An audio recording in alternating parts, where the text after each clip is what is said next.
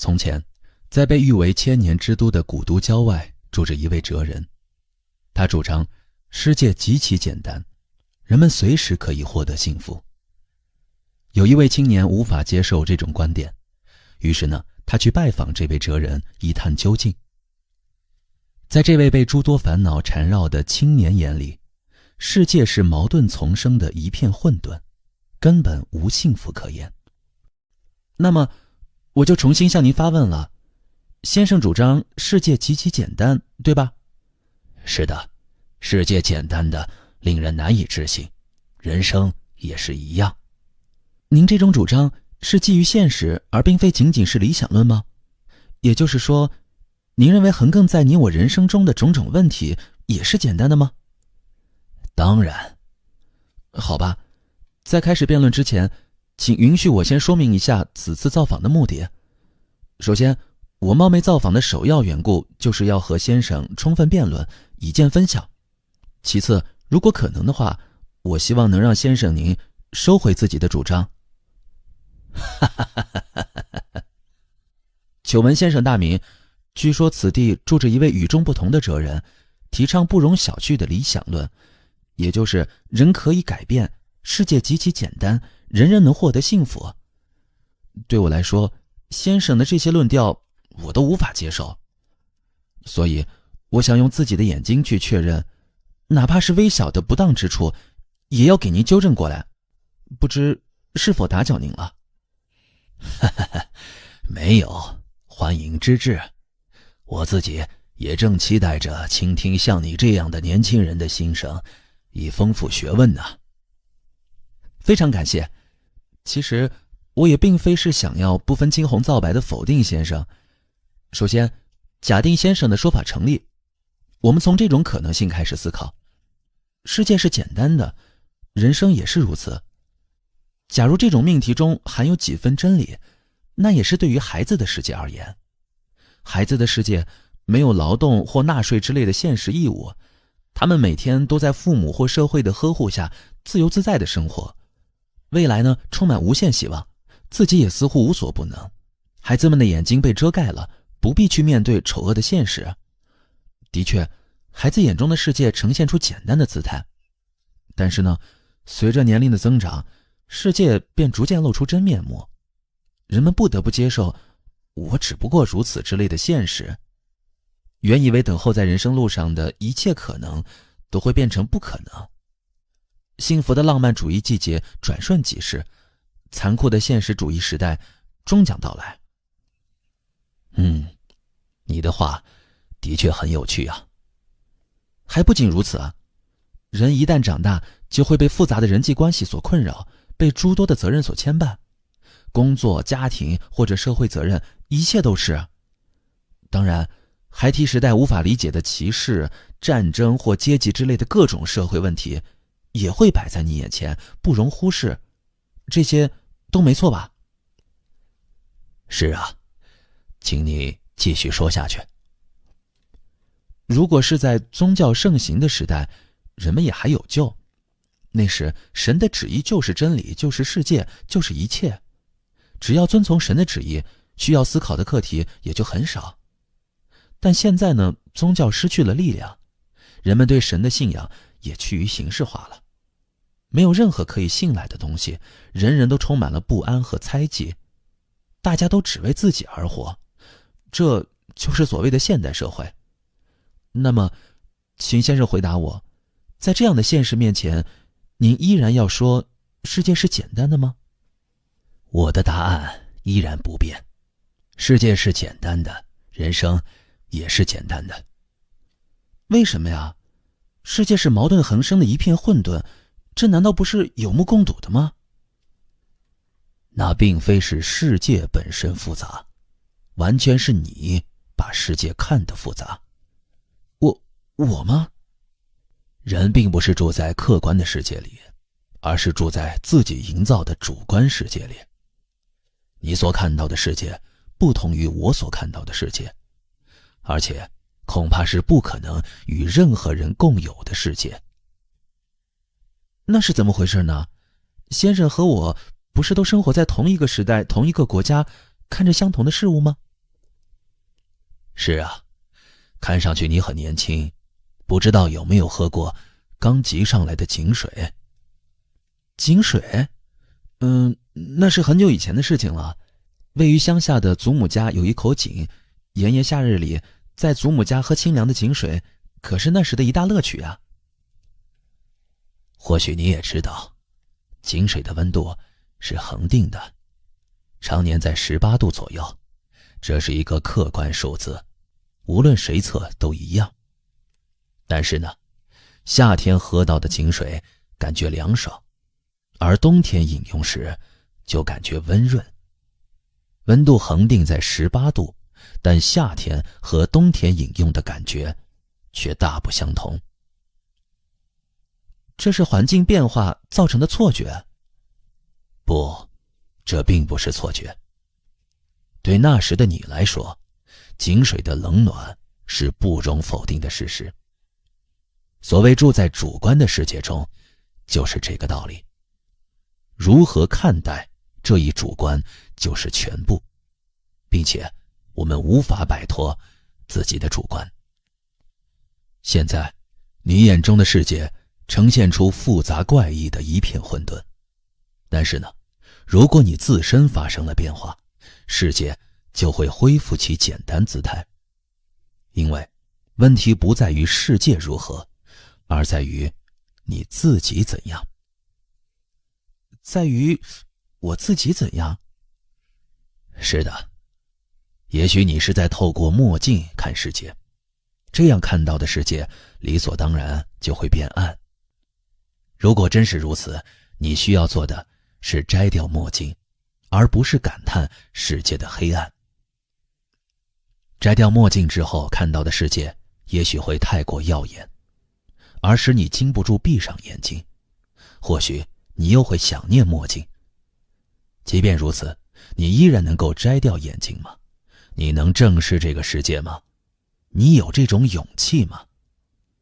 问题就在这里。勇气？是的，这就是勇气的问题。哎呀，好啦，反驳的言辞我有很多，但这些好像应该暂且放一放再说。我要确认一下，先生说人可以改变，对吧？您认为只要自身发生变化，世界就会恢复其简单姿态，是这样吗？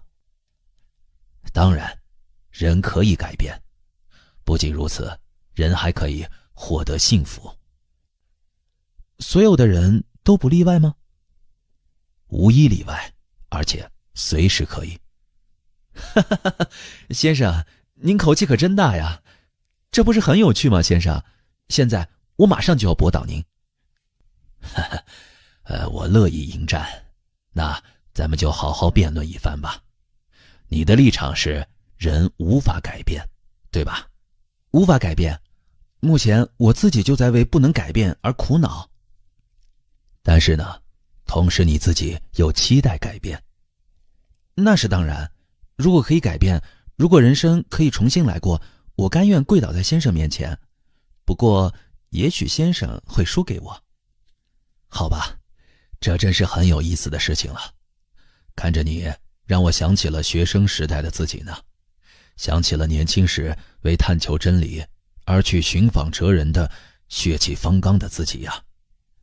是的，就是那样，我也是正在探求真理，人生的真理。之前呢，我从未收过弟子，而且也一直都感觉没那种必要。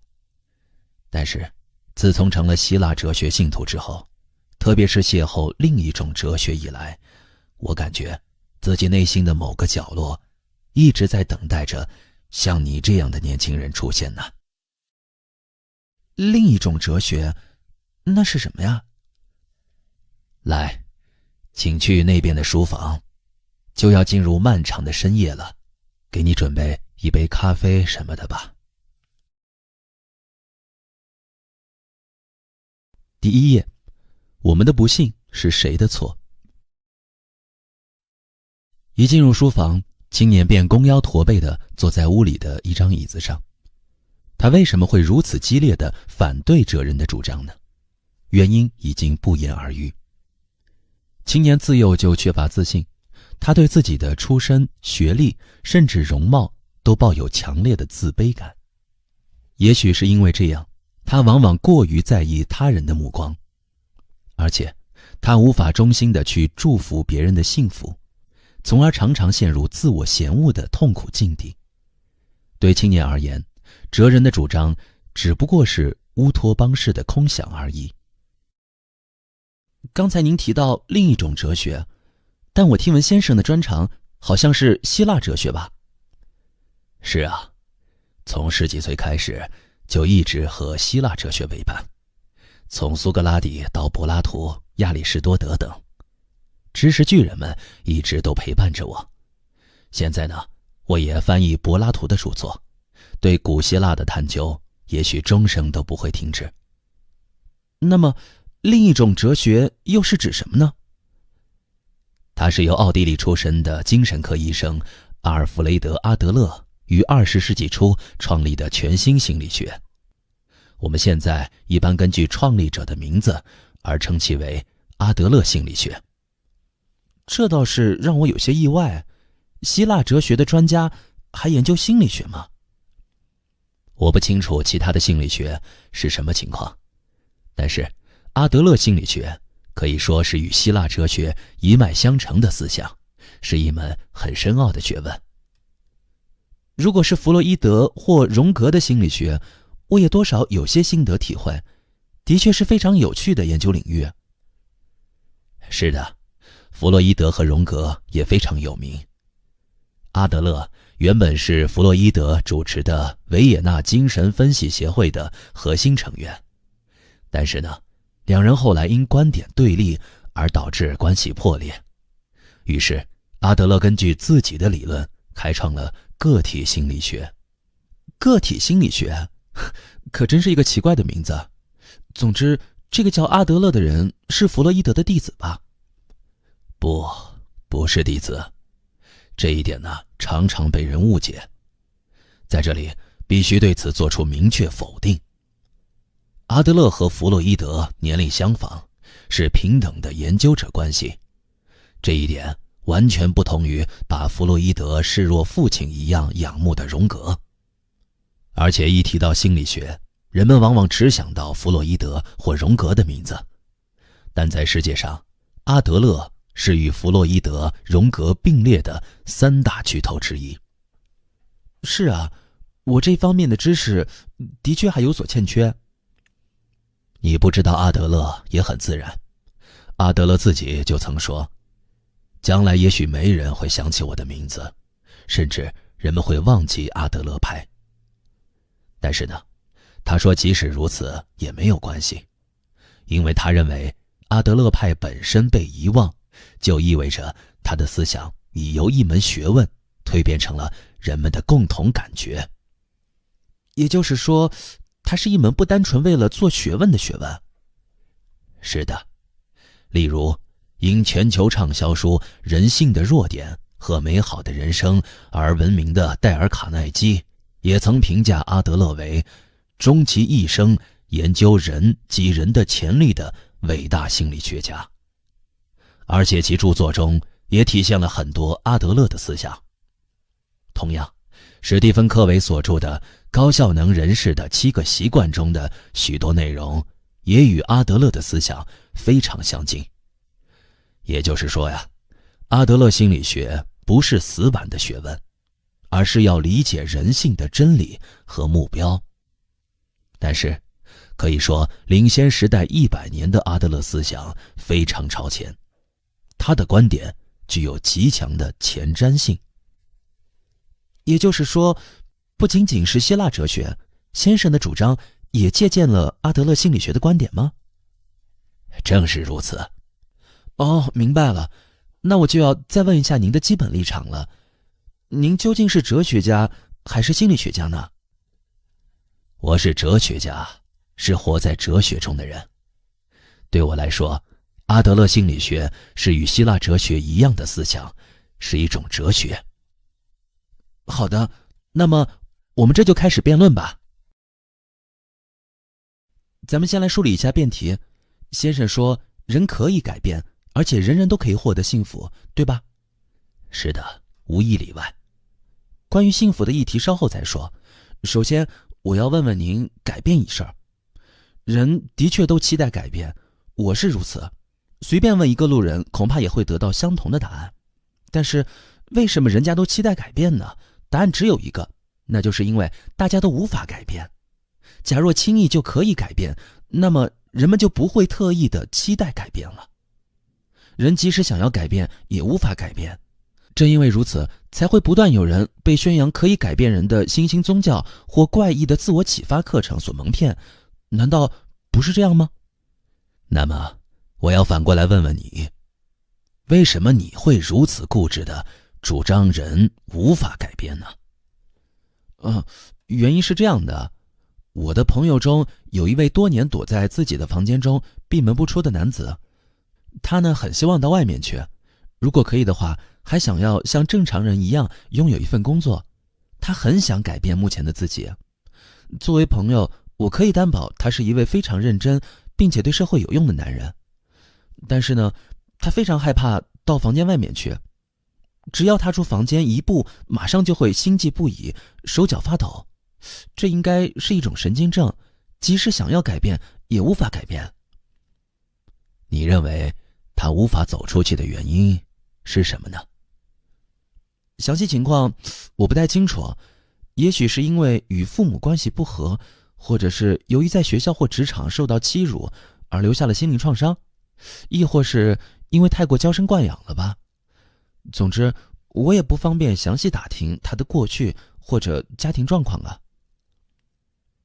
总而言之，你朋友在过去有些心灵创伤，或者其他的什么原因，结果呢，他无法再到外面去。你是要说明这一点吗？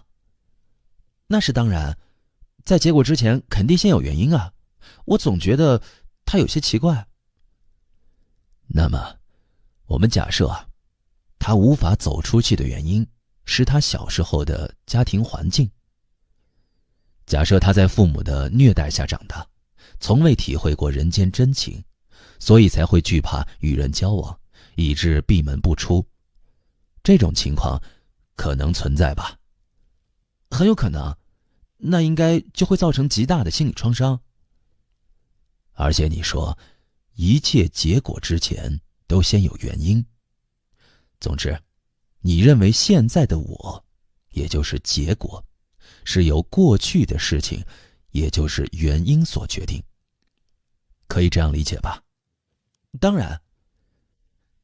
假若如你所言，如果所有人的现在都由过去所决定，那岂不是很奇怪吗？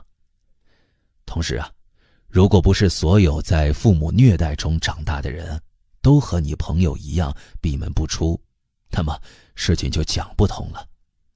所谓过去决定现在，原因支配结果，应该就是这样吧？您想说什么呢？如果一味地关注过去的原因，企图仅仅靠原因去解释事物，那就会陷入决定论。也就是说，最终会得出这样的结论：我们的现在甚至未来，全部都由过去的事情所决定，而且根本无法改变，是这样吧？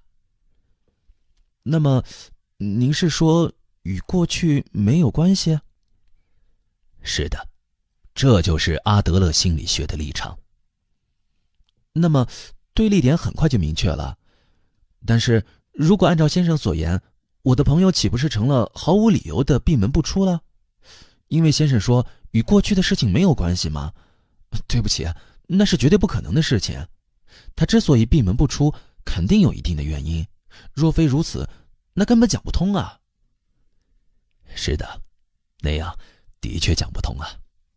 所以，阿德勒心理学考虑的不是过去的原因，而是现在的目的。现在的目的？你的朋友并不是因为不安才无法走出去的，事情的顺序正好相反。我认为他是由于不想到外面去，所以才制造出不安情绪。啊？也就是说呀，你的朋友是先有了不出去这个目的，之后才会为了达到这个目的而制造出不安或恐惧之类的情绪。阿德勒心理学把这叫做目的论。您是在开玩笑吧？您说是他自己制造出不安或恐惧？那么，先生，也就是说，我的朋友在装病吗？不是装病，你朋友所感觉到的不安或恐惧是真实的。有时呢，他可能还会被剧烈的头痛所折磨，或者被猛烈的腹痛所困扰。但是呢，这些症状也是为了达到不出去这个目的而制造出来的。绝对不可能，这种论调太不可思议了。不，这正是原因论和目的论的区别所在。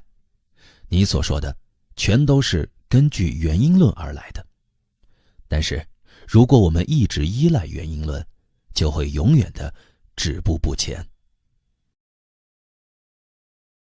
心理创伤并不存在。既然您如此坚持，那就请您好好解释一下吧。原因论和目的论的区别究竟在哪里呢？假设你因感冒发高烧而去看医生，如果医生只就引起感冒的原因告诉你说，你之所以会感冒是因为昨天出门的时候穿得太薄，你对这样的话会满意吗？不可能满意啊！感冒原因是穿得薄也好，淋了雨也好，这都无所谓啊。问题是现在正受着高烧的折磨，这个事实，关键在于症状。如果是医生的话，就应该好好的开药或者打针，以一些专业性的处理来进行治疗。但是呢，立足于原因论的人们，例如一般的生活顾问或者精神科医生，仅仅会指出你之所以痛苦是因为过去的事情，继而简单的安慰，所以错不在你。所谓的心理创伤学说就是原因论的典型。请稍等一下，也就是说，先生，您否定心理创伤的存在，是这样吗？坚决否定。哎呀，先生您，不，应该说是阿德勒，他不也是心理学大师吗？阿德勒心理学明确否定心理创伤，这一点具有划时代的创新意义。弗洛伊德的心理创伤学说的确很有趣，他认为心灵过去所受的伤害，也就是心理创伤，是引起目前不幸的罪魁祸首。当我们把人生看作一幕大型戏剧的时候，它那因果规律的简单逻辑和戏剧性的发展进程，自然而然的就会散发出摄人心魄的魅力。但是呢，阿德勒在否定心理创伤学说的时候，说了下面这段话：任何经历本身并不是成功或者失败的原因。我们并非因为自身经历中的刺激，所谓的心理创伤而痛苦。事实上，我们会从经历中发现符合自己目的的因素。决定我们自身的不是过去的经历，而是我们自己赋予经历的意义。发现符合目的的因素？正是如此。阿德勒说，决定我们自己的不是经验本身，而是赋予经验的意义。请你注意这一点，并不是说遭遇大的灾害或者幼年受到虐待之类的事件对人格形成毫无影响。相反，影响会很大。但关键是，经历本身不会决定什么。我们给过去的经历赋予了什么样的意义，这直接决定了我们的生活。人生不是由别人赋予的，而是由自己选择的，是自己选择自己如何生活。那么，先生，您难道认为我的朋友是自己乐意将自己关在房间里的吗？难道您认为是他自己主动选择躲在房间里的吗？我敢认真地说，不是他自己主动选择的，而是被迫选择的。他是不得不选择现在的自己。不对。假若你的朋友认为自己是因为受到父母的虐待而无法适应社会，那说明他内心本来就有促使他那样认为的目的。什么目的啊？最直接的目的就是不出门，为了不出门才制造出不安或恐惧。问题是，为什么不想出去呢？问题正在于此啊。那么，请你站在父母的角度想一想，如果自己的孩子总是闷在房间里，你会怎么想呢？那当然会担心了。如何能让他回归社会？如何能令其振作精神？自己的教育方式是否有误？一定会绞尽脑汁地思考诸如此类的问题，同时也一定会想方设法地帮助他回归社会。问题就在这里啊。哪里啊？如果闭门不出，一直憋在自己房间里的话，父母会非常担心，这就可以把父母的关注集于一身，而且还可以得到父母小心翼翼的照顾。另一方面呢，哪怕踏出家门一步，都会沦为无人关注的大多数，都会成为茫茫人海中非常平凡的一员，甚至成为逊色于人的平庸之辈。而且呢，没人会重视自己，这些都是避居者常有的心理。那么，按照先生您的道理，我朋友岂不是为了目的达成而满足现状了？他心有不满，而且也并不幸福。但是呢，他的确是按照目的而采取的行动。不仅仅是他，我们大家都是在为了某种目的而活着，这就是目的论。不，我根本无法接受。说起来，我的朋友是……好了，如果继续以你朋友为话题讨论，恐怕会无果而终，缺席审判也并不合适。我们还是借助别的事例来思考吧。那么，这样的例子如何呢？正好是昨天我亲身经历的事情。洗耳恭听。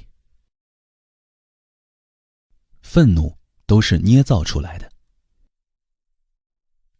昨天下午，我在咖啡店看书的时候，从我身边经过的服务员不小心把咖啡洒到了我的衣服上。那可是我刚刚下狠心买了一件好衣服呀！勃然大怒的我呢，忍不住大发雷霆。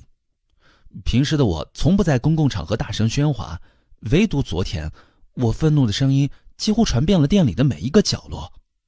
我想，那应该是因为过于愤怒而忘记了自我吧。您看，在这种情况下，目的还能讲得通吗？无论怎么想，这都是原因导致的行为吧。也就是说，你受怒气支配而大发雷霆，平时性格非常温厚，但在那时却无法抑制住怒火，那完全是一种自己也无可奈何的不可抗力。你是这个意思吧？是的，因为事情实在太突然了，所以不假思索的就先发火了。那么，我们来假设，昨天的你恰巧拿着一把刀，一生气便向对方刺了过去。在这种情况下，你还能辩解说，那是一种自己也无可奈何的不可抗力吗？您这种比喻也太极端了。并不极端。按照你的道理推下去，所有盛怒之下的犯罪都可以归咎于怒气，而并非是当事人的责任。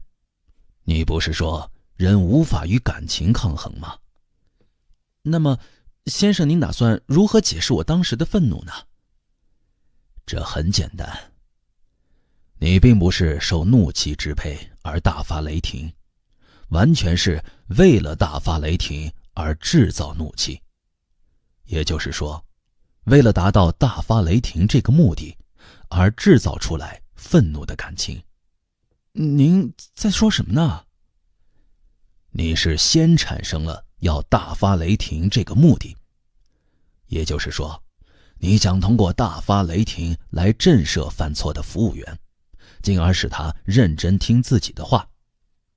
作为相应手段，你便捏造了愤怒这种感情。捏造？您不是在开玩笑吧？那么，你为什么会大发雷霆呢？那是因为生气啊。不对，即使你不大声呵斥，而是讲道理的话，服务员也应该会诚恳地向你道歉，或者用干净的抹布为你擦拭。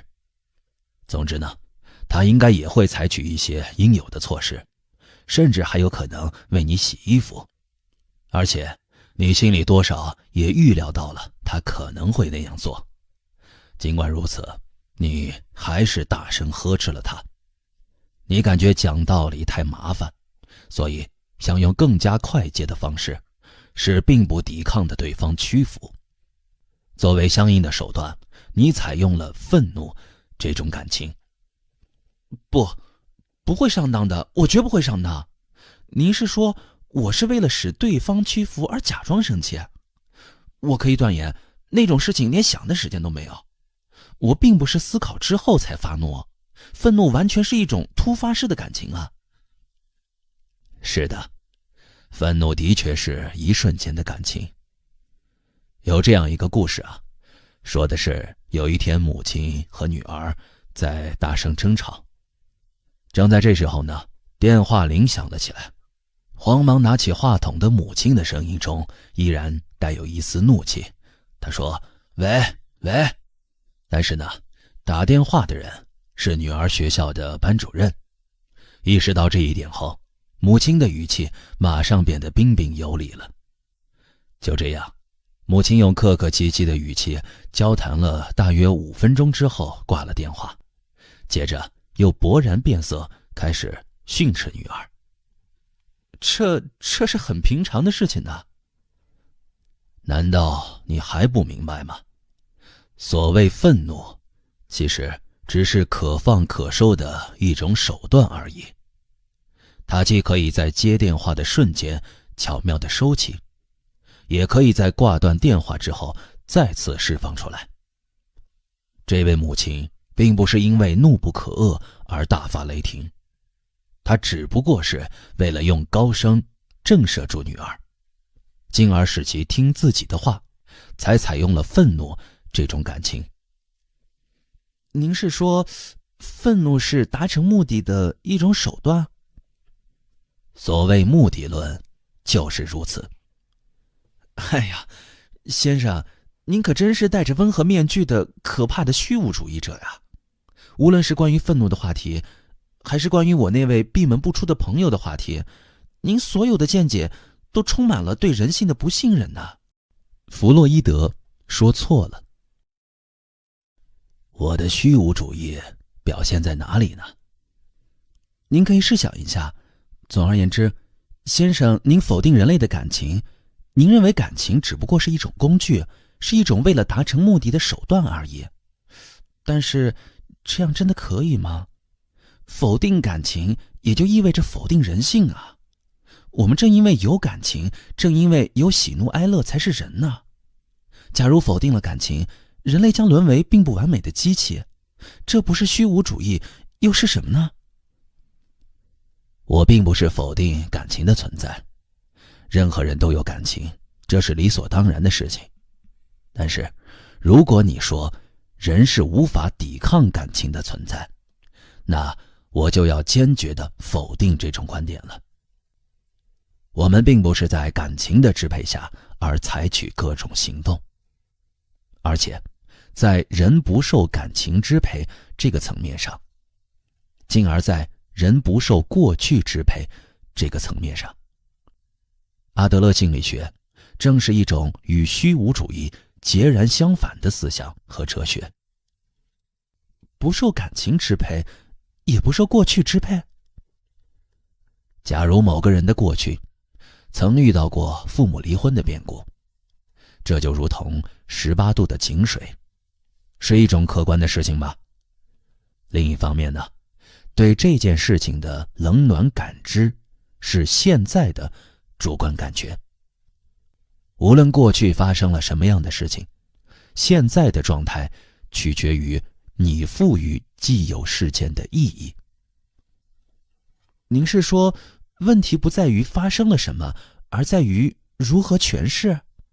正是如此，我们不可能乘坐时光机器回到过去，也不可能让时针倒转。如果你成了原因论的信徒，那就会在过去的束缚之下，永远无法获得幸福。就是啊，正因为过去无法改变，生命才如此痛苦呀。还不仅仅是痛苦。如果过去决定一切，而过去又无法改变的话，那么活在今天的我们对人生也将会束手无策。结果会如何呢？那就可能会陷入对世界绝望、对人生厌恶的虚无主义或悲观主义之中。以精神创伤说为代表的弗洛伊德式的原因论，就是变相的决定论，是虚无主义的入口。你认同这种价值观吗？这一点我也不想认同。尽管不愿意认同，但过去的力量的确很强大呀。我们要考虑人的潜能。假若人是可以改变的存在，那么基于原因论的价值观也就不可能产生了，目的论自然就会水到渠成了。总而言之，您的主张还是以人是可以改变的为前提的吧？当然，否定我们人类的自由意志，把人看作机器一样的存在，这是弗洛伊德式的原因论。青年环视了一下这人的书房，墙壁全部做成了书架，木质的小书桌上放着未完成的书稿和钢笔。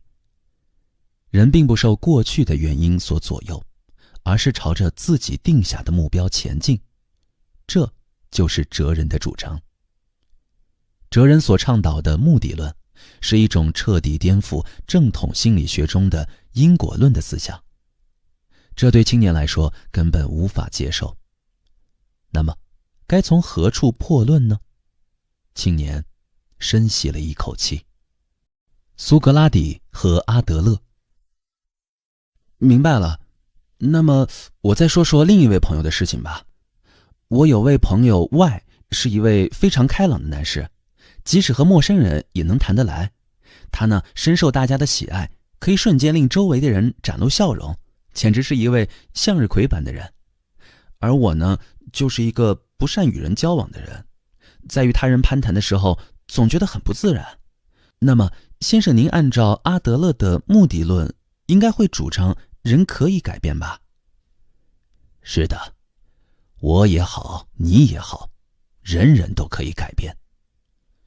那么先生您认为我可以变成像 Y 那样的人吗？当然，我是真心的想要变成 Y 那样的人的。如果就目前来讲，恐怕比较困难。露出破绽了吧？您是否应该撤回刚才的主张呢？不，并非如此。我不得不遗憾地说，你还没能理解阿德勒心理学。改变的第一步就是理解。那您是说，只要理解了阿德勒心理学，我也可以变成像 Y 那样的人吗？为什么那么急于得到答案呢？答案不应该是从别人那里得到，而应该是自己亲自找出来。从别人那里得到的答案，只不过是对症疗法而已，没有什么价值。例如，苏格拉底就没有留下一部自己亲手写的著作，将他与雅典的人们，特别是与年轻人的辩论进行整理，然后把其哲学主张写成著作留存后世的，是其弟子柏拉图。而阿德勒呢，也是一位毫不关心著述活动，而是热衷于在维也纳的咖啡馆里与人交谈，或者是在讨论小组里与人辩论的人物。他们都不是那种只知道闭门造车的知识分子。您是说苏格拉底和阿德勒都是想要通过对话来启发人吗？正是如此，你心中的种种疑惑都将会在我们接下来的对话中得以解决，而且你自己也将会有所改变。但那不是通过我的语言，而是通过你自己的手。我想通过对话来导出答案，而不是去剥夺你自己发现答案的宝贵过程。也就是说，我们俩要在这个小小的书房内再现苏格拉底或阿德勒那样的对话。您不愿意吗？岂会不愿意呢？我非常期待。那就让我们一决胜负吧。你想变成别人吗？那么就让我们再回到刚才的辩论吧。你很想成为像外那样更加开朗的人，对吧？但是先生，您已经明确说这是很困难的了，实际上也是如此。我也只是想为难一下先生，才提出了这样的问题。其实我自己也知道不可能成为那样的人。你为何会这样认为呢？很简单，这是因为性格有别，或者进一步说是秉性不同。哦，例如先生，您与如此多的书相伴，不断的阅读新书，不断的接受新知识，可以说知识也就会不断的积累，书读的越多，知识量也就越大，掌握了新的价值观，就会感觉自己有所改变。但是先生，很遗憾的是，无论积累多少知识，作为根基的秉性或性格绝不会变。如果根基发生了倾斜，那么任何知识都不起作用，原本积累的知识也会随之崩塌的。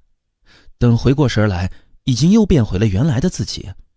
阿德勒的思想也是一样，无论积累多少关于他学说的知识，我的性格都不会改变。知识只是作为知识被积累的，很快就会失去效用。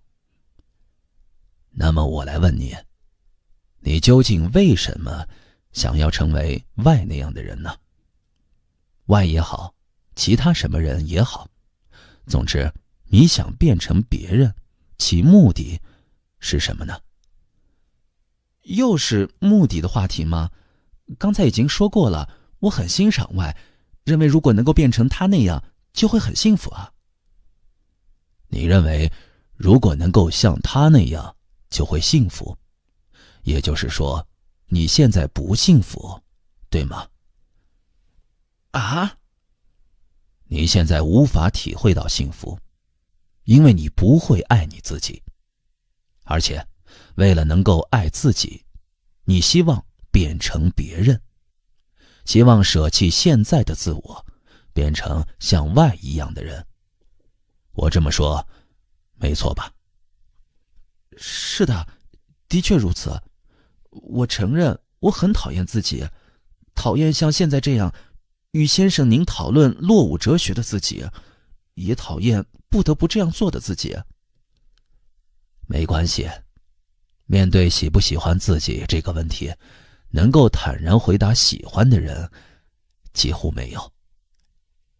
先生，您怎么样呢？喜欢自己吗？至少我不想变成别人，也能悦纳目前的自己。悦纳目前的自己？不是吗？即使你再想变成外，也不可能成为外。你不是外，你是你就可以了。但是啊，这并不是说你要一直这样下去。如果不能感到幸福的话，就不可以一直这样，不可以止步不前，必须不断地向前迈进。您的话很严厉，但非常有道理。我的确不可以一直这样，必须有所改进。我还要再次引用阿德勒的话，他这么说：重要的不是被给予了什么，而是如何去利用被给予的东西。你之所以想要变成 Y 或者其他什么人，就是因为你只一味关注着被给予了什么。其实呢，你不应该这样，而是应该把注意力放在如何利用被给予的东西这一点上。你的不幸皆是自己选择的。不，这不可能。为什么不可能呢？有人拥有富裕而善良的父母，也有人拥有贫穷而恶毒的父母，这就是人世啊。此外，我本不想说这样的话，但这个世界本来就不公平，人种、国籍或者民族差异依然是个难以解决的问题。关注被给予了什么，也是理所当然的事情呢。先生，您的话只是纸上谈兵，根本是在无视现实世界呀。无视现实的是你，一味执着于被给予了什么，现实就会改变吗？我们不是可以更换的机械，我们需要的不是更换，而是更新。对我来说，更换也好，更新也好，都是一样的事情。先生，您总是避重就轻，不是吗？这个世界存在着天生的不幸，请您先承认这一点。我不承认。为什么呀？比如现在，你感觉不到幸福，有时还会觉得活得很痛苦，甚至想要变成别人。但是，现在的你之所以不幸，正是因为你自己亲手选择了不幸，而不是因为生来就不幸。自己亲手选择了不幸，这种话怎么能让人幸福呢？这并不是什么无稽之谈，这是自古希腊时代就有的说法。你知道无人想作恶这句话吗？一般它都是作为苏格拉底的悖论而为人们所了解的一个命题。想要作恶的人不是有很多吗？强盗或者杀人犯自不必说，就连政治家或者官员的不良行为也属此列。应该说，不想为恶的清廉纯洁的善人很难找吧？行为之恶的确有很多，但无论什么样的犯罪者，都没有因为纯粹想要作恶而去干坏事的。所有的犯罪者都有其犯罪的内在的相应理由。假设有人因为金钱纠纷而杀了人，即使如此呢，对其本人来说也是有相应理由的行为。换句话说，就是善的行动。当然，这不是指道德意义上的善，而是指利己这一意义上的善。为自己？在希腊语中呢，善这一词语并不包含道德含义，仅仅有好处这一层含义。另一方面，恶这一词语也有无好处的意义。这个世界上充斥着违法或犯罪之类的种种恶行，但是纯粹意义上想要做恶人，也就是没好处的事儿的人根本没有。这跟我的事儿有什么关系呢？你在人生的某个阶段里选择了不幸，这既不是因为你生在了不幸的环境中，也不是因为你陷入了不幸的境地中，而是因为你认为不幸对你自身而言是一种善。为什么呀？这又是为了什么呢？对你而言的相应理由是什么呢？为什么自己选择了不幸呢？我也不了解其中的详细缘由，也许我们在对话中会逐渐弄清楚这一点。先生，您是想要骗我吧？您还不承认吗？这种哲学我绝对不会认可。青年忍不住从椅子上站了起来，对眼前的哲人怒目而视。你竟然说这种不幸的人生是我自己选择的，还说那是对我而言的善，这是什么谬论呢？你为什么要如此愚弄我呢？我究竟做了什么了？我一定要驳倒你，让你拜服在我的脚下。青年的脸眼看着红了起来。人们常常下定决心不改变。请坐下，如果这样的话，意见不合也很正常。在这里，我首先要简单说明一下辩论的基础部分，也就是阿德勒心理学如何理解人的问题。要简略，拜托您一定要简略呀。刚才你说，人的性格或秉性无法改变，而另一方面呢，阿德勒心理学中用生活方式一词来说明性格或秉性。生活方式？是的，人生中思考或行为的倾向。思考或行为的倾向？某人如何看世界，又如何看自己，把这些赋予意义的方式汇集起来的概念，就可以理解为生活方式。从狭义上来讲，可以理解为性格；从广义上来说，这个词甚至包含了某人的世界观或人生观。世界观？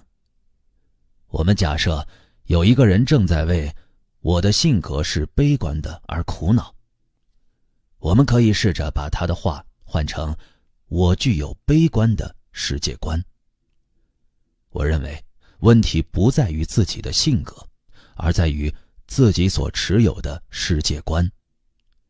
性格一词或许会带有不可改变这一感觉，但如果是世界观的话，那就有改变的可能性。不，还是有点难吧？这里所说的生活方式，是不是很接近生存方式呢？可能也有这种表达方式。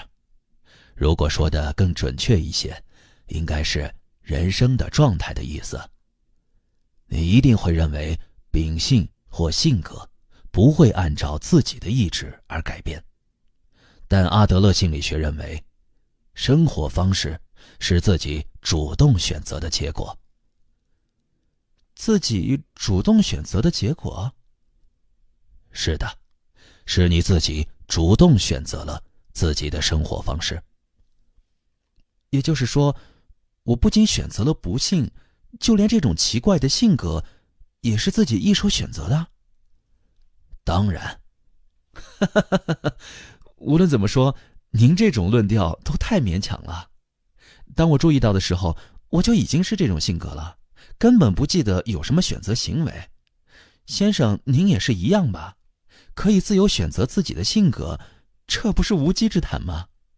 当然，并不是有意的选择了这样的我。最初的选择也许是无意识的行为，并且在选择的时候呢，你再三提到的外部因素，也就是人种、国籍、文化或者家庭环境之类的因素，也会产生很大的影响。即便如此，选择了这样的我的还是你自己。我不明白您的意思，到底在什么时候做了选择呢？阿德勒心理学认为，大约是在10岁左右的时候。那么退100步，退200步来讲，假设10岁的我无意识地选择了那种生活方式，但是那又如何呢？说是性格也好，秉性也好，或者说是生活方式也好，反正我已经是这样的我了，事态又不会有什么改变。这不可能。假若生活方式不是先天被给予的，而是自己选择的结果，那就可以由自己进行重新选择。重新选择？也许你之前并不了解自己的生活方式，而且也许你连生活方式这个概念都不知道。当然，谁都无法选择自己的出身，出生在什么样的国家，什么样的时代，有什么样的父母，这一切都不是自己的选择，而且这些都具有极大的影响力。你也许会有不满，也许会对别人的出身心生羡慕，但是呢，事情不可以仅止于此。问题不在于过去，而在于现在。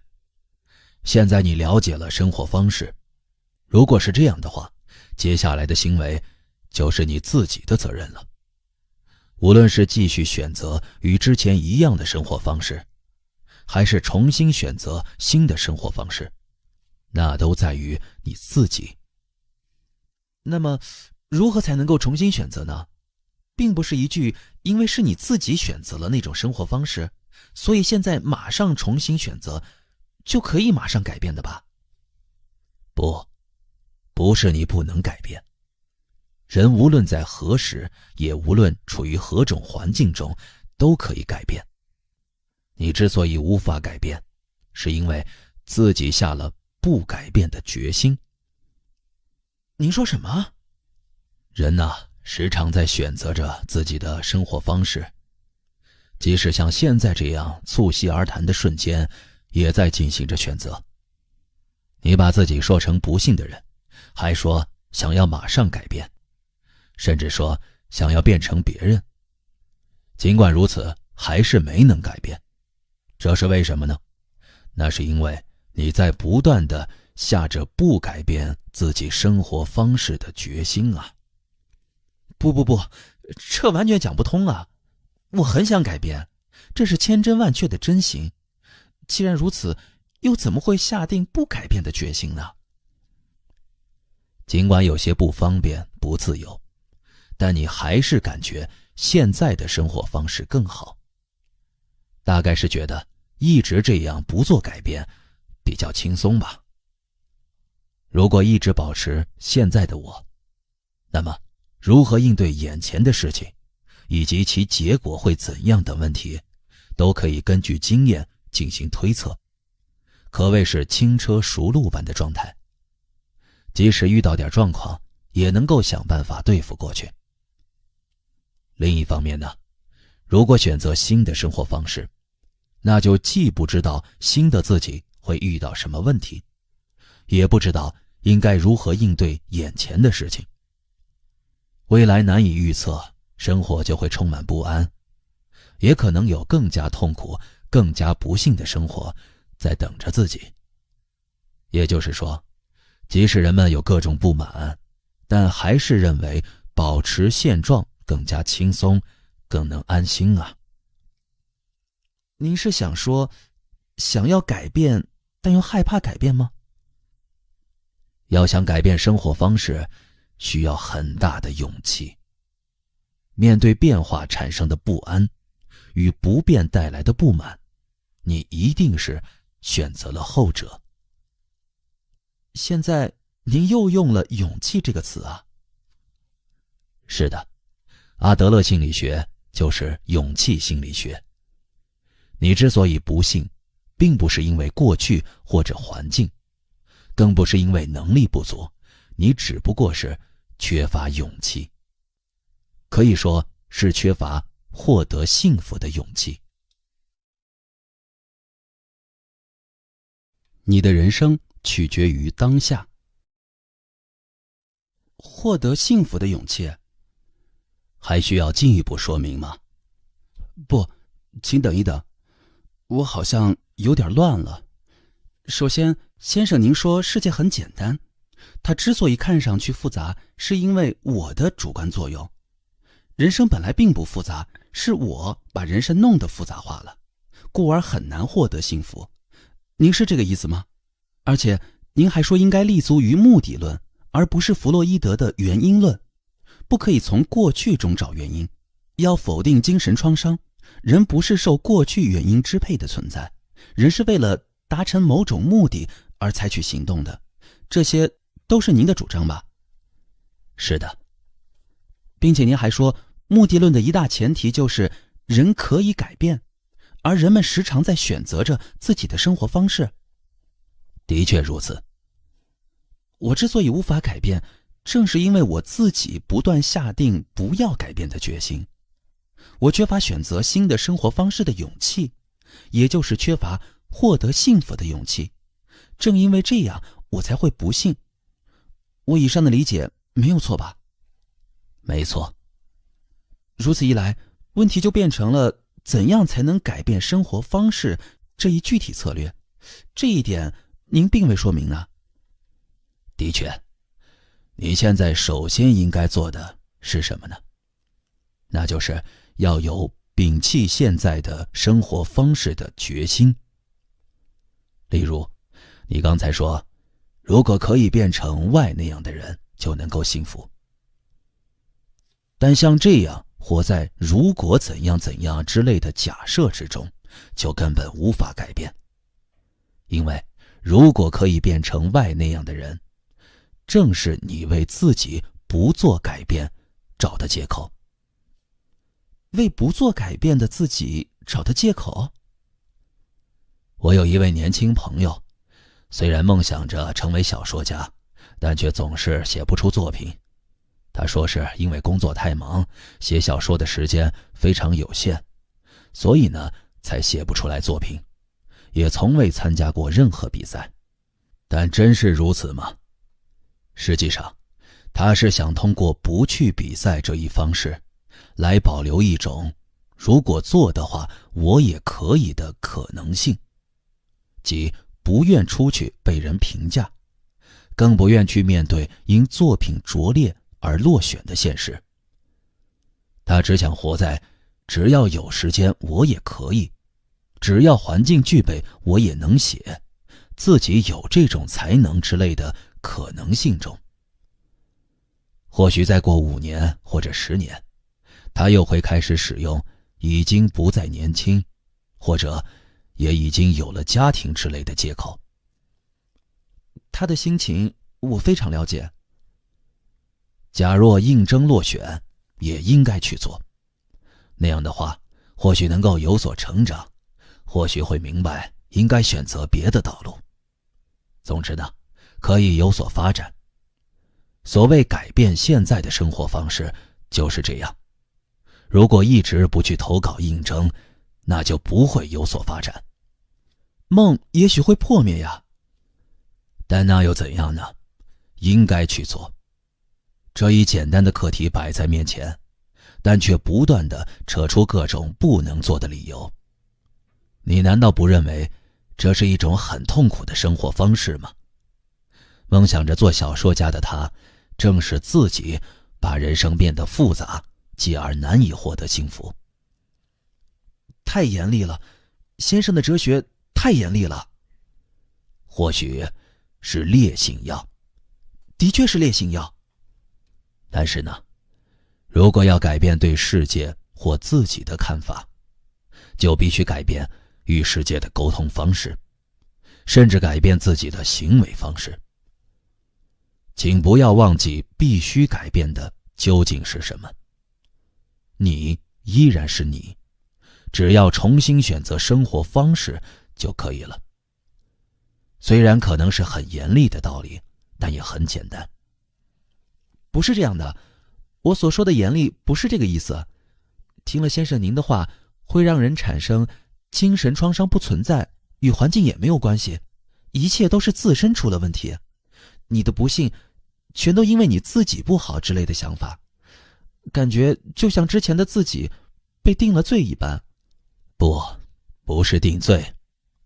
阿德勒的目的论是说，无论之前的人生发生过什么，都对今后的人生如何度过没有影响。决定自己人生的是活在此时此刻的你自己。你是说我的人生决定于此时此刻？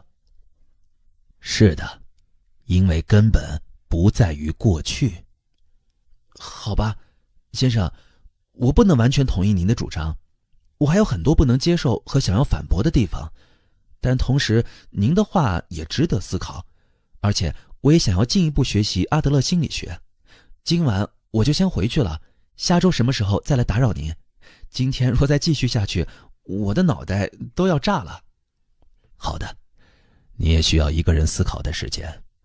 我什么时候都在这个房间里，你随时可以来。谢谢你今天的到来，我期待着我们下一次的辩论。哦，最后我还要说一句，今天因为辩论太过激烈，所以我也许说了一些失礼的话，非常抱歉。我不会在意的。你可以回去读一读柏拉图的对话篇。苏格拉底的弟子们都是在用非常直率的语言和态度在与苏格拉底进行讨论。对话原本就应该这样。第2页，一切烦恼都来自人际关系。青年非常守约，刚好1个星期之后再次来到哲学家的书房。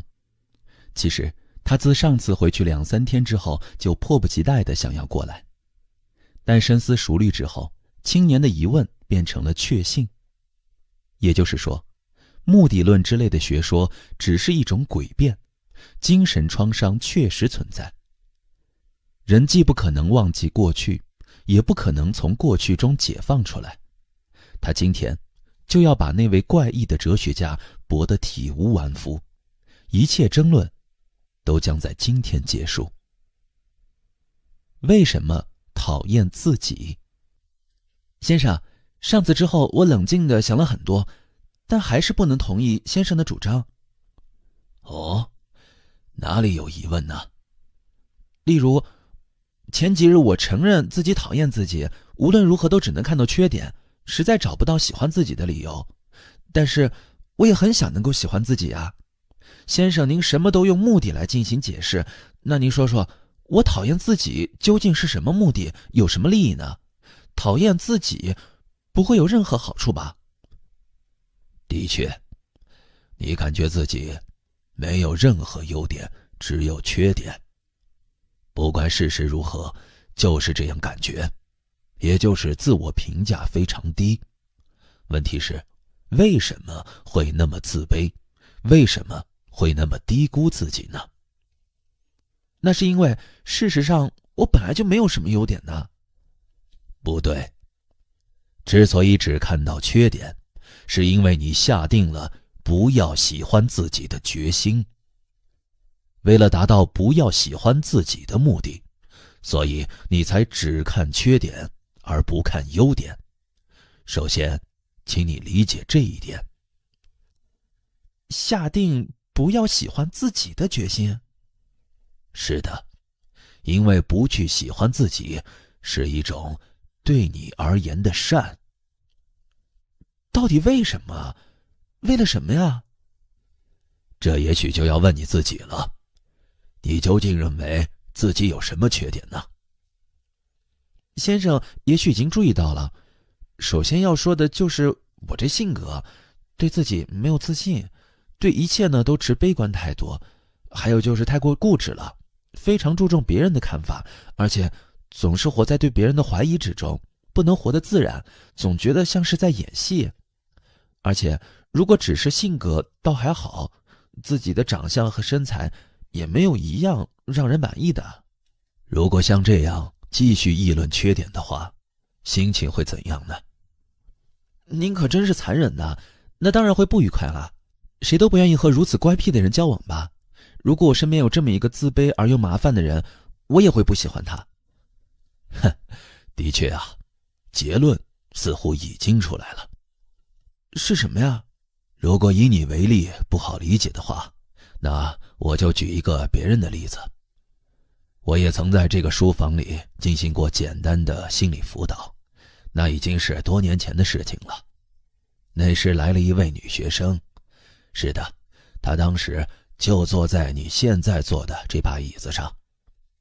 她的苦恼是害怕见人，一到人前呢就脸红，说是无论如何都想治好这种脸红恐惧症。所以我便问她，如果这种脸红恐惧症治好了，你想做什么呀？于是呢，她告诉我说，自己有一个想要交往的男孩，虽然偷偷喜欢着那个男孩，但她还没能表明心意。她还说，一旦治好脸红恐惧症，就马上向他告白，希望能够交往。哎呀，多好呀，很符合女学生的话题。为了向意中人告白，首先必须治好脸红恐惧症。事情果真如此吗？我的判断是，并非如此。为什么他会患上脸红恐惧症呢？又为什么总是治不好呢？那是因为他自己需要脸红这一症状。不，您在说什么呢？他不是说非常希望能治好吗？你认为对他来说最害怕的事情，最想逃避的事情是什么呢？当然是被自己喜欢的男孩拒绝了，是失恋可能带来的打击和自我否定。因为青春期的失恋在这方面的特征非常明显。但是呢，只要有脸红恐惧症存在，他就可以用我之所以不能和他交往，都是因为这个脸红恐惧症这样的想法来进行自我逃避。如此呢，便可以不必鼓起告白的勇气，或者即使被拒绝也可以说服自己，而且最终也可以抱着如果治好了脸红恐惧症，我也可以怎样怎样之类的想法活在幻想之中呢。那么您是说他是为了给无法告白的自己找一个借口，或者是怕被拒绝才捏造了脸红恐惧症？直率地说，就是如此。有意思，真是有意思的解释。但是如果真是这样的话，那岂不是根本没办法治好吗？那不就是他一方面需要脸红恐惧症，另一方面又为其苦恼吗？烦恼永远不会消失啊。所以呢，我跟他进行了下面的对话。我问他，脸红恐惧症这样的病很好治。真的吗？但我不会给你治。为什么呀？因为你是靠着脸红恐惧症才能让自己接受对自我或者社会的不满以及不顺利的人生。你还要用这都是因为脸红恐惧症之类的话来安慰自己呢。怎么？但是啊，如果我给你治好了脸红恐惧症，事态也没有任何变化的话，那你会怎么做呢？你一定会再次跑来对我说，请让我再患上脸红恐惧症吧。那我可就真的束手无策了。这种情况呢，不只限于他。考生会想，如果考中的话，人生就会一片光明。公司职员则会想，如果能够改行的话，一切都会顺利发展。但是很多情况下，即使那些愿望实现了，事态也不会有太大的变化。的确是。当有人上门求治脸红恐惧症的时候，心理咨询师绝对不可以为其治疗。如果那样做的话，就更难康复了。这就是阿德勒心理学的主张。那么具体怎样做呢？听了病人的烦恼后就放置不管吗？他对自己没有自信，始终抱着如果这样，即使告白也肯定会被拒绝，到时候就会更加没有自信这样的恐惧心理，所以才会制造出脸红恐惧症这样的问题来。我所能做的呢，就是首先让其接受现在的自己，不管结果如何，首先让其树立起向前迈进的勇气。阿德勒心理学把这叫做鼓励。鼓励？是的。关于其具体内容呢，在接下来的辩论中，我会进行系统的说明，现在还不到这个阶段。只要您会详细做出说明就好。鼓励这个词我先记下了。那么最后他怎样了呢？与朋友一起和那个男孩出去玩，最终那个男孩先向他告白了。当然他再也没到这个书斋来过，我也不知道他的脸红恐惧症后来如何了，但是我想他大概不再需要了吧。肯定不再需要了。是的。那么接下来我们根据他的事情来考虑一下你的问题。你说你现在只能看到自己的缺点，根本无法喜欢自己，而且你还说过，谁都不愿意跟我这种乖僻的人交往，对吧？就这些吧。你为什么讨厌自己呢？为什么只盯着缺点，就是不肯去喜欢自己呢？那是因为你太害怕被他人讨厌，害怕在人际关系中受伤。那是怎么回事呢？就像有脸红恐惧症的他害怕被男性拒绝一样，你呢，也很害怕被他人否定，害怕被别人轻视或拒绝，害怕心灵受伤。你认为与其陷入那种窘境，倒还不如一开始就不与任何人有关联。也就是说，你的目的是避免在与他人的关系中受伤。那么，如何实现这种目的呢？答案很简单，只要变成一个只看自己的缺点，极其厌恶自我，尽量不涉入人际关系的人就可以了。如此一来呢，只要躲在自己的壳里，就可以不与任何人发生关联。而且万一遭到别人的拒绝，还可以以此为理由来安慰自己，心里就会想，因为我有这样的缺点才会遭人拒绝，只要我没有这个缺点，也会很讨人喜欢。还真被您一语道破了。不可以岔开话题，保持满是缺点的这样的自己，对你来说是一种不可替代的善，也就是说有好处。啊，这个恶魔，你简直是一个恶魔。是的，就是这样。我很害怕，不想在人际关系中受伤，非常害怕自己被人拒绝和否定。我承认，的确如此。承认就是很了不起的态度。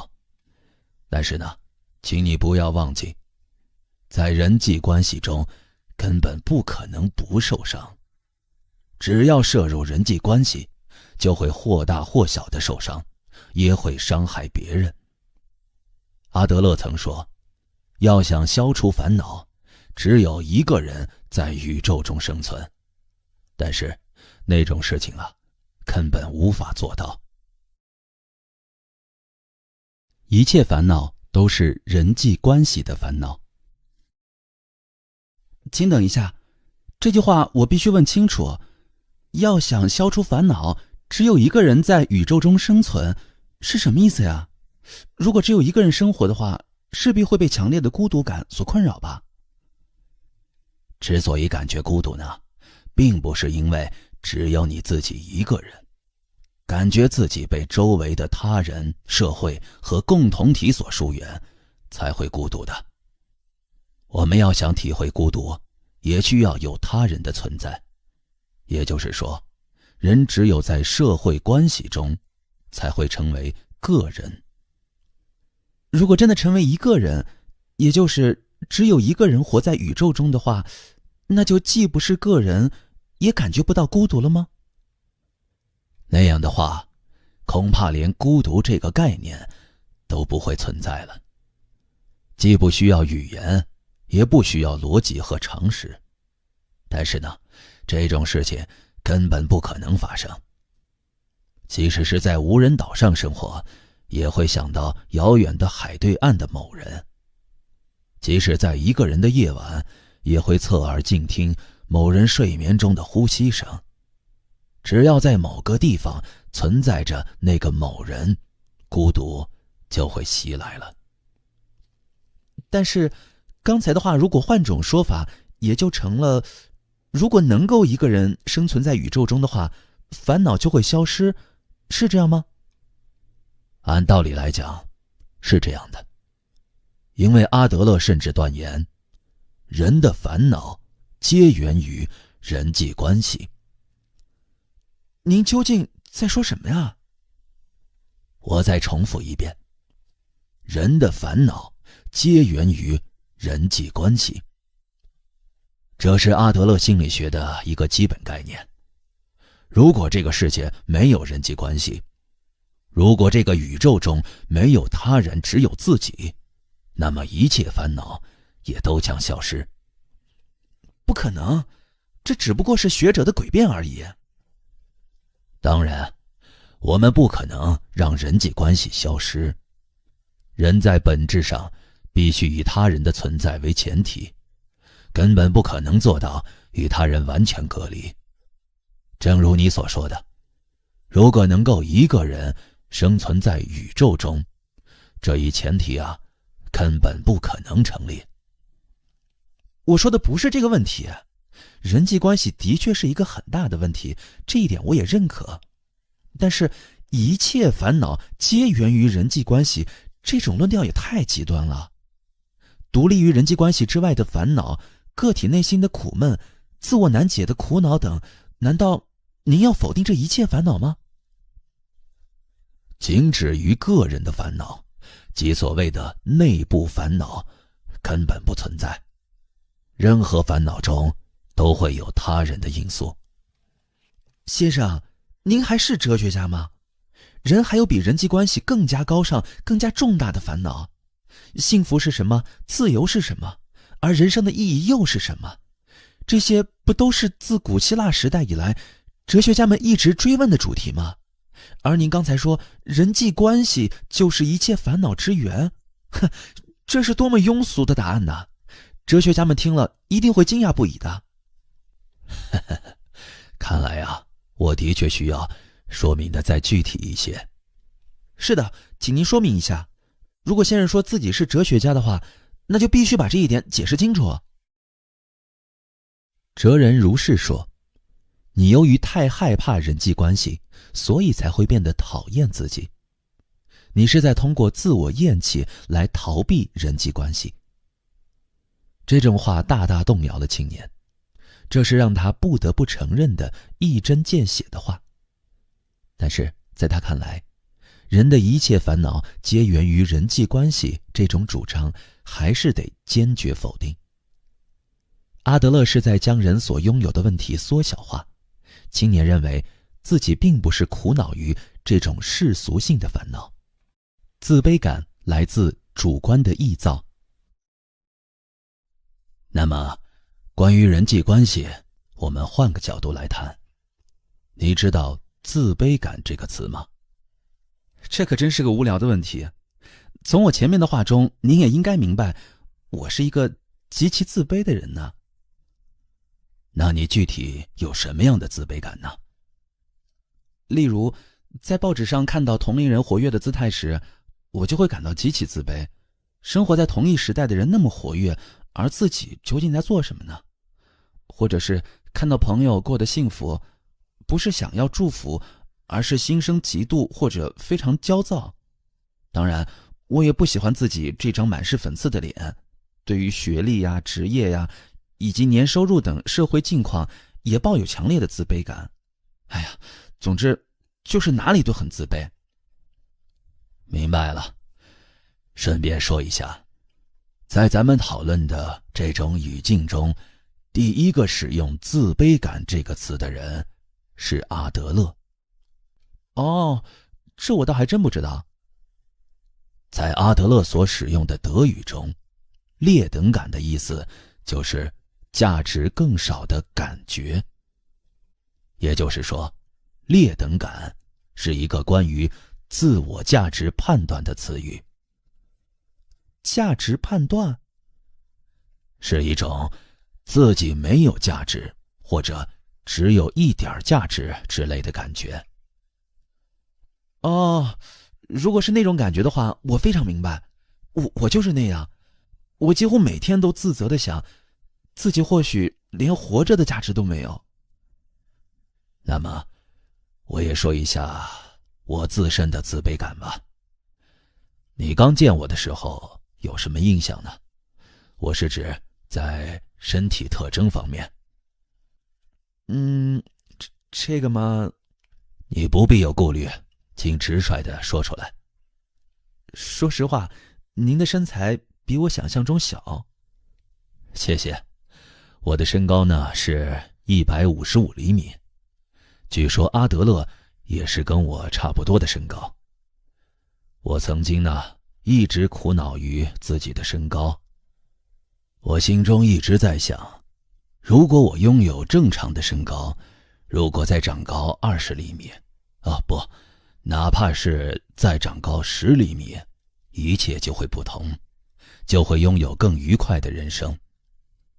当我把这种想法告诉我朋友的时候，他断然告诉我说，这种想法太无聊了。他太厉害了，是个什么样的人呢？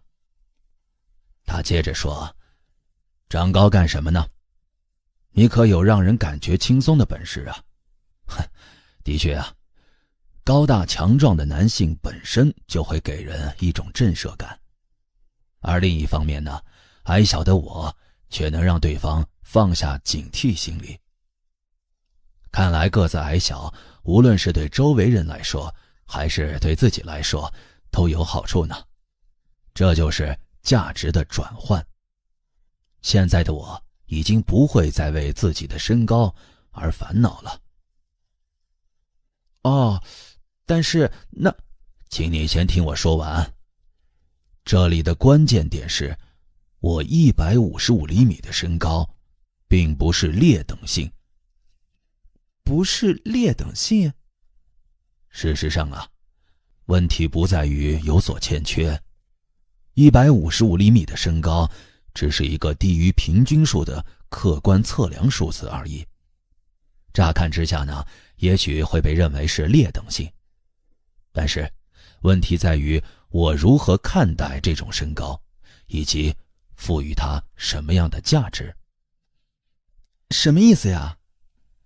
我对自己的身高的感觉，终究还是在与他人的比较，也就是人际关系中产生的一种主观上的自卑感。如果没有可以比较的他人存在，我也就不会认为自己太矮。你现在也有这种自卑感，并深受其苦吧？但是呢，那并不是客观上的劣等性，而是主观上的自卑感。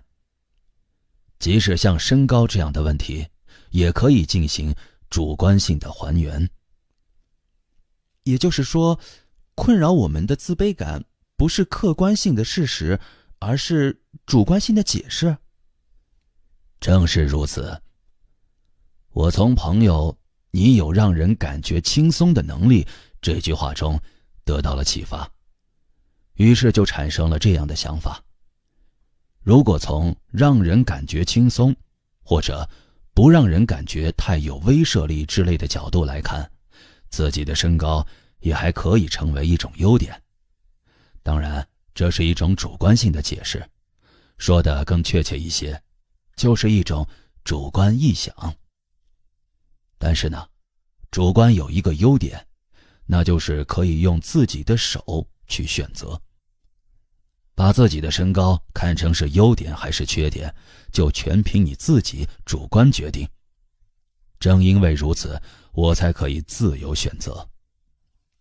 就是您前面所说的重新选择生活方式吧？是的，我们呢，无法改变客观事实，但可以任意改变主观解释，并且我们都活在主观世界中。这一点在刚开始时我就说过了。是的，就是18度的井水那个话题。关于这一点，请想一想德语中自卑感的意思。我之前说过，在德语中自卑感是一个关于自我价值判断的词语。那么价值究竟是指什么呢？例如价格昂贵的钻石或者货币，我们会从中发现一些价值，并会说1克拉多少钱，或者物价如何如何。但是如果换种角度来看，钻石之类的东西也只不过是10块而已。哎呀，道理上来讲，也就是说呀，价值必须建立在社会意义之上。即使1美元纸币所承载的价值是一种常识，那它也不是客观意义上的价值。如果从印刷成本考虑的话，它根本不等于$1。如果这个世界上只有我一个人存在，那我也许会把这$1的纸币放入壁炉当燃料，或者当卫生纸用。同样的道理，我自然也就不会再为自己的身高而苦恼了。如果这个世界上只有我一个人存在？是的，也就是说呀，价值问题最终也可以追溯到人际关系上。这样就又可以与一切烦恼皆源于人际关系这种说法联系起来了吧？正是如此。自卑情节只是一种借口。但是，您能够肯定自卑感真的是一种人际关系问题吗？例如，即使社会意义上的成功者，也就是在人际关系中完全没必要自卑的人，也会有某种程度的自卑感。家产万贯的企业家，人人艳羡的绝世美女，或者是奥林匹克冠军得主，大家都多多少少的感受到自卑感的困扰。至少在我看来是如此，这又该如何解释呢？阿德勒也承认，自卑感人人都有，自卑感本身并不是什么坏事儿。那么，人究竟为什么会有自卑感呢？这需要从头说起啊。首先，人是作为一种无力的存在活在这个世界上，并且呢，人希望摆脱这种无力状态，继而就有了普遍的欲求。阿德勒称其为追求优越性。追求优越性？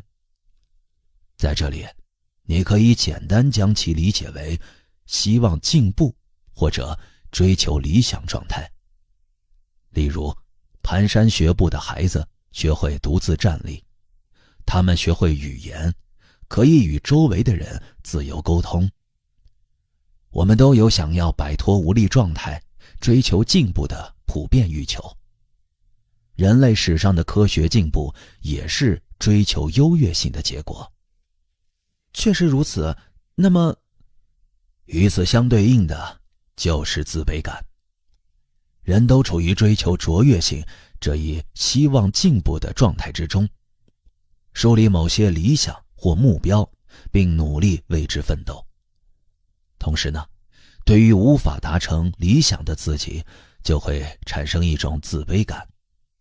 例如啊，越是有远大志向的厨师，也许就越会产生还很不熟练，或者必须做出更好的料理之类的自卑感。的确如此啊。阿德勒说，无论是追求优越性还是自卑感，都不是病态，而是一种能够促进健康、正常的努力和成长的刺激。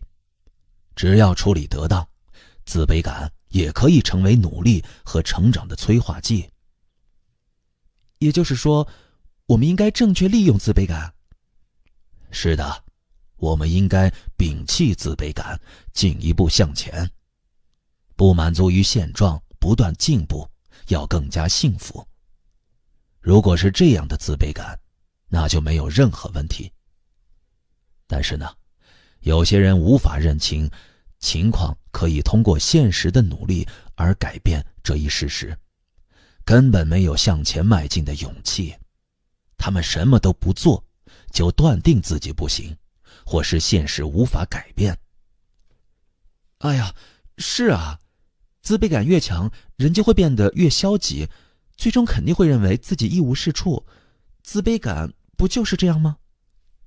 不，这不是自卑感，而是自卑情节。自卑情节，也就是自卑感吧？这一点请注意啊。目前，自卑情节这个词似乎在使用的时候与自卑感是一样的意思。就像我为自己的单眼皮感到自卑，或者他对自己的学历有自卑感之类的描述中，全都用自卑情节这个词来表示自卑感。其实呢，这完全是一种误用。自卑情节一词原本表示的是一种复杂而反常的心理状态，跟自卑感没有关系。例如，即使弗洛伊德提出的俄狄浦斯情结，原来也是指一种对同性父母亲的反常对抗心理。是啊，恋母情结或恋父情结中的情结一词确实具有很强的反常感觉。同样道理，自卑感和自卑情结两个词也必须分辨清楚，绝不可以混用。具体有什么不同呢？自卑感本身并不是坏事，这一点你能够理解吧？就像阿德勒说过的那样，自卑感也可以成为促成努力和进步的契机。例如，虽然对学历抱有自卑感，但若是正因为如此，才下定我学历低，所以更要付出加倍的努力之类的决心，那反而成了好事。而另一方面呢，自卑情结是指把自己的自卑感当作某种借口使用的状态。具体就像我因为学历低，所以无法成功，或者我因为长得不漂亮，所以结不了婚之类的想法。像这样在日常生活中大肆宣扬因为有 A 所以才做不到 B 这样的理论，就已经超出了自卑感的范畴，它是一种自卑情结。不，这是一种正儿八经的因果关系啊！如果学历低，就会失去很多求职或发展的机会，不被社会看好也就无法成功。这不是什么借口，而是一种严峻的事实啊！不对。为什么？哪里不对啊？关于你所说的因果关系，阿德勒用外部因果律一词来进行说明。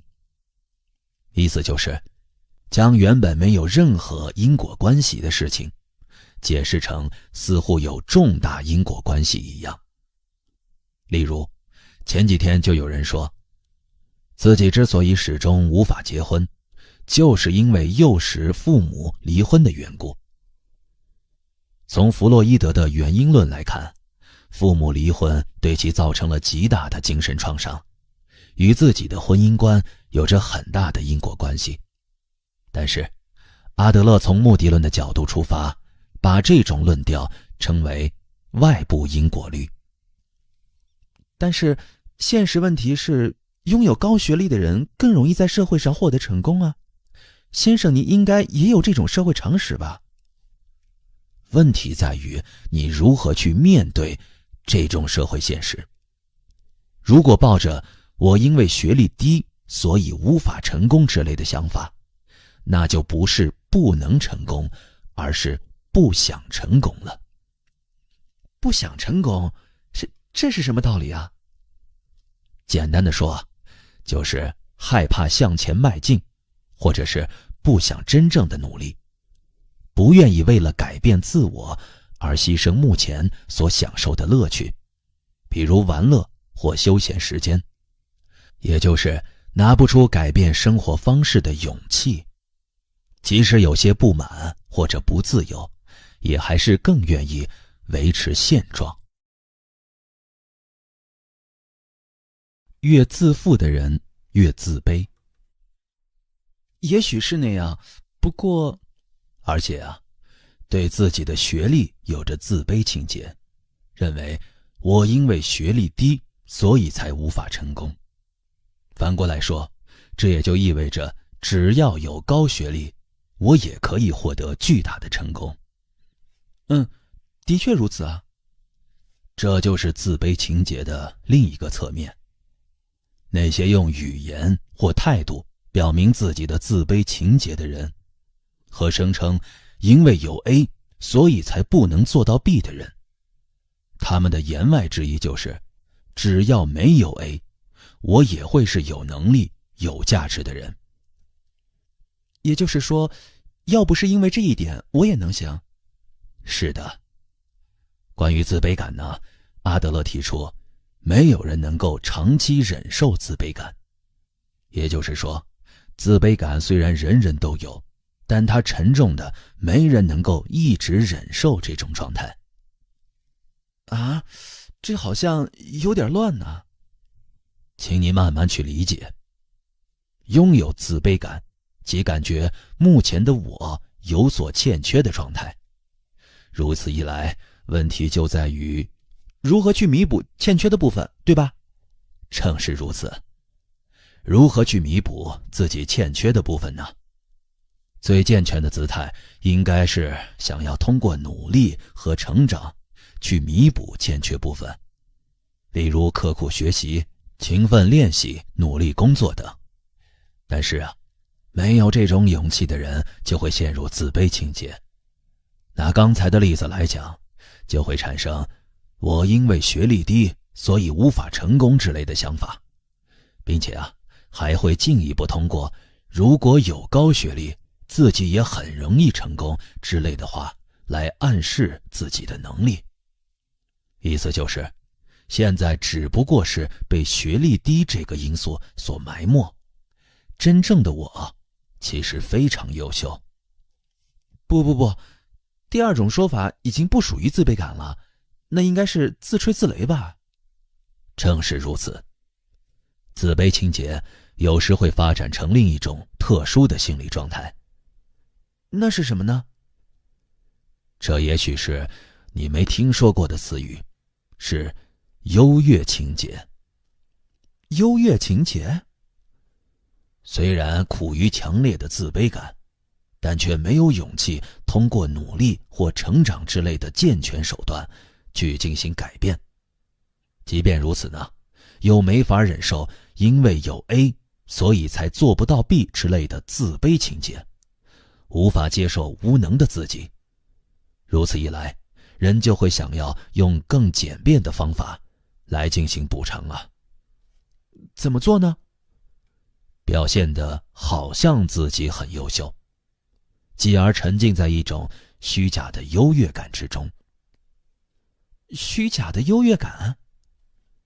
一个很常见的例子就是权势张扬。那是什么呢？例如，大力宣扬自己是权力者，可以是班组领导，也可以是知名人士。其实呢，就是在通过此种方式来显示自己是一种特别的存在。虚报履历或者过度追逐名牌服饰等，也属于一种权势张扬，具有优越情节的特点。这些情况都属于我原本并不优秀，或者并不特别，而通过把我和权势相结合，似乎显得我很优秀。这也就是虚假优越感。其根源在于怀有强烈的自卑感吧？当然，我虽然对时尚不太了解，但10根手指全都戴着红宝石或者绿宝石戒指的人，与其说是审美意识的问题，倒不如说是自卑感的问题，也就是一种优越情节的表现。的确如此。不过呢，借助权势的力量来抬高自己的人，终究是活在他人的价值观和人生之中，这是必须重点强调的地方。哦，是优越情节吗？这是一种很有意思的心理，您能再举一个例子吗？例如那些想要骄傲于自我功绩的人，那些沉迷于过去的荣光，整天只谈自己曾经的辉煌业绩的人，这样的人恐怕你身边也有，这些都可以称之为优越情节。骄傲于自我功绩也算吗？那虽然是一种骄傲自大的态度，但也是因为实际上就很优秀才骄傲的吧？这可不能叫做虚假优越感。不是这样，特意自吹自擂的人，其实是对自己没有自信。阿德勒明确指出，如果有人骄傲自大，那一定是因为他有自卑感。您是说自大是自卑感的另一种表现？是的，如果真正的拥有自信，就不会自大。正因为有强烈的自卑感，才会骄傲自大。那其实是想要故意炫耀自己很优秀，担心如果不那么做的话，就会得不到周围的认可。这完全是一种优越情节。也就是说，自卑情节和优越情节从名称上来看似乎是正相反的，但实际上却有着密切的联系。密切相关呢。最后呢，再举一个关于自夸的复杂实例。这是一种通过把自卑感尖锐化来实现异常优越感的模式，具体就是指夸耀不幸。夸耀不幸？就是说，那些津津乐道，甚至是夸耀自己成长史中各种不幸的人。而且呢，即使别人想要去安慰或者帮助其改变，他们也会用“你无法了解我的心情”来推开援手。啊，这种人倒是存在。这种人其实是想要借助不幸来显示自己特别。他们想要用不幸这一点来压住别人。例如，我的身高很矮，对此呢，心善的人会用没必要在意，或者人的价值并不由身高决定之类的话来安慰我。但是呢，此时我如果甩出你怎么能够理解矮子的烦恼呢，像这样的话加以拒绝，那谁都会再无话可说了。如此一来呢，恐怕周围的人一定会小心翼翼地来对待我吧。的确如此。通过这种方式呢，我就可以变得比他人更有优势，更加特别。生病的时候，受伤的时候，失恋难过的时候，在诸如此类情况下，很多人都会用这种态度来使自己变成特别的存在。也就是暴露出自己的自卑感，以当作武器来使用吗？是的，以自己的不幸为武器来支配对方。通过诉说自己如何不幸，如何痛苦，来让周围的人，比如家人或朋友，担心或束缚支配其言行。刚开始提到的那些闭门不出者，就常常沉浸在以不幸为武器的优越感中。阿德勒甚至指出，在我们的文化中，弱势其实非常强大，而且具有特权。什么叫弱势具有特权呢？阿德勒说，在我们的文化中啊，如果要问谁最强大，那答案也许应该是婴儿。婴儿其实总是处于支配而非被支配的地位。婴儿就是通过其弱势特点来支配大人，并且婴儿因为弱势，所以不受任何人的支配。这根本没有这种观点。当然，负伤之人所说的“你无法体会我的心理”之类的话，也包含着一定的事实。谁都无法完全理解痛苦的当事人的心情，但是只要把自己的不幸当作保持特别的武器来用，那人就会永远需要不幸。开始于自卑感的一系列辩论，自卑情节再加上优越情节，这些虽然是心理学上的重要词汇，但其内涵与青年原来的想法存在着太大的反差。他自己在一时之间依然感觉好像还有哪里想不通，到底是哪里无法接受呢？对了，我对导入部分的前提条件还存有疑惑。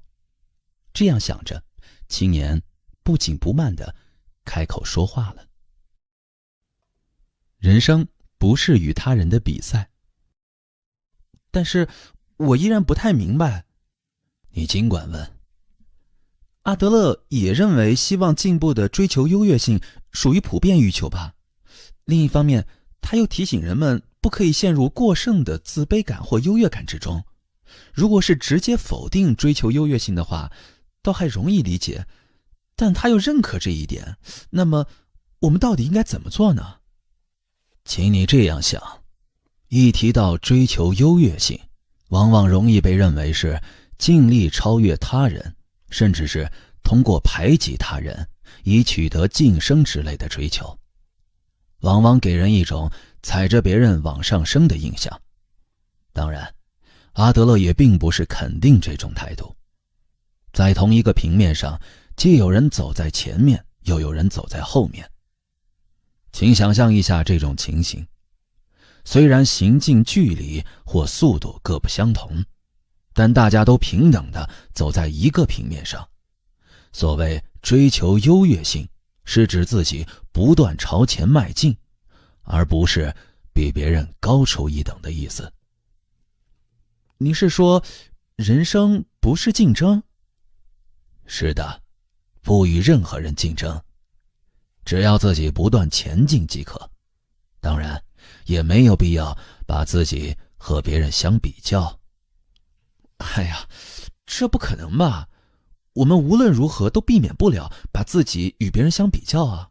自卑感不就是这样产生的吗？健全的自卑感不是来自与别人的比较，而是来自与理想的自己的比较。但是，好吧，我们都不一样，性别、年龄、知识、经验、外貌，没有完全一样的人。我们应该积极地看待自己与别人的差异。但是，我们虽然不同，但是平等。虽然不同，但是平等？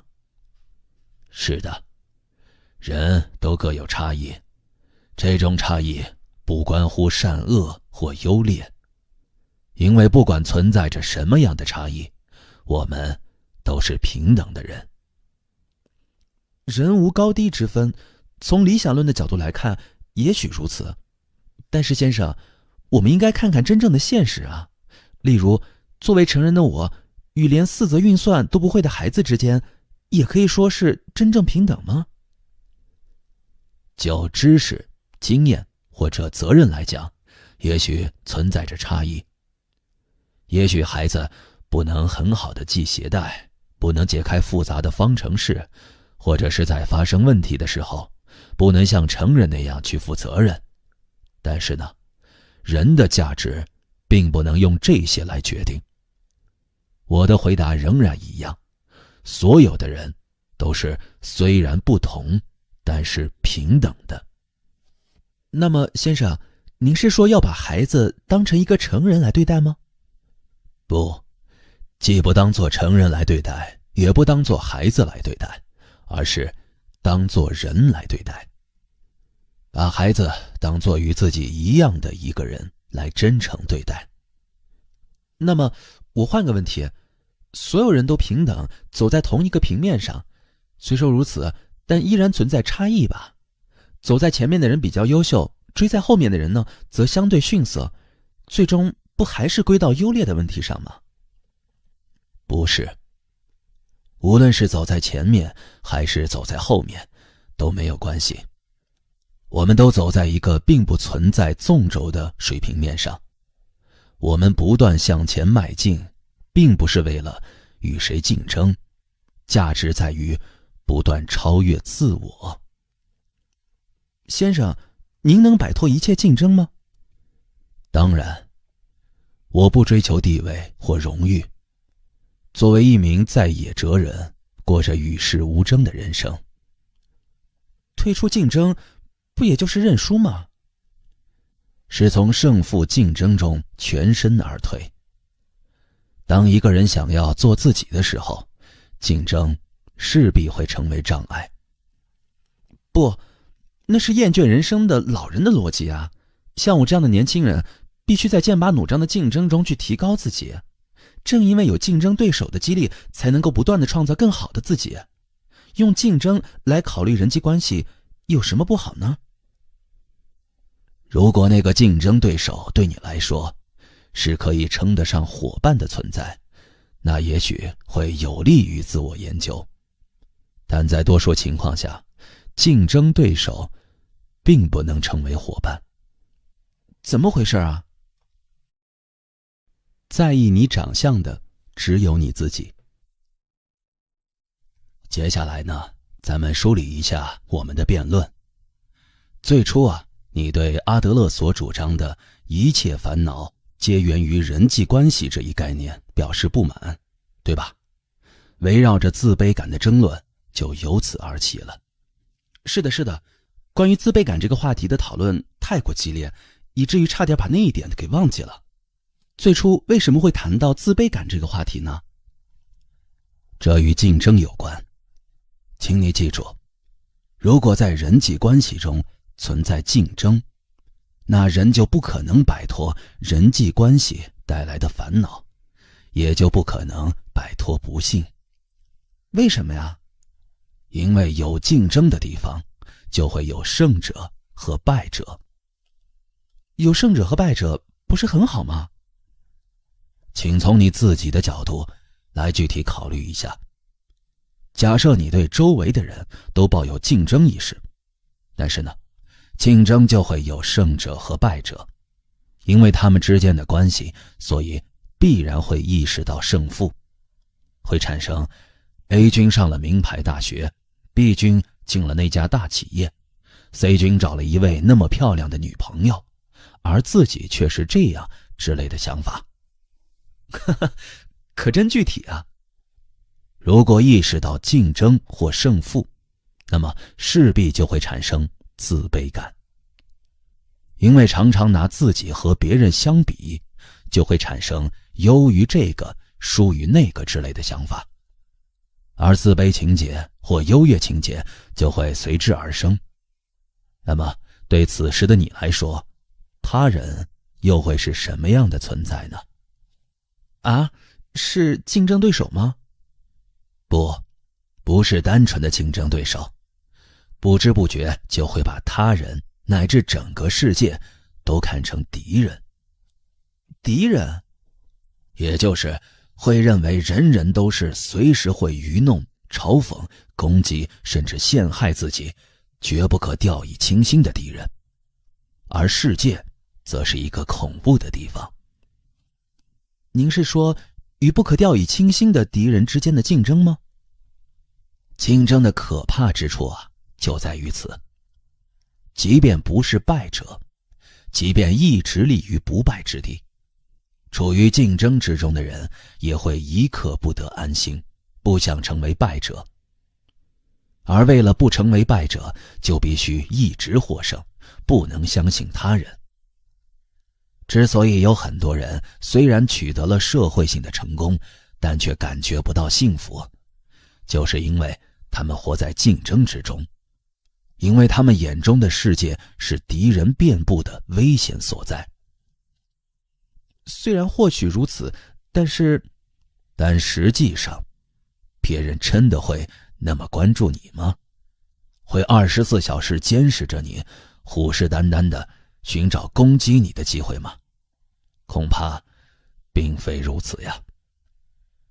我有一位年轻的朋友，据说他少年时代总是长时间对着镜子整理头发。于是呢，他祖母对他说，在意你的脸的只有你自己。那之后啊，他便活得轻松了一些。您可真讨厌啊，您这是在讽刺我吧？也许我真的把周围的人看成了敌人，总是担心随时会受到暗箭攻击，认为总是被他人监视、挑剔甚至攻击。而且呢，就像热衷于照镜子的少年一样，这实际上也是自我意识过剩的反应。世界上的人其实并不关注我，即使我在大街上倒立，也不会有人留意的。但是怎么样呢，先生？您依然会说我的自卑感是我自己的选择，是有某种目的的吗？说实话，我无论如何也不能那样认为。为什么呢？我有一个年长3岁的哥哥，他非常听父母的话，学习运动样样精通，是一位非常认真的哥哥。而我呢，自幼就常常被拿来跟哥哥比较。当然，跟年长3岁的哥哥相比，我什么都赢不了。而父母呢，根本不管这一点，他们总是不认可我，无论我做什么都被当作孩子来对待，一遇到事情就被否定。总是被压制、被忽视，简直就是生活在自卑感中，还必须意识到与哥哥之间的竞争。哈哈，怪不得。我有时候这样想，自己就像是从未真正沐浴过阳光的丝瓜，自然就会因为自卑感而扭曲。所以如果有挺拔舒展的人，真希望他能带带我呀。明白了，你的心情呢，我理解。那么包括你与你哥哥的关系，也从竞争角度去考虑。如果你不把自己的哥哥或者他人的关系放在竞争角度去考虑的话，他们又会变成什么样的存在呢？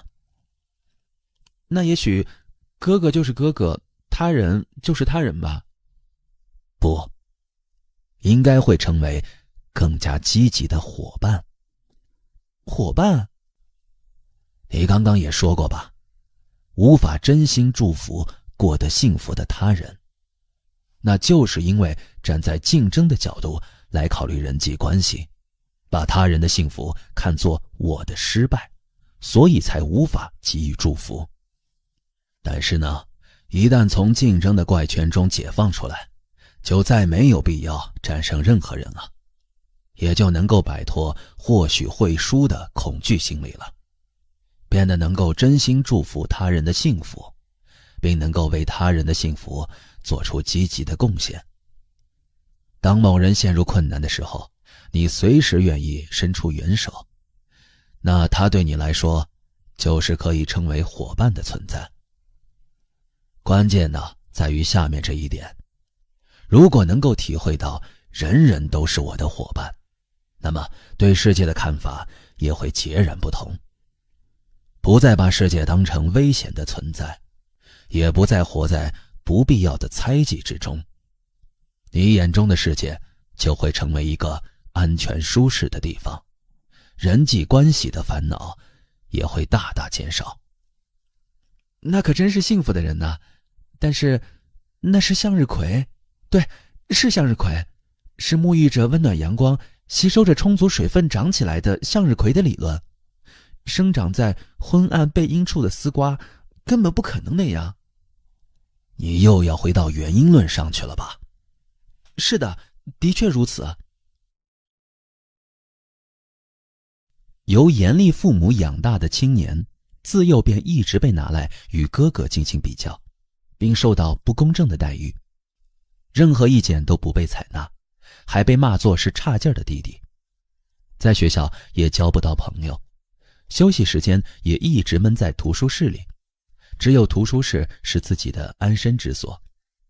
经历过这种少年时代的青年，彻底成了原因论的信徒。他认为，如果没有那样的父母和哥哥，没有在那样的学校上学的话，自己也会有一个更加光明的人生。原本想要尽可能的冷静辩论的青年，积累了多年的情绪，在此时一下子爆发了。人际关系中的权力斗争与复仇。好了，先生，目的论只是一种诡辩，精神创伤确实存在，而且人根本无法摆脱过去的。先生，您也承认我们无法乘坐时光机器回到过去吧？只要过去作为过去存在着，我们就得生活在过去所造成的影响之中。如果当过去不存在，那就等于是在否定自己走过的人生啊。先生，您是说要让我选择那种不负责任的生活吗？是啊，我们既不能乘坐时光机器回到过去，也不能让时针倒转。但是呢，赋予过去的事情什么样的价值，这是现在的你所面临的课题呀。那么我来问问您现在这个话题吧。上一次先生您说人是在捏造愤怒的感情，是吧？还说站在目的论的角度考虑，事情就是这样。我现在依然无法接受这种说法。例如对社会的不满，对政治的愤怒之类的情况，该怎么解释呢？这也可以说是为了坚持自己的主张而捏造的感情吗？的确，我们有时候呢会对社会问题感到愤怒，但是啊，这并不是突发性的感情，而是合乎逻辑的愤慨。个人的愤怒和对社会矛盾或不公平产生的愤怒不属于同一种类。个人的愤怒呢，很快就会冷却，而公愤则会长时间的持续。因私愤而流露的发怒，只不过是为了让别人屈服的一种工具而已呢。您是说私愤和公愤不同？完全不同，因为公愤超越了自身利害。那么我来问问您私愤的事情，如果无缘无故的被人破口大骂，先生您也会生气吧？不生气。不许撒谎。如果遭人当面辱骂呢，我就会考虑一下那个人隐藏的目的。不仅仅是直接性的当面辱骂，当被对方的言行激怒的时候呢，也要认清对方是在挑起权力之争。权力之争？例如，孩子有时候呢会通过恶作剧来捉弄大人，在很多情况下呢，其目的是为了吸引大人的注意力。他们往往会在大人真正发火之前停止恶作剧。但是如果在大人真正生气的时候，孩子依然不停止恶作剧，那么其目的就是斗争本身了。为什么要斗争呢？想要获胜啊，想要通过获胜来证明自己的力量。我还是不太明白，您能举个稍微具体点的例子吗？比如啊，假设你和朋友呢正在谈论时下的政治形势，谈着谈着，你们之间的争论越来越激烈，彼此都各不相让，于是对方很快就上升到了人格攻击，骂你说，所以说你是个大傻瓜，正因为有你这种人存在，我们国家才不能发展。如果被这样说的话，我肯定会忍无可忍。这种情况下，对方的目的是什么呢？是纯粹想要讨论政治吗？不是，对方啊，只是想要责难挑衅你，通过权力之争来达到让不顺眼的你屈服的目的。这个时候，你如果发怒的话，那就是正中其下怀，关系会急剧转入权力之争。所以我们不能上任何挑衅的当。不，没必要逃避啊。对于挑衅就应该回击，因为错在对方啊。对那种无理的混球，就应该直接挫其锐气，用语言的拳头。那么，假设你压制住了争论，而且彻底认输的对方爽快地退出，但是呢，权力之争并没有就此结束，败下阵来的对方会很快转入下一个阶段。下一个阶段？是的，复仇阶段。尽管暂时败下阵来，但对方会在别的地方以别的形式策划着复仇，等待着进行报复。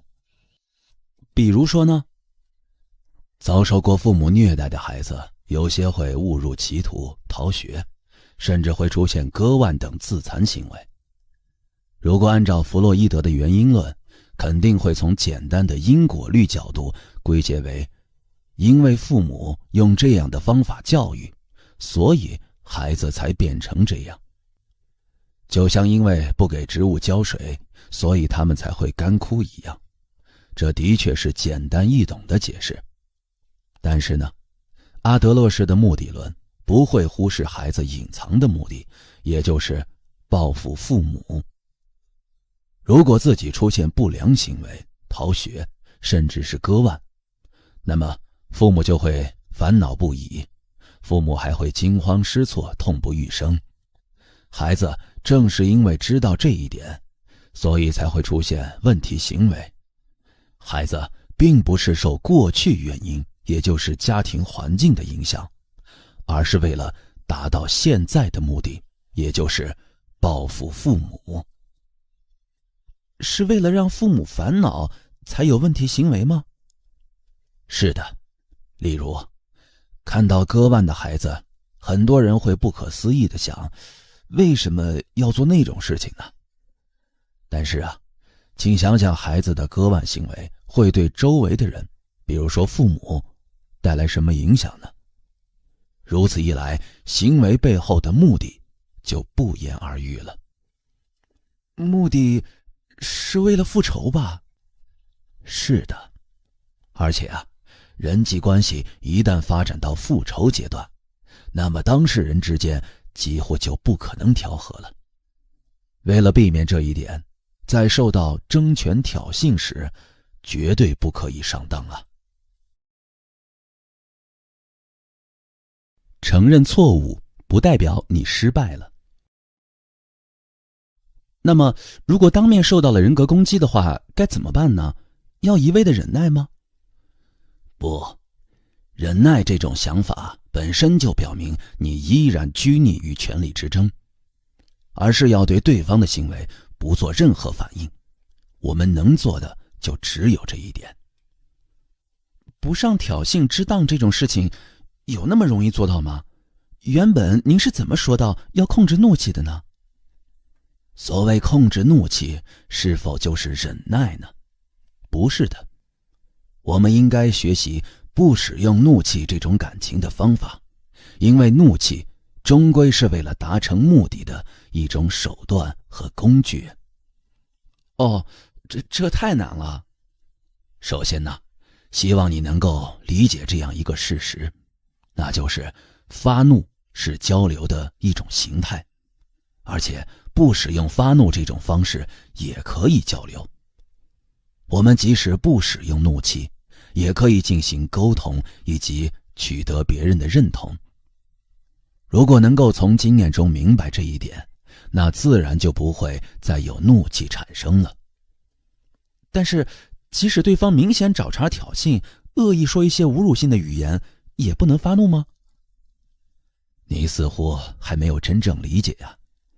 不是不能发怒，而是没必要依赖发怒这一工具。易怒的人呢，并不是性情急躁，而是不了解发怒以外的有效交流工具，所以才会说不由得发火之类的话。这其实是在借助发怒来进行交流。发怒之外的有效交流？我们有语言，可以通过语言进行交流，要相信语言的力量，相信具有逻辑性的语言。的确，如果不相信这一点的话，我们的这种对话也就不会成立了。关于权力之争呢，还有一点需要注意，那就是无论认为自己多么正确，也不要以此为理由去责难对方。这是很多人都容易陷落进去的人际关系圈套啊。为什么呀？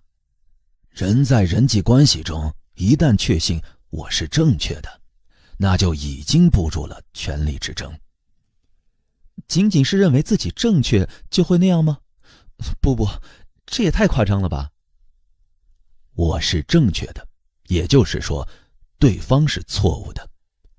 一旦这样想呢，辩论的焦点便会从主张的正确性变成了人际关系的方式。也就是说，我是正确的这种坚信，意味着坚持对方是错误的，最终就会演变成所以我必须获胜之类的胜负之争。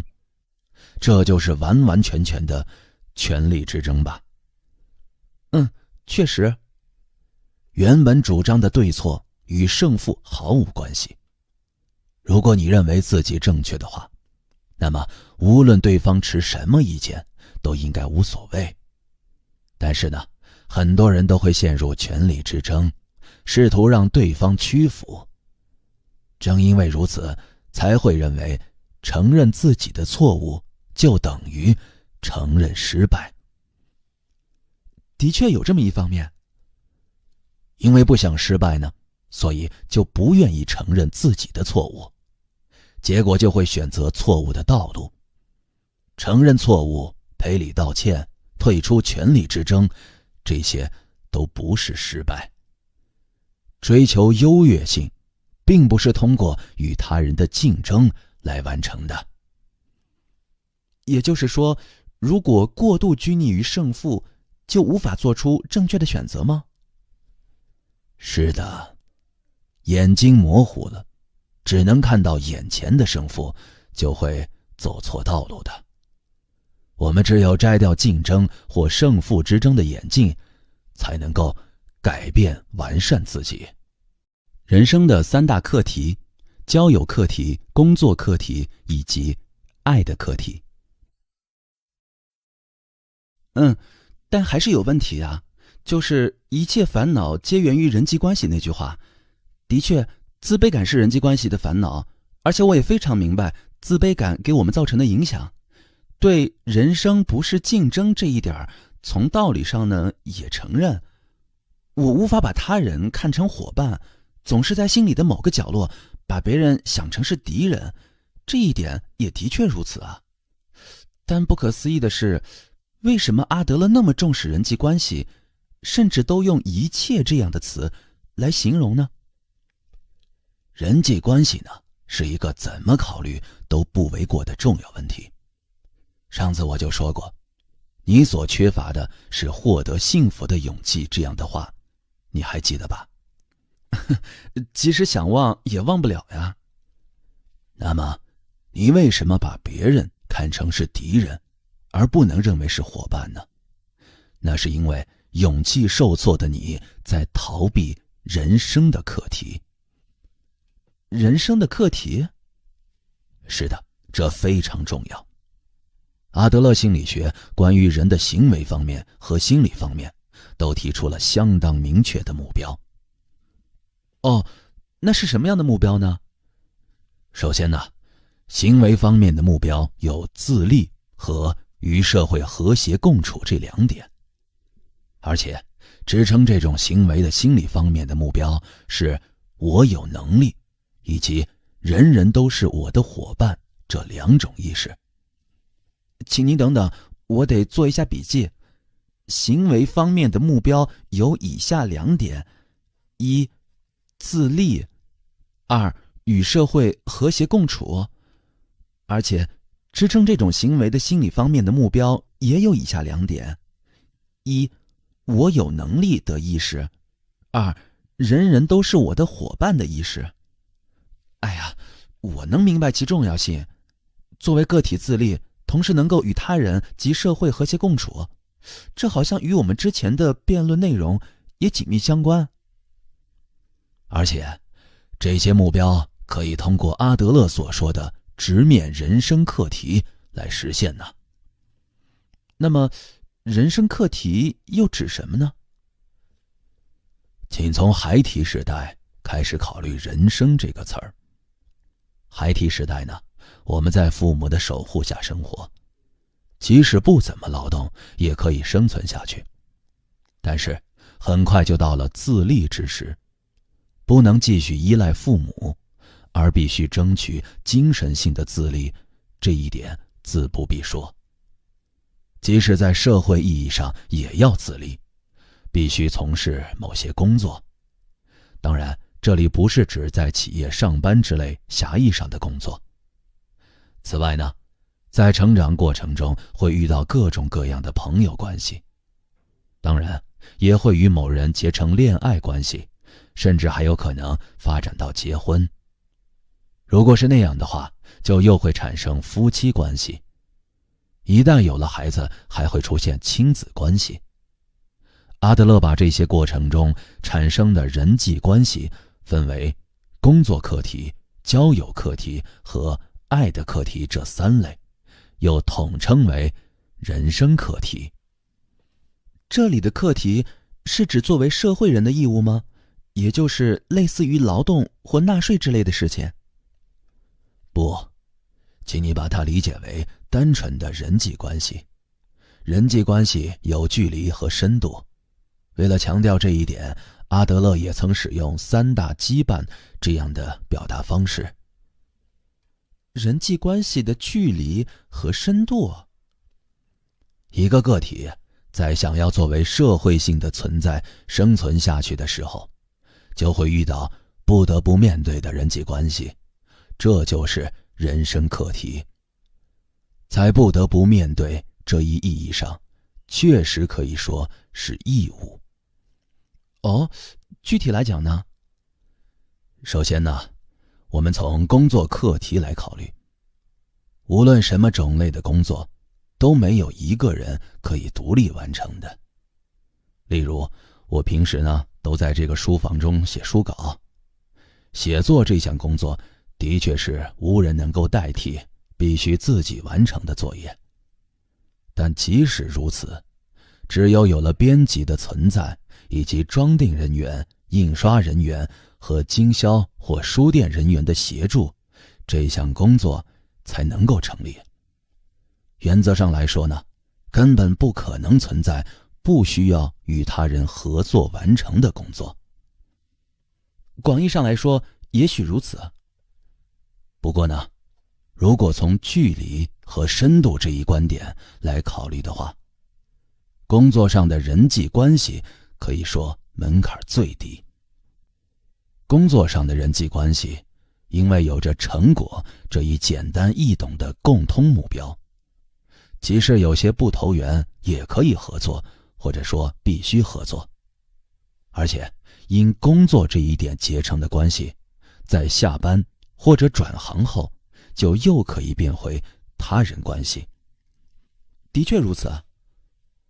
而且呢，在这个阶段的人际关系方面出现问题的，就是那些被称为自闭的人。哎，请稍等，先生，您是说他们并非不想工作或者拒绝劳动，只是为了逃避工作方面的人际关系才不想去上班呢？本人是否意识到这一点暂且不论，但核心问题就是人际关系。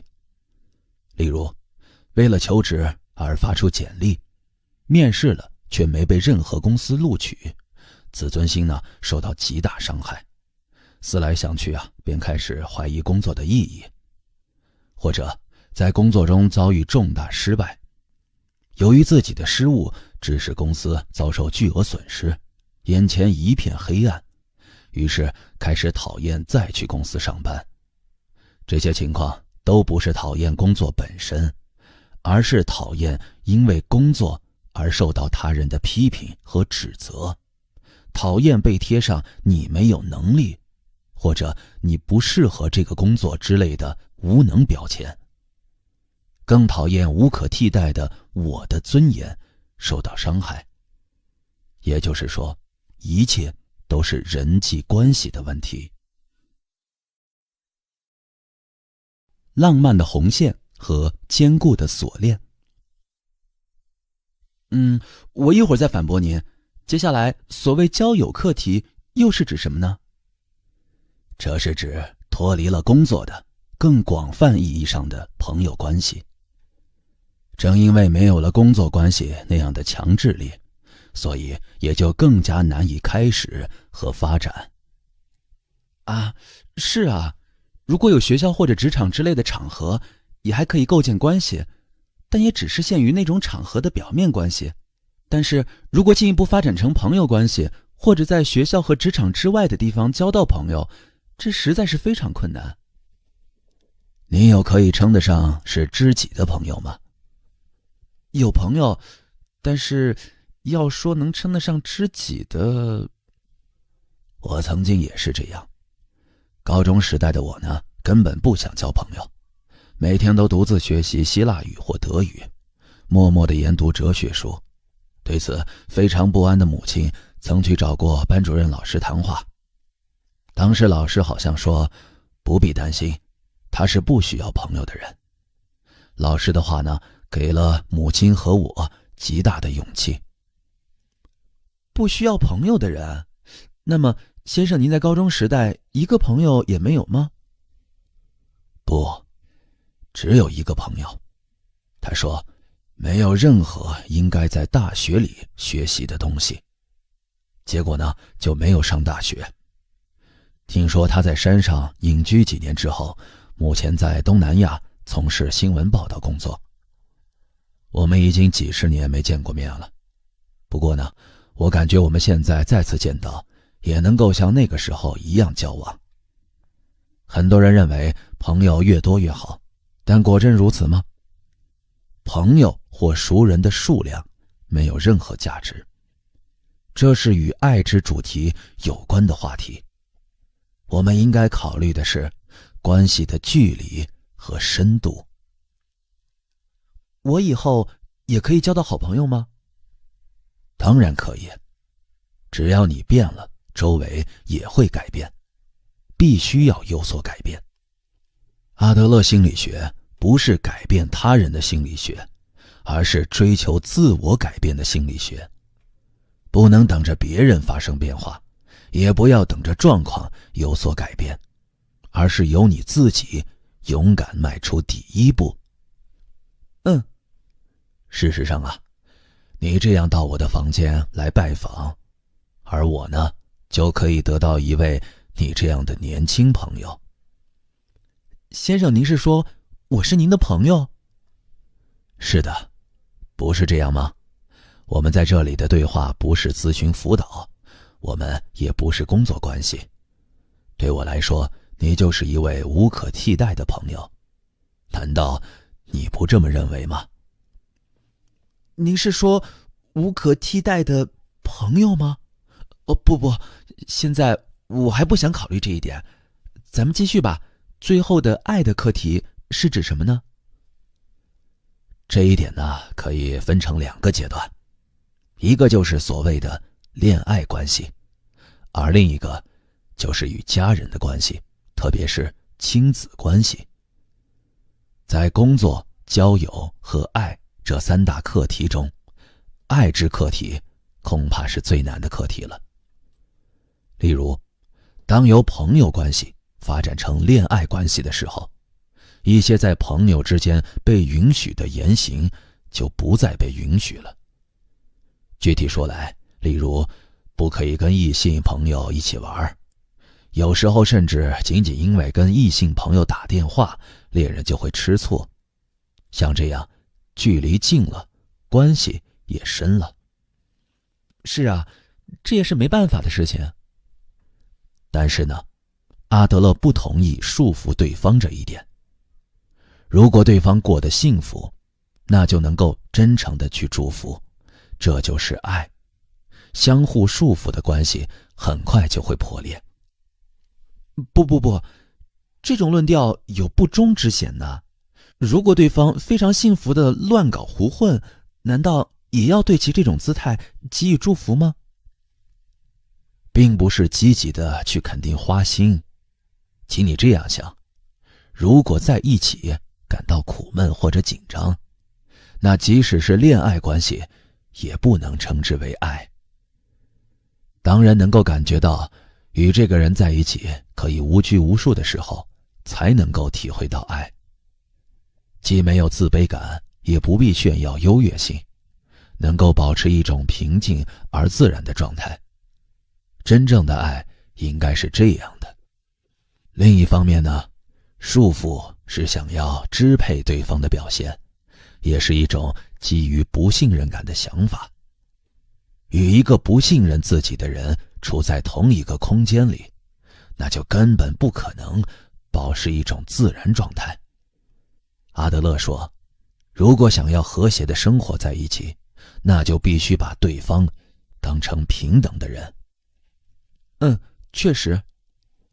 不过呀，恋爱关系或夫妻关系还可以选择分手。即使常年一起生活的夫妻，如果难以继续维持关系的话，也可以选择分手。但是亲子关系原则上就不可以如此了。假如恋爱是用红色丝线系起来的关系的话，那亲子关系就是用固定的锁链连接起来的关系。而且呢，自己手里只有一把小小的剪刀，亲子关系难就难在这里。那么怎么做才好呢？现阶段能说的就是不能够逃避。无论多么困难的关系，都不可以选择逃避，必须勇敢去面对。即使最终发展成用剪刀剪断，也要首先选择面对。最不可取的就是在这样的状态下止步不前。人根本不可能一个人活着，只有在社会性的环境之下才能成为个人。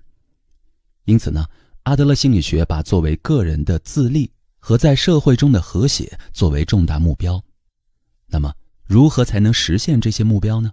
阿德勒说，在这里必须要克服工作、交友和爱这3大课题，但是青年依然很难领会人活着必须面对的人际关系课题的真正含义。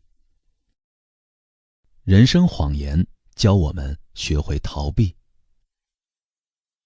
哎呀，我的头又乱了。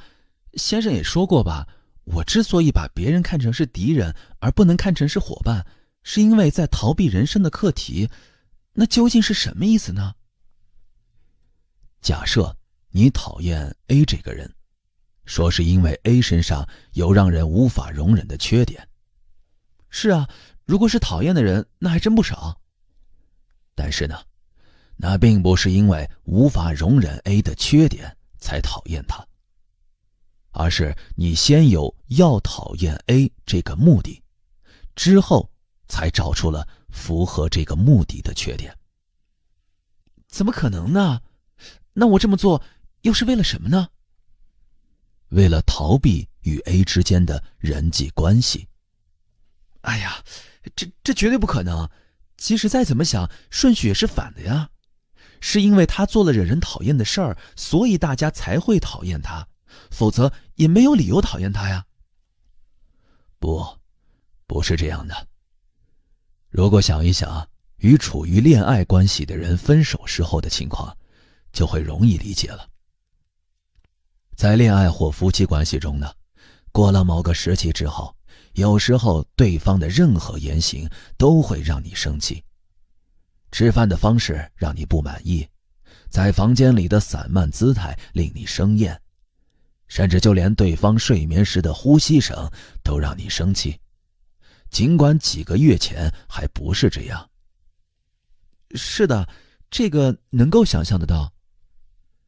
这是因为呢，那个人已经下定决心要找机会结束这种关系，继而正在搜集结束关系的材料，所以才会那样感觉。对方其实没有任何改变，只是自己的目的变了而已。人呐，就是这么任性而自私的生物。一旦产生这种想法，无论怎样都能发现对方的缺点。即使对方是圣人君子一样的人物，也能够轻而易举地找到对方值得讨厌的理由。正因为如此，世界才随时可能变成危险的所在，人们就有可能把所有他人都看成敌人。那么，您是说我为了逃避人生课题，或者进一步说是为了逃避人际关系，仅仅为了这些，我就去捏造别人的缺点？是这样的，阿德勒把这种企图设立种种借口来回避人生课题的情况叫做人生谎言。这词儿很犀利吧？对于自己目前所处的状态呢，把责任转嫁给别人，通过归咎于他人或者环境来回避人生课题。前面我提到的患脸红恐惧症的那个女学生也是一样，对自己撒谎，也对周围的人撒谎。仔细考虑一下，这的确是一个相当犀利的词语呀。但是为什么要把那判定为撒谎呢？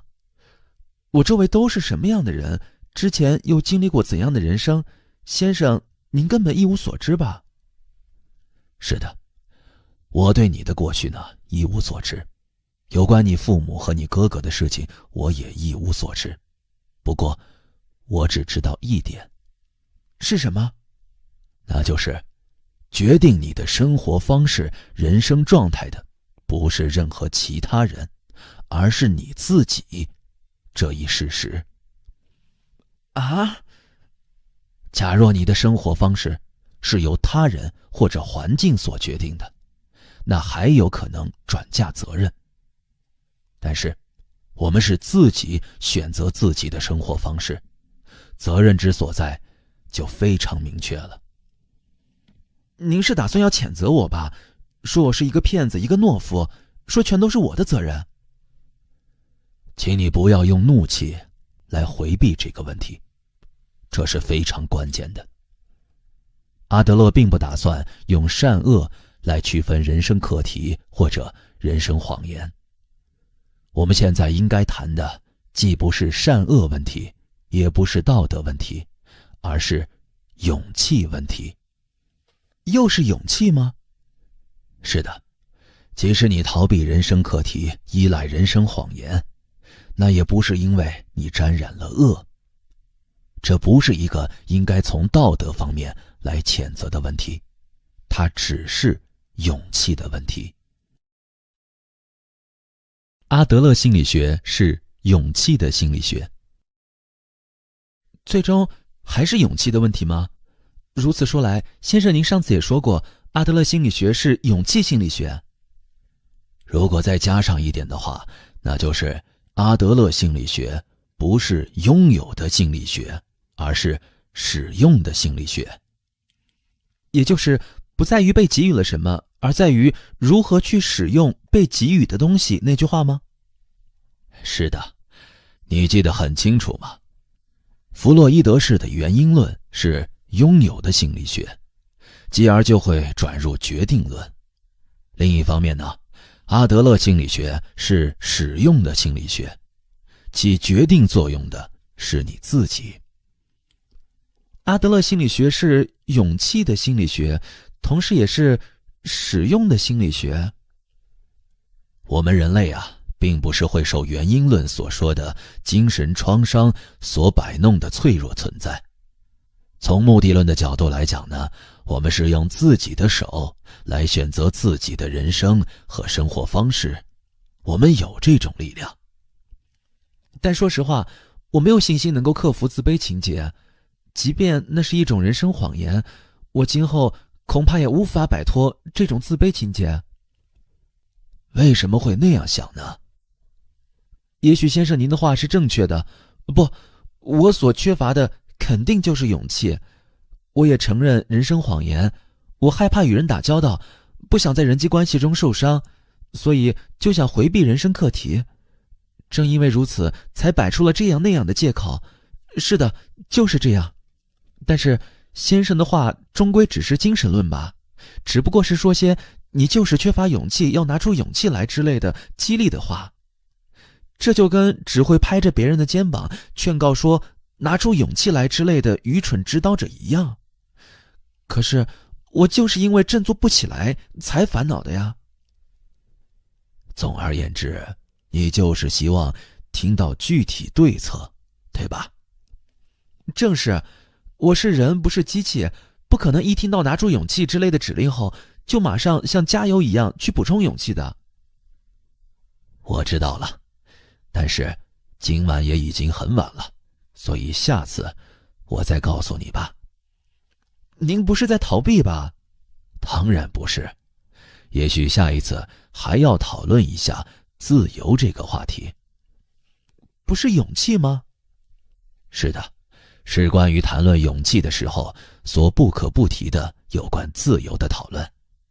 请你也思考一下，自由是什么？自由是什么？好吧，那么期待着下次见面。第3页，让干涉你生活的人见鬼去。苦苦思索2周之后，青年再次来到哲人的书房。自由是什么？我为什么不能获得自由？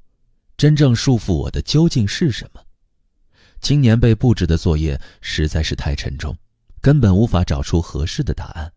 青年越想，越感觉自己缺少自由。您上次说今天要讨论自由吧？是的，你考虑过自由是什么了吗？这我已经仔细考虑过了。得出结论了吗？哎呀，没得出结论，但是有一个不是我自己的想法，而是从图书馆发现的这么一句话，就是货币是被铸造的自由。它是陀思妥耶夫斯基的小说中出现的一句话，被铸造的自由这种说法是何等的痛快呀！我认为这是一句非常精辟的话，它一语道破了货币的本质。的确如此，如果要坦率地说出货币所带来的东西的本质的话，那或许就是自由。这大概也可以被称为名言，不过也不可以据此就说自由就是货币吧。完全正确，也有能够通过金钱得到的自由，而且那种自由一定比我们想象的还要大。因为事实上呢，衣食住行的一切都是由金钱来支撑。虽说如此，但是否只要有巨额财富，人就能获得自由呢？我认为不是，也相信不是。我认为人的价值、人的幸福不是可以用金钱买到的东西。那么假设你得到了金钱方面的自由，但仍然无法获得幸福，这种时候你所剩下的是什么样的烦恼和什么样的不自由呢？那就是先生再三提到的人际关系了。这一点我也仔细想过了。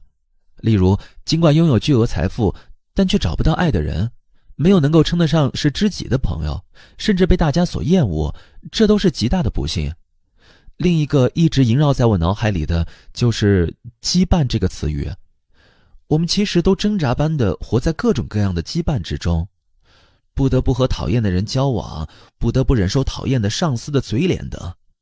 请你想象一下，如果能够从繁琐的人际关系中解放出来的话，那会有多么轻松啊！但是这种事儿，任何人都做不到。无论我们走到哪里，都被他人包围着，都是活在与他人的关系之中的社会性的个人。无论如何，都逃不出人际关系这张坚固的大网。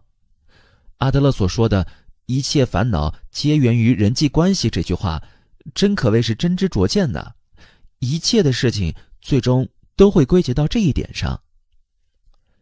这的确很重要，请你再深入考虑一下，到底是人际关系中的什么剥夺了我们的自由呢？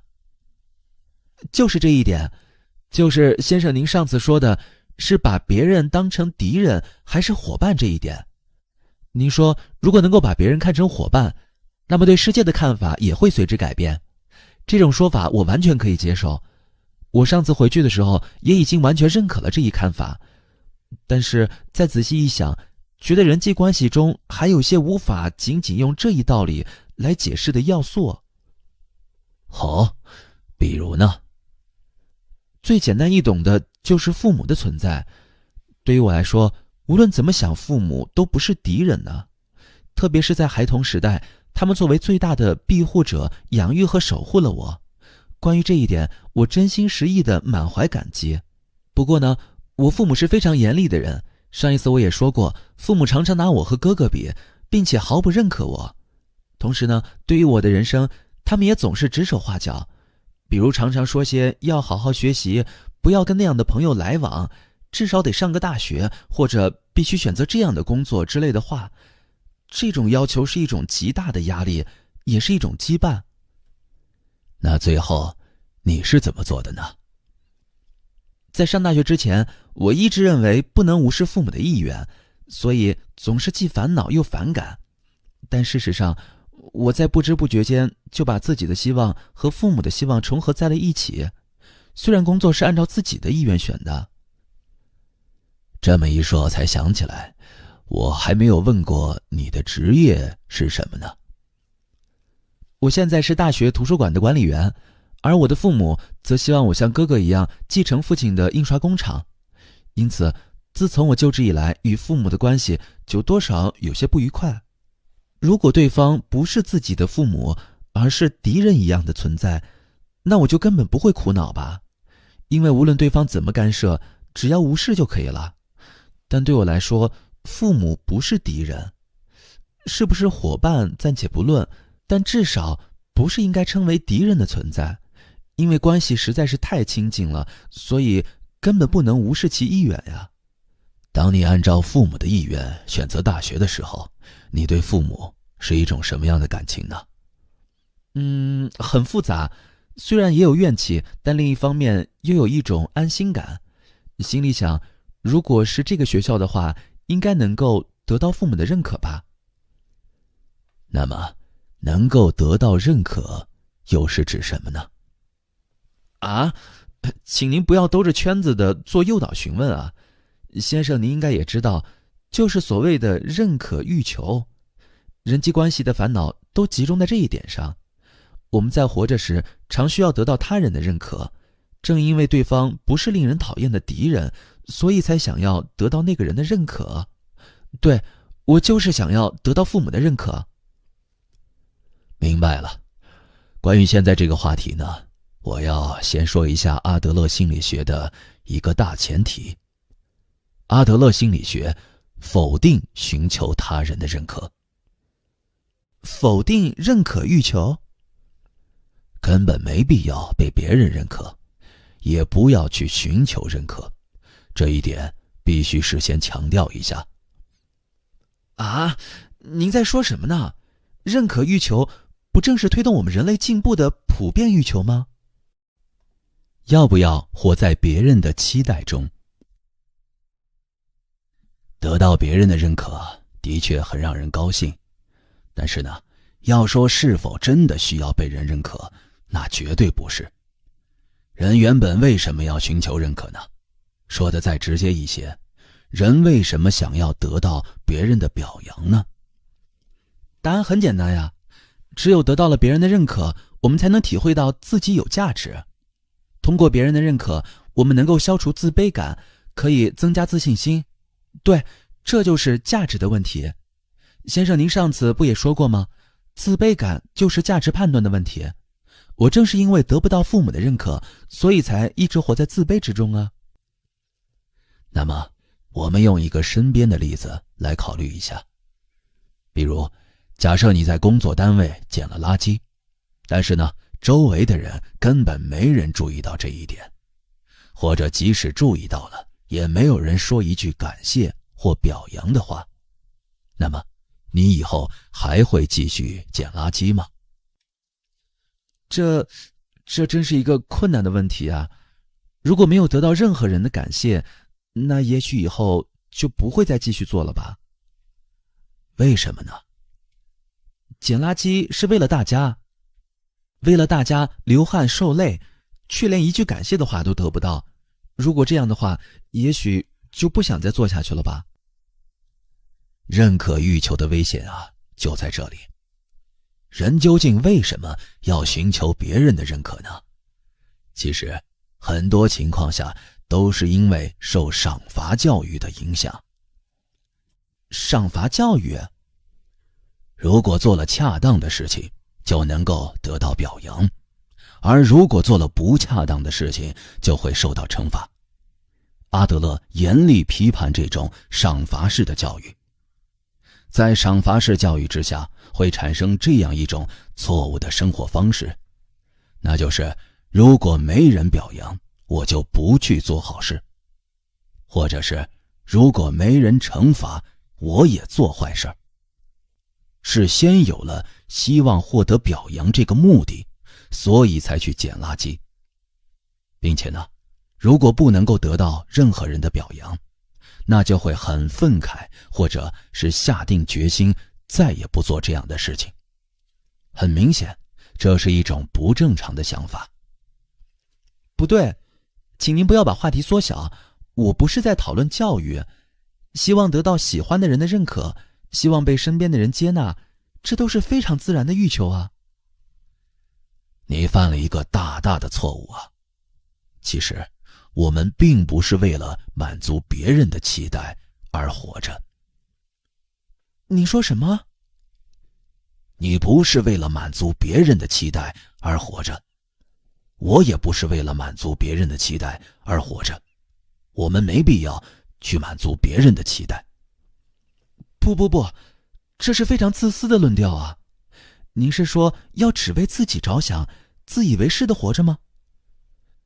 在犹太教教义中呢，有这么一句话：倘若自己都不为自己活出自己的人生，那还有谁会为自己而活呢？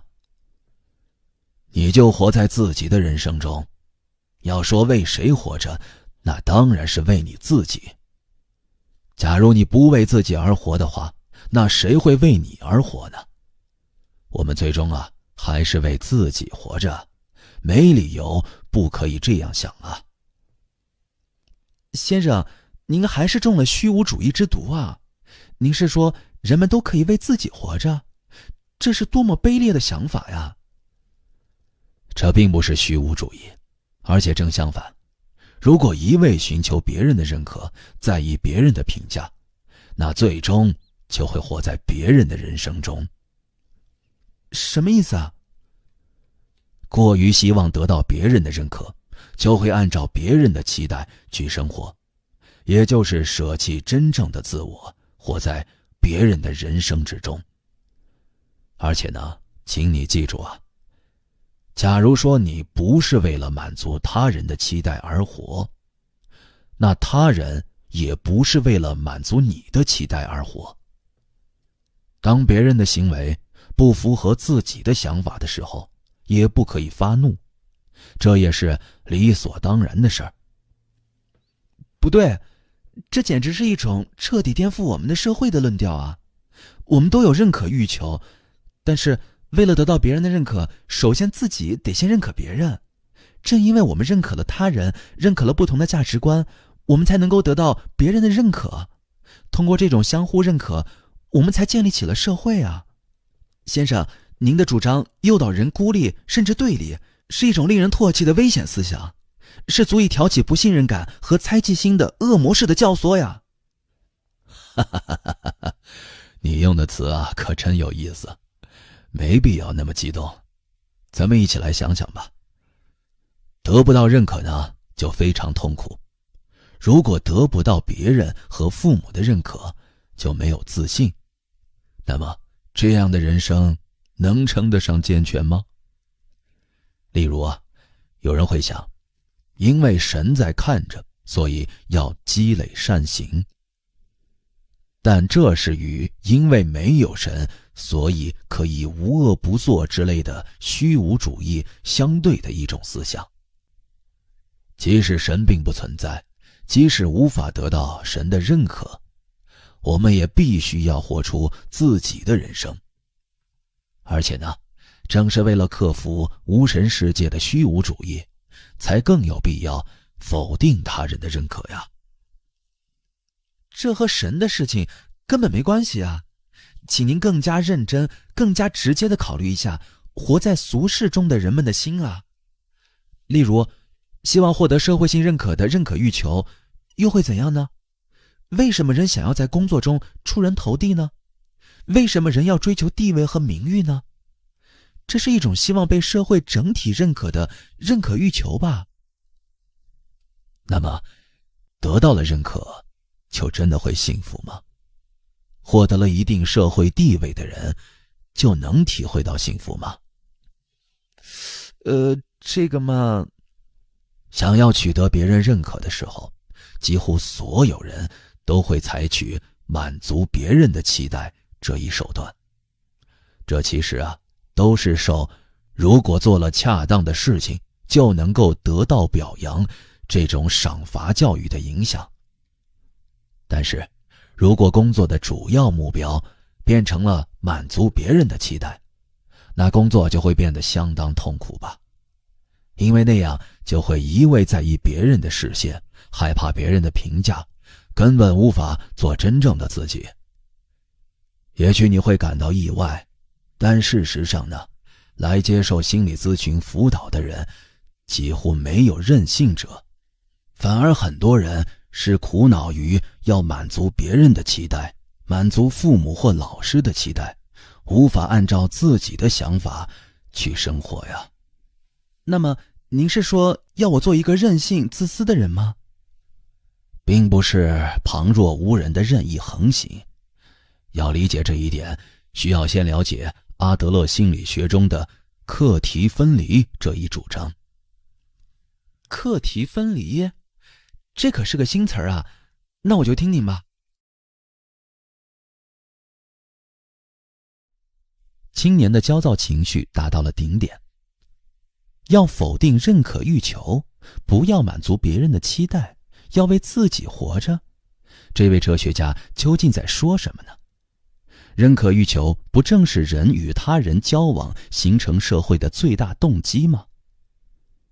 青年心里默默地想，如果这个课题分离的主张不能说服我的话，我这一生都不可能再接受眼前的这个男人和阿德勒了。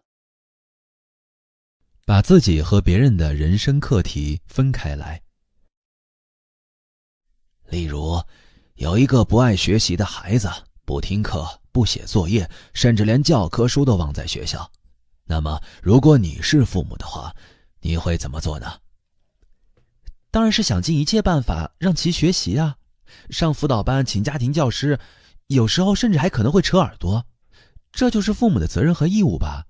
实际上，我就是这样长大的，做不完当天的作业，父母就不让吃晚饭。那么，我再问你一个问题：被这种强制性的手段强迫学习，那你最终喜欢上学习了吗？很遗憾，没能喜欢上学习。为了学校或者考试的学习，只是应付而已。明白了。那么，我就从阿德勒心理学的基本原理开始说起。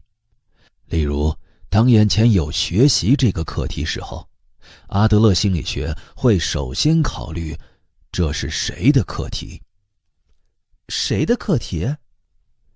孩子学不学习，或者跟不跟朋友玩，这原本是孩子的课题，而不是父母的课题。你是说，这是孩子应该做的事儿吗？坦率说的话，就是如此。即使父母代替孩子学习，也没有任何意义吧？那倒是。学习是孩子的课题，与此相对呢，父母命令孩子学习，就是对别人的课题妄加干涉。如果那样的话呢，那肯定就避免不了冲突。因此，我们必须从这是谁的课题这一观点出发，把自己的课题与别人的课题分离开来。分离之后再怎么做呢？不干涉他人的课题，仅此而已。仅此而已吗？基本上，一切人际关系矛盾都起因于对别人的课题妄加干涉，或者自己的课题被别人妄加干涉。只要能够进行课题分离，人际关系就会发生巨大改变。我还是不太明白，究竟如何辨别这是谁的课题呢？实际上，在我看来，让孩子学习是父母的责任和义务，因为几乎没有真心喜欢学习的孩子，而父母则是孩子的保护人呢。辨别究竟是谁的课题的方法非常简单，只需要考虑一下某种选择所带来的结果，最终要由谁来承担。如果孩子选择不学习这个选项，那么由这种决断带来的后果，例如成绩不好，无法上好学校等，最终的承担者不是父母，而是孩子。也就是说，学习是孩子的课题。不，根本不对。为了不让这种事态发生，既是人生前辈，又是保护人的父母，有责任告诫孩子必须好好学习，这是为孩子着想啊，而不是妄加干涉。学习或许是孩子的课题，但让孩子学习却是父母的课题。的确，世上的父母啊，总是说为你着想之类的话，但是呢，父母的行为有时候很明显是为了满足自己的目的，面子和虚荣，又或者是支配欲。也就是说，不是为了你，而是为了我。正因为察觉到了这种欺骗行为，孩子才会反抗啊。那么您是说，即使孩子完全不学习，那也是孩子自己的课题，所以要放任不管吗？这一点需要注意啊。阿德勒心理学并不是推崇放任主义，放任是一种不知道也不想知道孩子在做什么的态度，而阿德勒心理学的主张不是如此，而是在了解孩子干什么的基础上，对其加以守护。如果就学习而言，告诉孩子这是他自己的课题，在他想学习的时候，父母要随时准备给予帮助，但绝不对孩子的课题妄加干涉。在孩子没有向你求助的时候，不可以指手画脚。这不仅仅限于亲子关系吧？当然了，例如阿德勒心理学的心理咨询辅导认为，被辅导者是否改变并不是辅导顾问的课题。您说什么？接受心理咨询辅导之后呢，被辅导者下什么样的决心，是否改变生活方式，这都是被辅导者本人的课题，辅导顾问不能干涉。不，怎么能有那么不负责任的态度呢？当然，辅导顾问要竭尽全力地加以援助，但不可以妄加干涉。某个国家有这么一句谚语：可以把马带到水边，但不能强迫其喝水。阿德勒心理学中的心理咨询辅导以及对别人的一切援助都遵循这个要求。倘若无视本人的意愿而强迫其改变，那结果只会使日后产生更加强烈的反作用。辅导顾问不改变被辅导者的人生吗？能够改变自己的只有自己。即使父母也得放下孩子的课题。那么必居在家的情况怎么样呢？也就是像我朋友那样的情况，即使那样，您依然要说课题分离，不可以干涉，跟父母无关之类的话吗？是否从必居在家的状态中解脱出来，或者如何解脱出来，这些原则上是应该由本人自己解决的课题，父母不可以干涉。虽说如此啊，但毕竟不是毫无关系的陌生人，所以需要施以某些援助。最重要的是，孩子在陷入困境的时候，是否想要真诚地找父母商量，或者能不能从平时开始就建立起那种信赖关系呢？那么假如先生您的孩子必居在家，您会怎么办呢？请您不要作为哲学家，而是作为一个父亲来回答这个问题。首先呢，我会断定这是孩子的课题，对孩子的必居状态不妄加干涉，也不过多关注，而且告诉孩子，在他困惑的时候，我随时准备给予援助。如此一来，察觉到父母变化的孩子也就不得不考虑一下今后该如何做这一课题了。他可能会寻求援助，也可能会自己想办法解决。如果必居在家的真的是自己的孩子，您也能够那么想得开吗？苦恼于与孩子之间的关系的父母呢，往往容易认为孩子就是我的人生。总之就是把孩子的课题也看成是自己的课题，总是只考虑孩子，而当意识到的时候，他们已经失去了自我。但即使父母再怎么背负孩子的课题，孩子依然是独立的个人，不会完全按照父母的想法去生活。孩子的学习、工作、结婚对象，或者哪怕是日常行为举止，都不会完全按照父母所想。当然，我也会担心，甚至会想要去干涉。但是呢，刚才我也说过，别人不是为了满足你的期待而活，即使是自己的孩子，也不是为了满足父母的期待而活。您是说，就连家人也要划清界限吗？正因为是关系亲密的家人，才更有必要有意识地去分离课题。这太奇怪了，先生，您一方面宣扬爱，另一方面呢，又去否定爱。如果那样与别人划清界限的话，岂不是谁都不信任了吗？信任这一行为呢，也需要进行课题分离。信任别人，这是你的课题，但是如何对待你的信任，那就是对方的课题了。如果不分清界限，而是把自己的希望强加给别人的话，那就变成粗暴的干涉了。即使对方不如自己所愿，也依然能够信任和爱吗？阿德勒所说的爱的课题，就包括这种追问。太难了，这太难了。当然，但请你这样想，干涉甚至担负起别人的课题，这会让自己的人生沉重而痛苦。如果你正在为自己的人生而苦恼，这种苦恼源于人际关系，那首先请弄清楚，这不是自己的课题这一界限。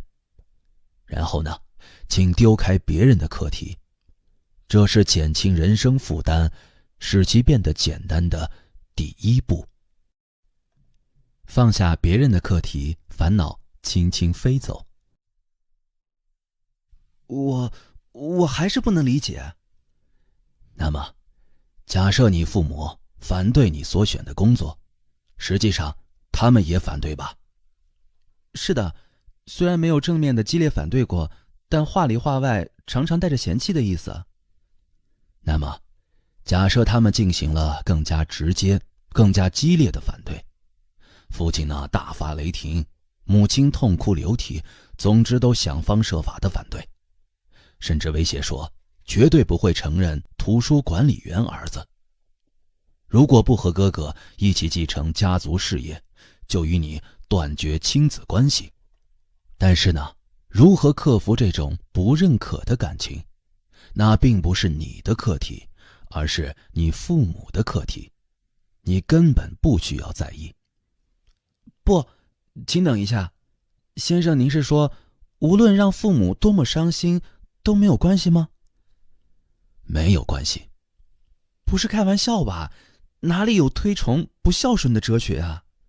关于自己的人生，你能够做的就只有选择自己认为最好的道路。另一方面，别人如何评价你的选择，那是别人的课题，你根本无法左右。别人如何看自己，无论是喜欢还是讨厌，那都是对方的课题，而不是自己的课题。先生，您是这个意思吗？分离就是这么回事儿。你太在意别人的视线和评价，所以才会不断寻求别人的认可。那么，人为什么会如此在意别人的视线呢？阿德勒心理学给出的答案非常简单，那就是因为你还不会进行课题分离，把原本应该是别人的课题也看成是自己的课题。请你想想前面那位老婆婆说的，在意你的脸的只有你自己那句话。她的话一语道破了课题分离的核心。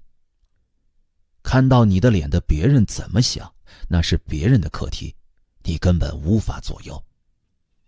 哎呀，道理是明白，理性上也可以接受，但是感性上无法接受这种蛮横的论调。那么，请你从别人的角度考虑一下。假设有人正苦恼于公司的人际关系，有一个毫不讲理的上司，一遇到事情呢就大发雷霆，无论你怎么努力，他都不给予认可，甚至都不好好听你说话。我的上司就是这样的人。但是呢，要想获得这个上司的认可，你最先应该想到的，或许就是工作吧。但工作呢，并不是用来讨公司同事欢心的事情。上司讨厌你，而且毫无理由的讨厌你。如果是这样，你就没有必要主动去迎合他。按道理来讲是这样，但是对方可是自己的上司啊，如果被顶头上司疏远的话，那就无法工作了。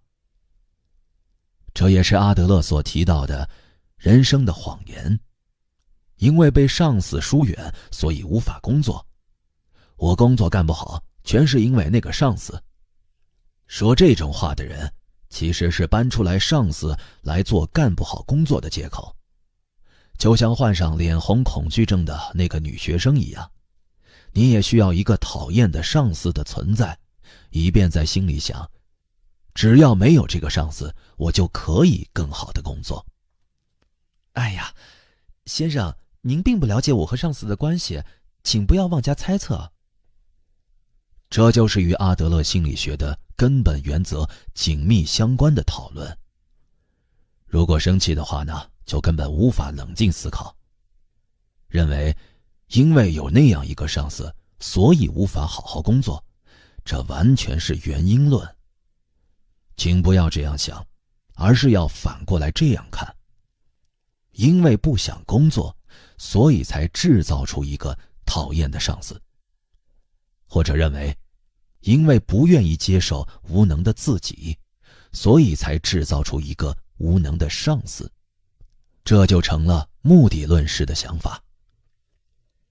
用先生您自己主张的目的论来看，也许是这样，但我的情况并不是这样。那么，假如你会进行课题分离，又会如何呢？也就是说，无论上司怎么蛮不讲理的乱发脾气，那都不是我的课题。毫不讲理这件事情，是上司自己应该处理的课题，既没必要去讨好，也没必要委曲求全。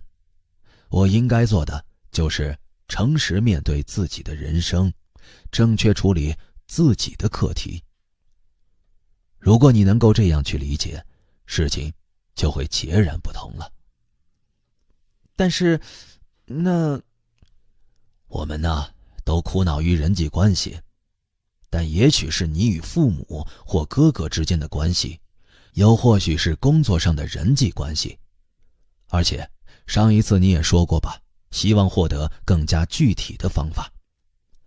我的建议呢是这样：首先要思考一下，这是谁的课题，然后进行课题分离。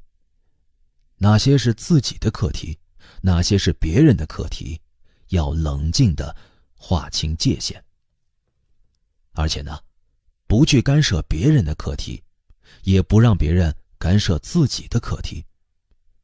这就是阿德勒心理学给出的具体，而且有可能彻底改变人际关系烦恼的，具有划时代意义的观点。是呀，先生，您之前说今天的议题是自由，这一点我渐渐看出来了呀。是的，我们马上就要说到自由了。砍断格尔迪奥斯绳结。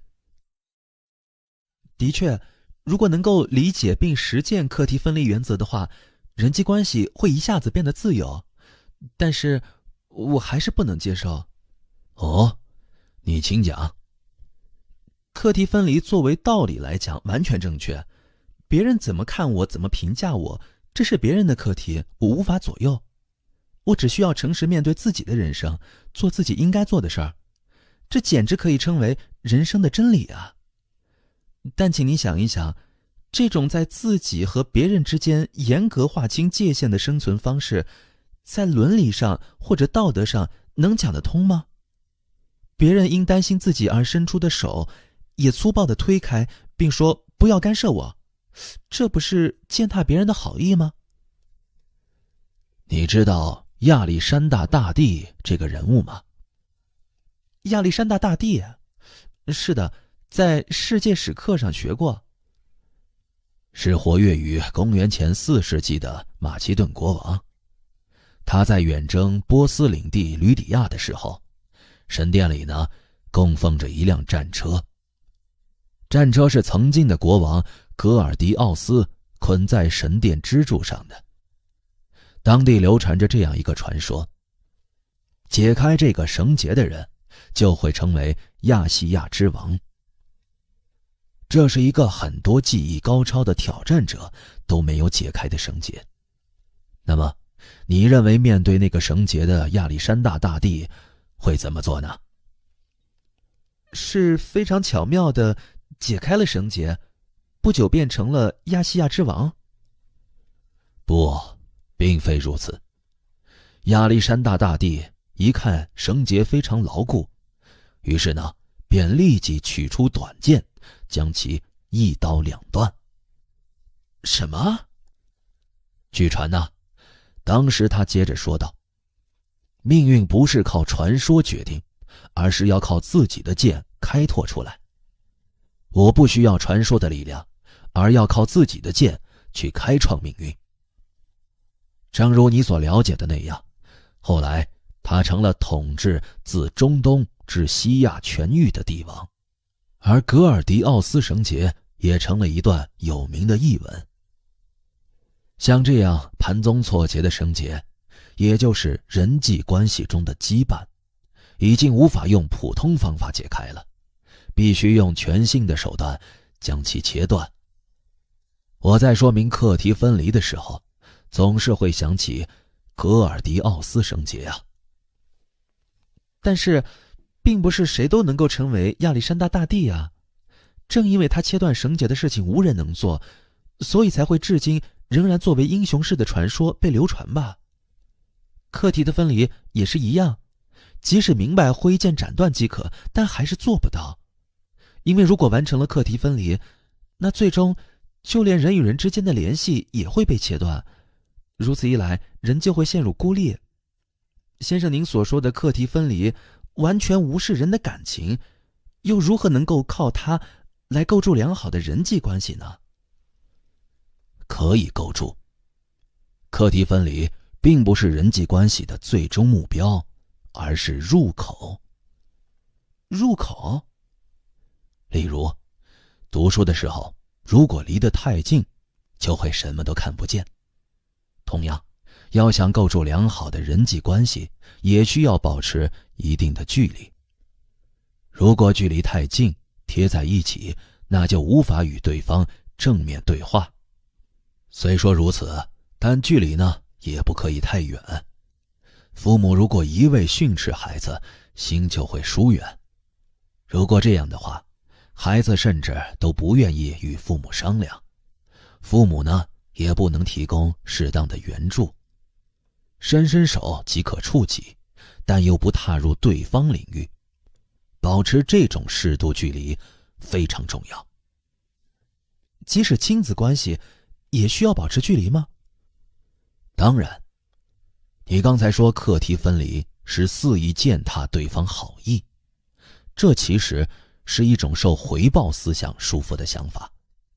也就是说，如果对方为自己做了什么，即使那不是自己所期望的事情，自己呢也必须给予报答。这其实并非是不辜负好意，而仅仅是受回报思想的束缚。无论对方做什么，决定自己应该如何做的，都应该是自己啊。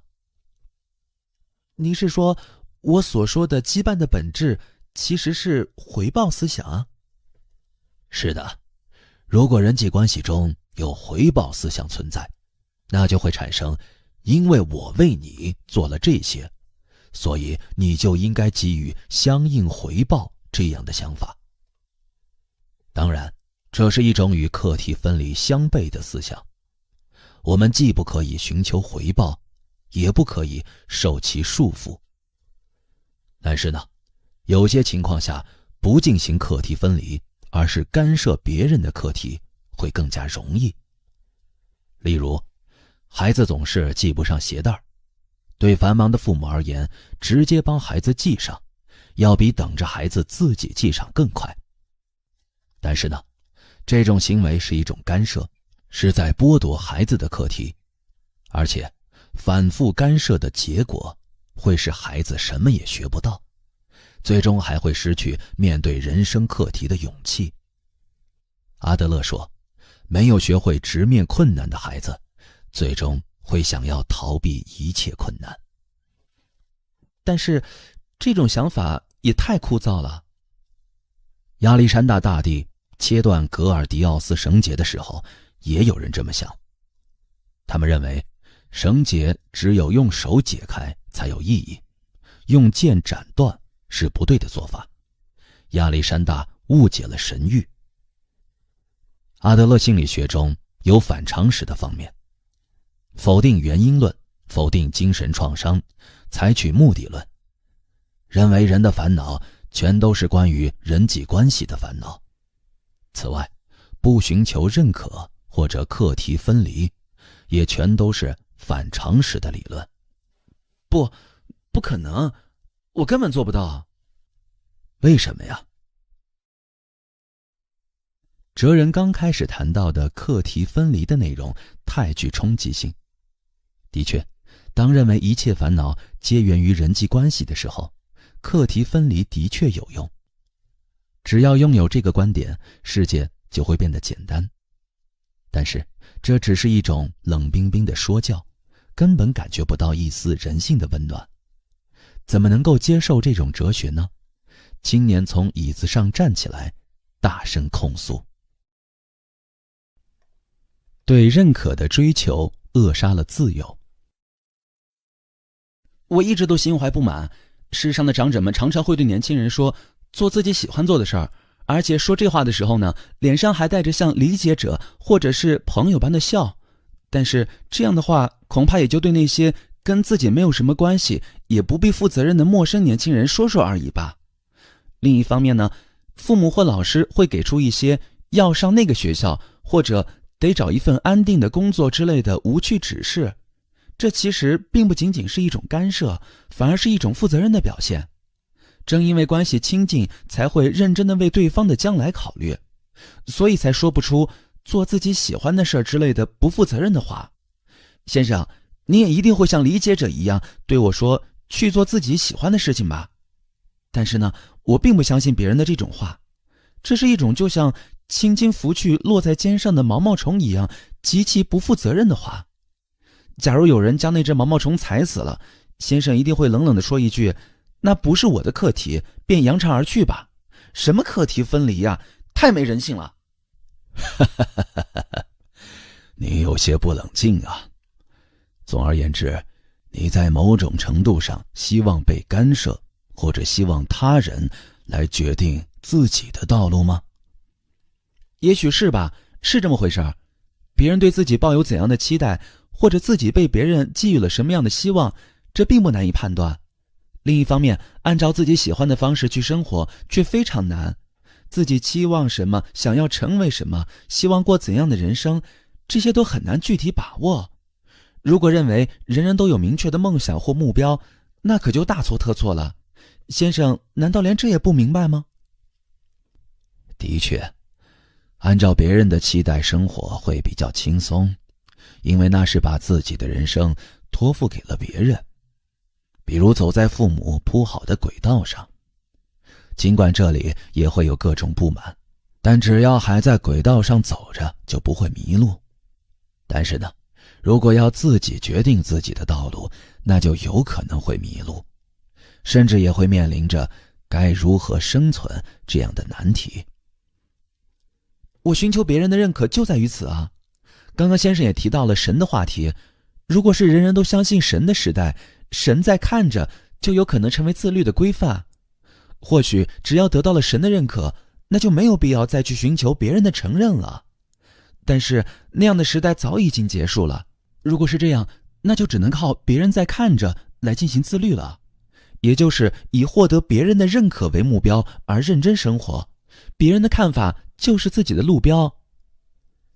是选择别人的认可，还是选择得不到认可的自由之路，这是非常重要的问题。咱们一起来思考一下。在意别人的视线，看着别人的脸色生活，为了满足别人的期望而活着，这或许的确能够成为一种人生路标，但这却是极其不自由的生活方式。那么，为什么要选择这种不自由的生活方式呢？你用了“认可欲求”这个词儿，总而言之，就是不想被任何人讨厌。哪里有想故意惹人厌的人呢？是的，的确没有希望惹人厌的人。但是呢，请你这样想，为了不被任何人厌恶，需要怎么做呢？答案只有一个，那就是时常看着别人的脸色，并发誓忠诚于任何人。如果周围有10个人，那就发誓忠诚于10个人。如果这样的话，暂时就可以不招任何人讨厌了。但是呢，此时有一个大矛盾在等着你。因为一心不想招人讨厌，所以就发誓忠诚于全部10个人。这就像陷入民粹主义的政治家一样，做不到的事情也承诺能做到，负不起的责任也一起包揽。当然，这种谎言不久后就会被拆穿，然后就会失去信用，使自己的人生更加痛苦。自然，继续撒谎的压力也超出想象。这一点呢，请你一定好好理解。为了满足别人的期望而活，以及把自己的人生托付给别人，这是一种对自己撒谎，也不断对周围人撒谎的生活方式啊。那么，您是说要以自我为中心，任性的活着吗？分离课题并不是以自我为中心，相反，干涉别人的课题才是以自我为中心的想法。父母强迫孩子学习，甚至对其人生规划或结婚对象指手画脚，这些都是以自我为中心的想法。那么，孩子可以不顾父母的意愿，任性的生活吗？没有任何理由不可以过自己喜欢的人生啊。哎呀，先生，您可既是虚无主义者，又是无政府主义者，同时还是享乐主义者呀，真是让人既吃惊又觉得可笑。选择了不自由生活方式的大人，看着自由活在当下的年轻人，就会批判其享乐主义。当然，这其实是为了让自己接受不自由生活，而捏造出的一种人生谎言。选择了真正自由的大人就不会说这种话，相反，还会鼓励年轻人要勇于争取自由。好吧，您最终还是说自由的问题吧。那么，我们就赶快进入正题吧。刚才几次提到了自由，那么先生认为的自由究竟是什么呢？我们又如何才能获得自由呢？自由就是被别人讨厌。你刚才承认不想被任何人讨厌，并且说想要故意招人讨厌的人根本没有。是的，我同意，也不希望被别人讨厌。没有人愿意故意招人厌，这可以说是一种非常敏锐的洞察，是普遍欲求。虽说如此啊，但不管我们怎么努力，都既会有讨厌我的人，也会有讨厌你的人，这也是事实。当你被别人讨厌的时候，或者感觉可能被人讨厌的时候，有什么感觉呢？那当然是很痛苦啊，会非常自责，并耿耿于怀地冥思苦想，为什么会招人讨厌，自己的言行哪里不对，以后该如何改进待人接物的方式等。不想被别人讨厌，这对人而言是非常自然的欲望和冲动。近代哲学巨人康德把这种欲望称作倾向性。倾向性？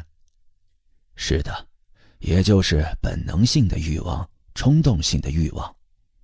那么，按照这种倾向性，也就是按照欲望或冲动去生活，像自斜坡上滚下来的石头一样生活，这是不是自由呢？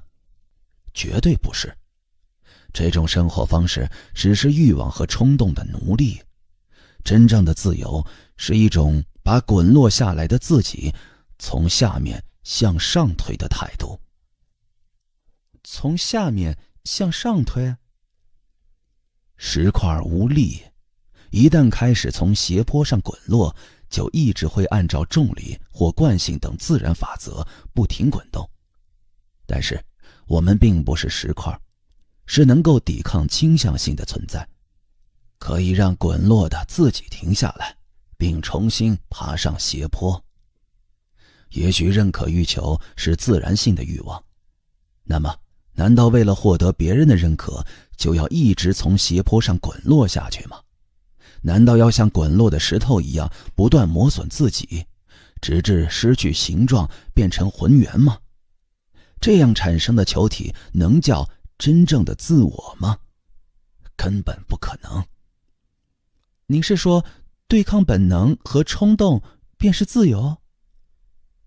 就像我前面反复提到的那样，阿德勒心理学认为一切烦恼皆源于人际关系，也就是说，我们都在追求从人际关系中解放出来的自由。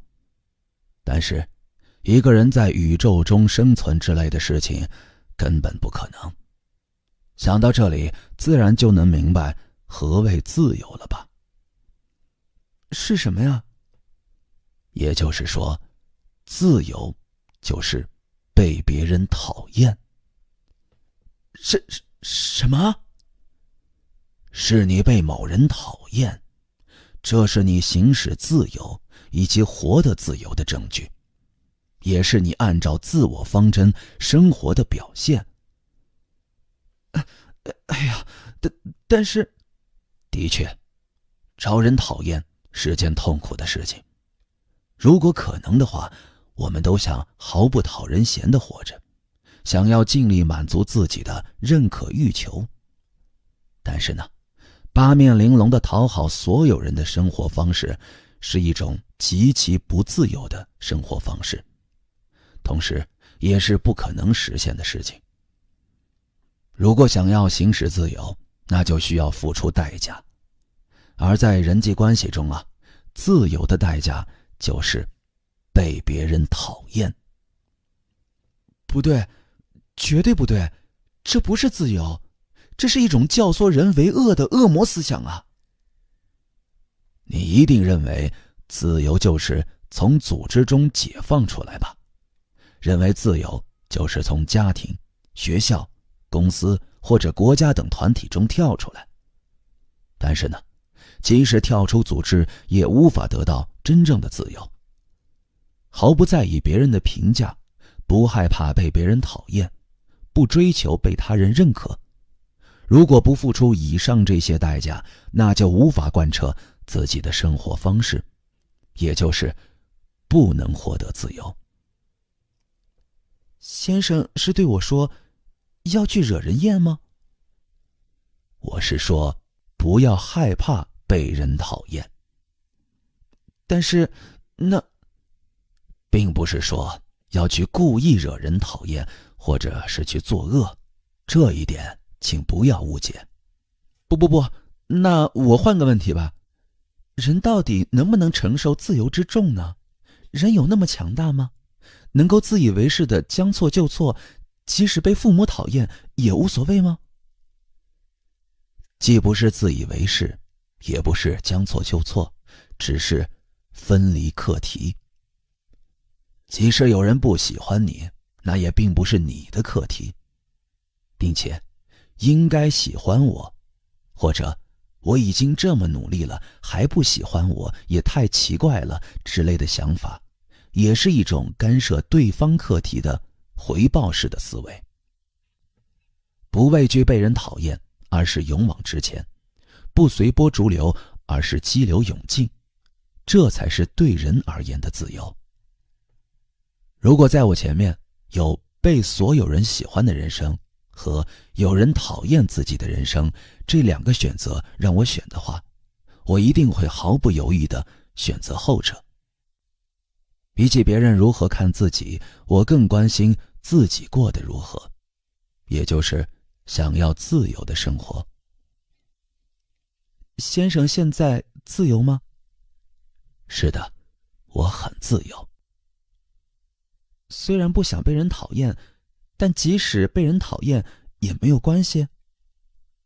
是啊，不想被人讨厌，也许是我的课题，但是否讨厌我，却是别人的课题。即使有人不喜欢我，我也不能去干涉。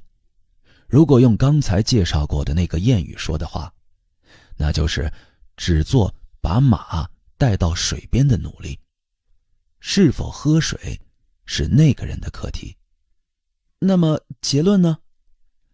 获得幸福的勇气也包括被讨厌的勇气。一旦拥有了这种勇气，你的人际关系也会一下子变得轻松起来。人际关系王牌握在你自己手里。但是我真没想到来到哲学家的房间会听到被人讨厌之类的话题。我也知道这个话题不太容易理解消化它需要一定的时间。今天如果继续谈论下去，恐怕你也无法接受了。那么关于课题分离，最后我再说一件我自己的事情，以此作为今天的结束吧。好的。这也是我和父母之间关系的事情。我自幼就与父亲关系不好，几乎从未进行过真正的对话。我20多岁的时候，母亲去世了。之后呢，我与父亲的关系就更加恶化。对，这种情况一直持续到我邂逅阿德勒心理学，并理解了阿德勒思想。您和父亲的关系为什么不好呢？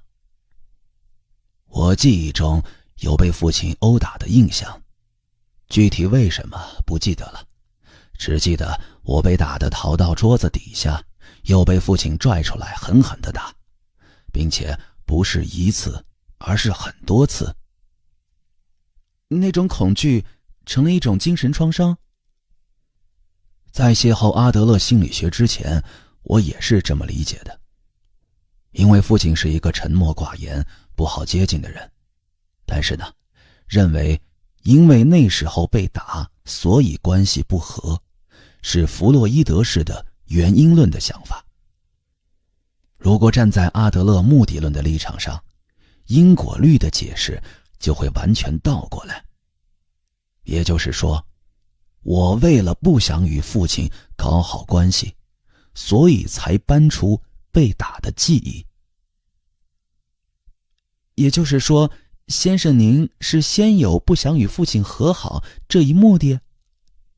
是的，对我来说，不修复与父亲之间的关系更合适。因为如果自己的人生不顺利，就可以归咎于父亲。这其中有对我来说的善，也许还有对封建的父亲的报复。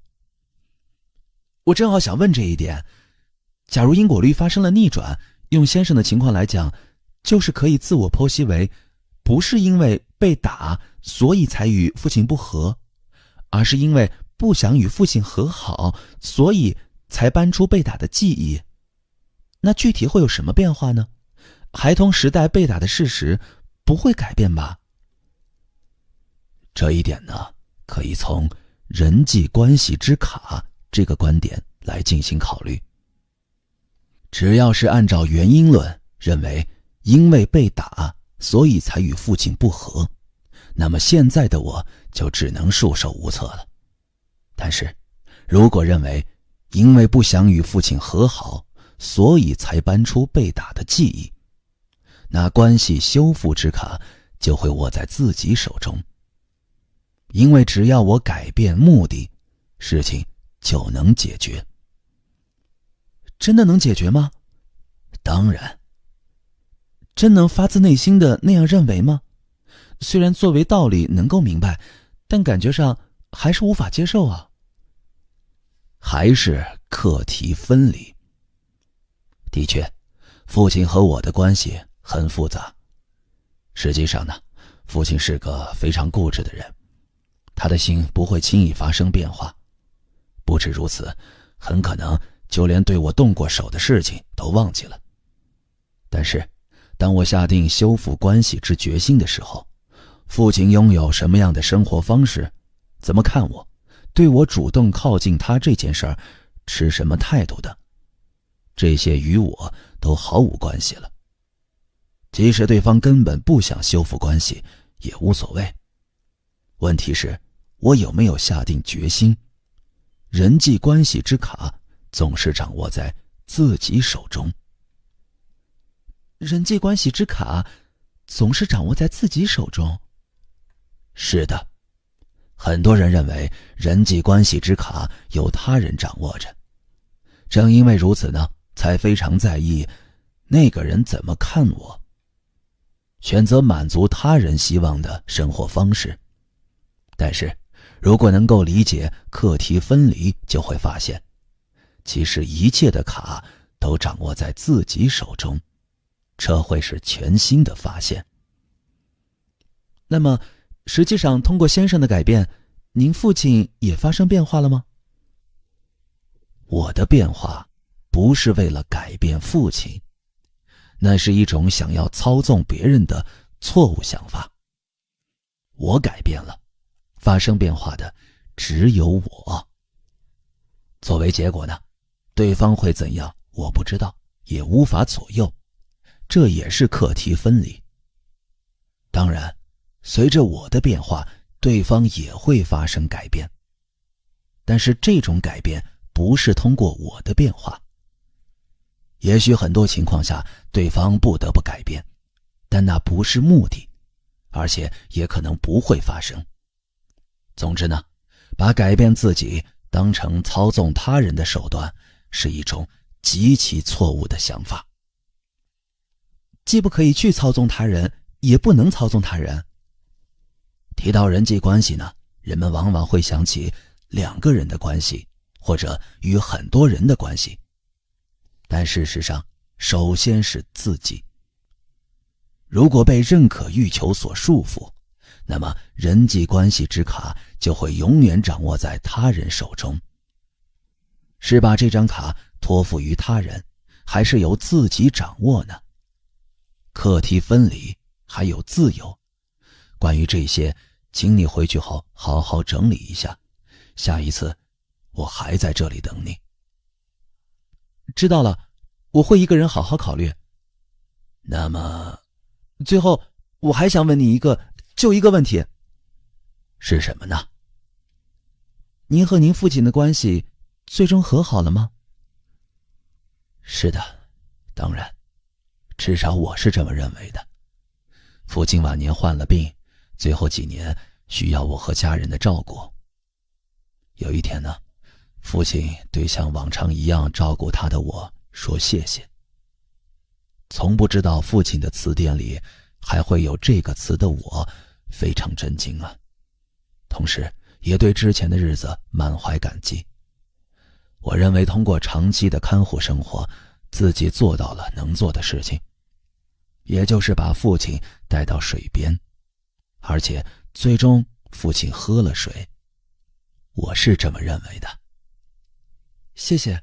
那么下次这个时间我再来拜访。今天很愉快，谢谢你。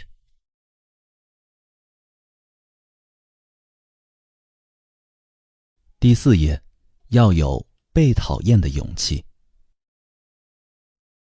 差点就被骗了。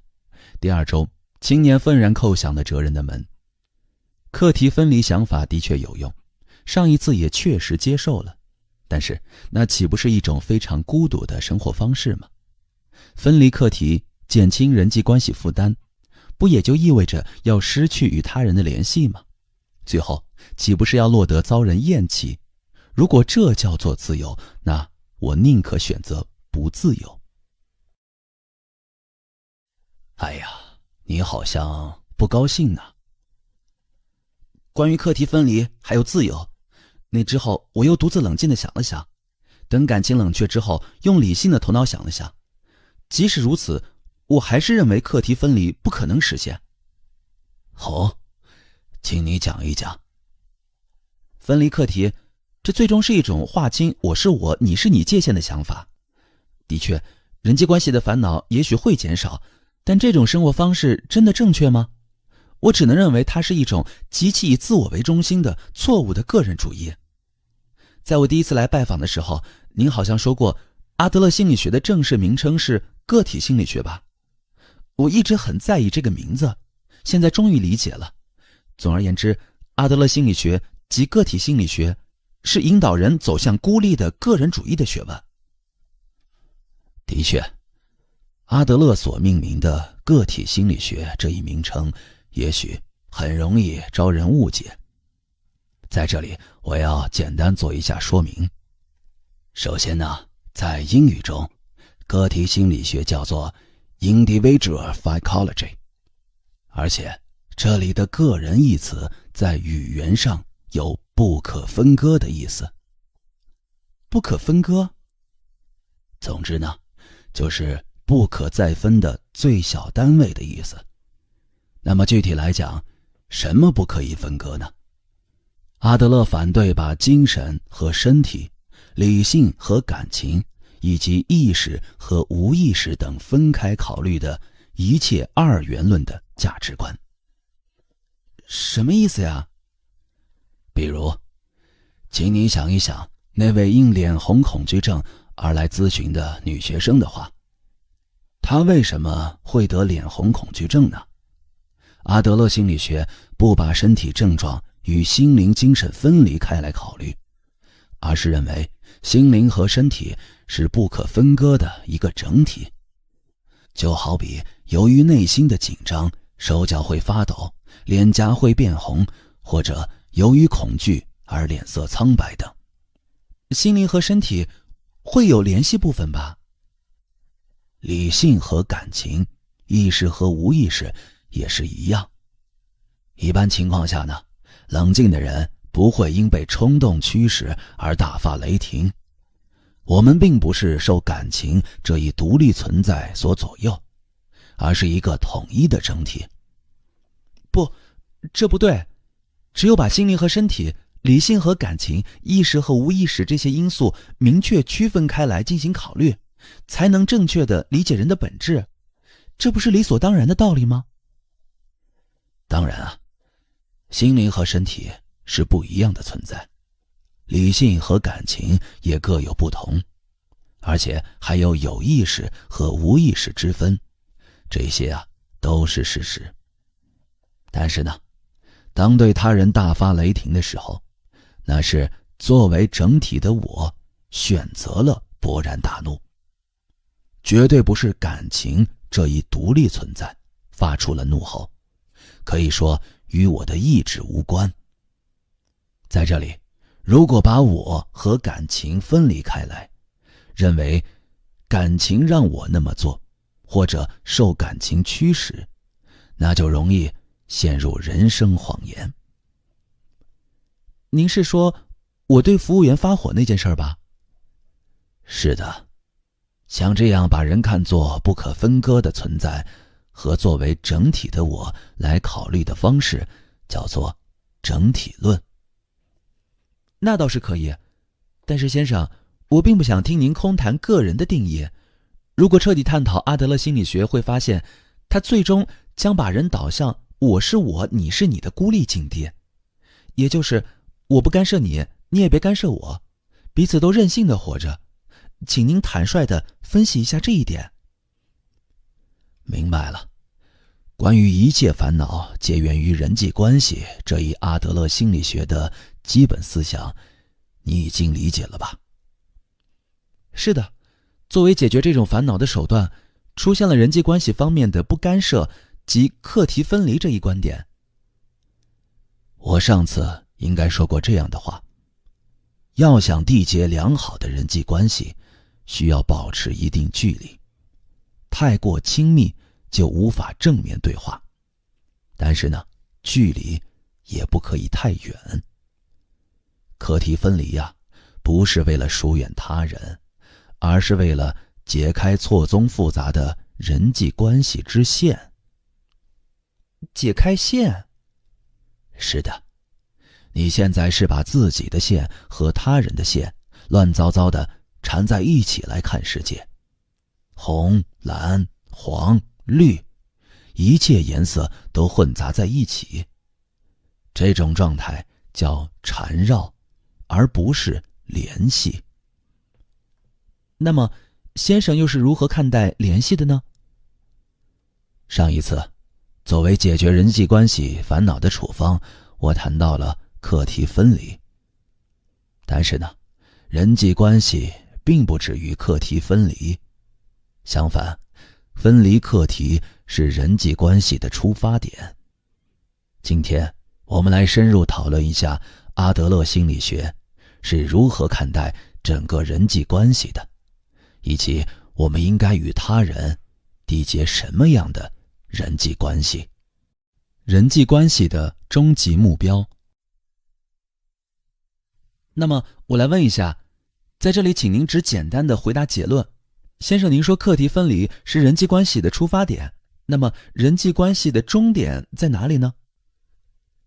如果只回答结论的话，那就是共同体感觉。共同体感觉？是的，这是阿德勒心理学的关键概念，也是争议最大的地方。事实上呢，当阿德勒提出共同体感觉这一概念的时候，好多人都离他而去了。好像很有意思呀。那么，那是怎样的概念呢？上次说到过，是把别人看成敌人还是看成伙伴这个话题吧。在这里，我们再深入考虑一下。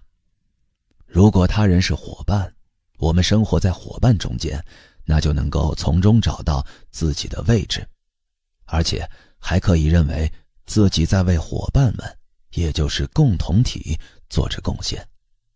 像这样把他人看作伙伴，并能够从中感到自己有位置的状态，就叫做共同体感觉。究竟哪里是重点呢？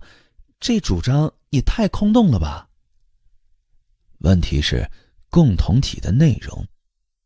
你听到共同体这个词会有什么印象呢？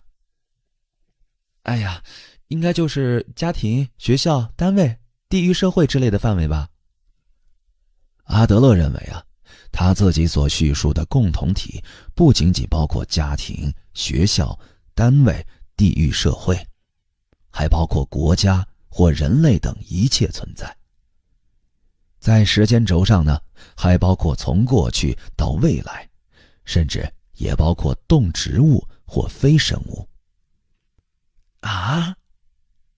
也就是主张共同体并不是我们普遍印象中的共同体概念所指的既有范围，而是包括了从过去到未来，甚至包括宇宙整体在内的一切。不，根本弄不懂是什么意思啊！宇宙、过去或未来，您究竟在说什么呢？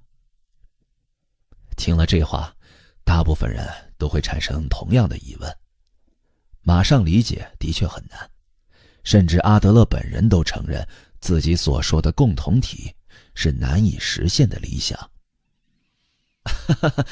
这就麻烦了呀。那么我反过来问问您，先生，您能够彻底理解并接受这种甚至包括了宇宙整体的共同体感觉吗？我认为是，而且我甚至认为，如果不理解这一点，就无法理解阿德勒心理学。就像我一直说的那样，阿德勒心理学认为一切烦恼皆源于人际关系，不幸之源也在于人际关系。反过来说，就是幸福之源也在于人际关系。的确，共同体感觉是幸福的人际关系的最重要的指标。愿闻其详。在英语中呢，共同体感觉叫做 social interest， 也就是对社会的关心。这里我要问你，你知道社会学上所讲的社会的最小单位是什么吗？社会的最小单位？是家庭吧？不对，是我和你。只要有两个人存在，就会产生社会，产生共同体。要想理解阿德勒所说的共同体感觉，首先可以以我和你为起点。以此为起点，怎么做呢？把对自己的执着变成对他人的关心。对自己的执着，对他人的关心，这又是什么呢？拼命寻求认可，反而是以自我为中心吗？那么，具体考虑一下吧。这里我们把对自己的执着这个词儿换成更容易理解的以自我为中心。在你印象中，以自我为中心的人是什么样的人呢？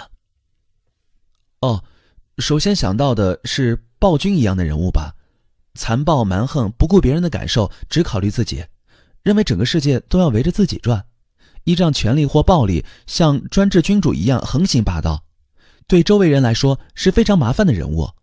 莎士比亚戏剧中的李尔王等就是典型的暴君类型。的确如此。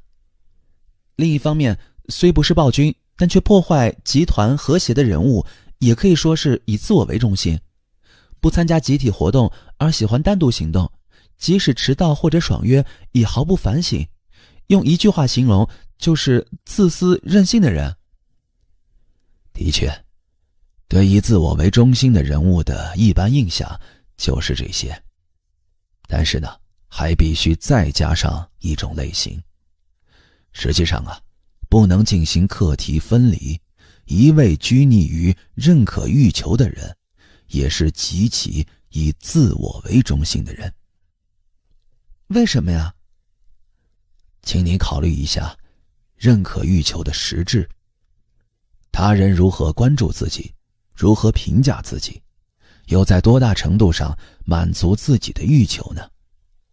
受这种认可欲求束缚的人，看似在看着他人，但实际上眼里却只有自己。失去了对他人的关心，而只关心我，也就是以自我为中心。那么也就是说，像我这样非常在意别人评价的人，也是以自我为中心吗？虽然如此，竭尽全力的在迎合他人。是的，在只关心我这个意义上来讲，是以自我为中心。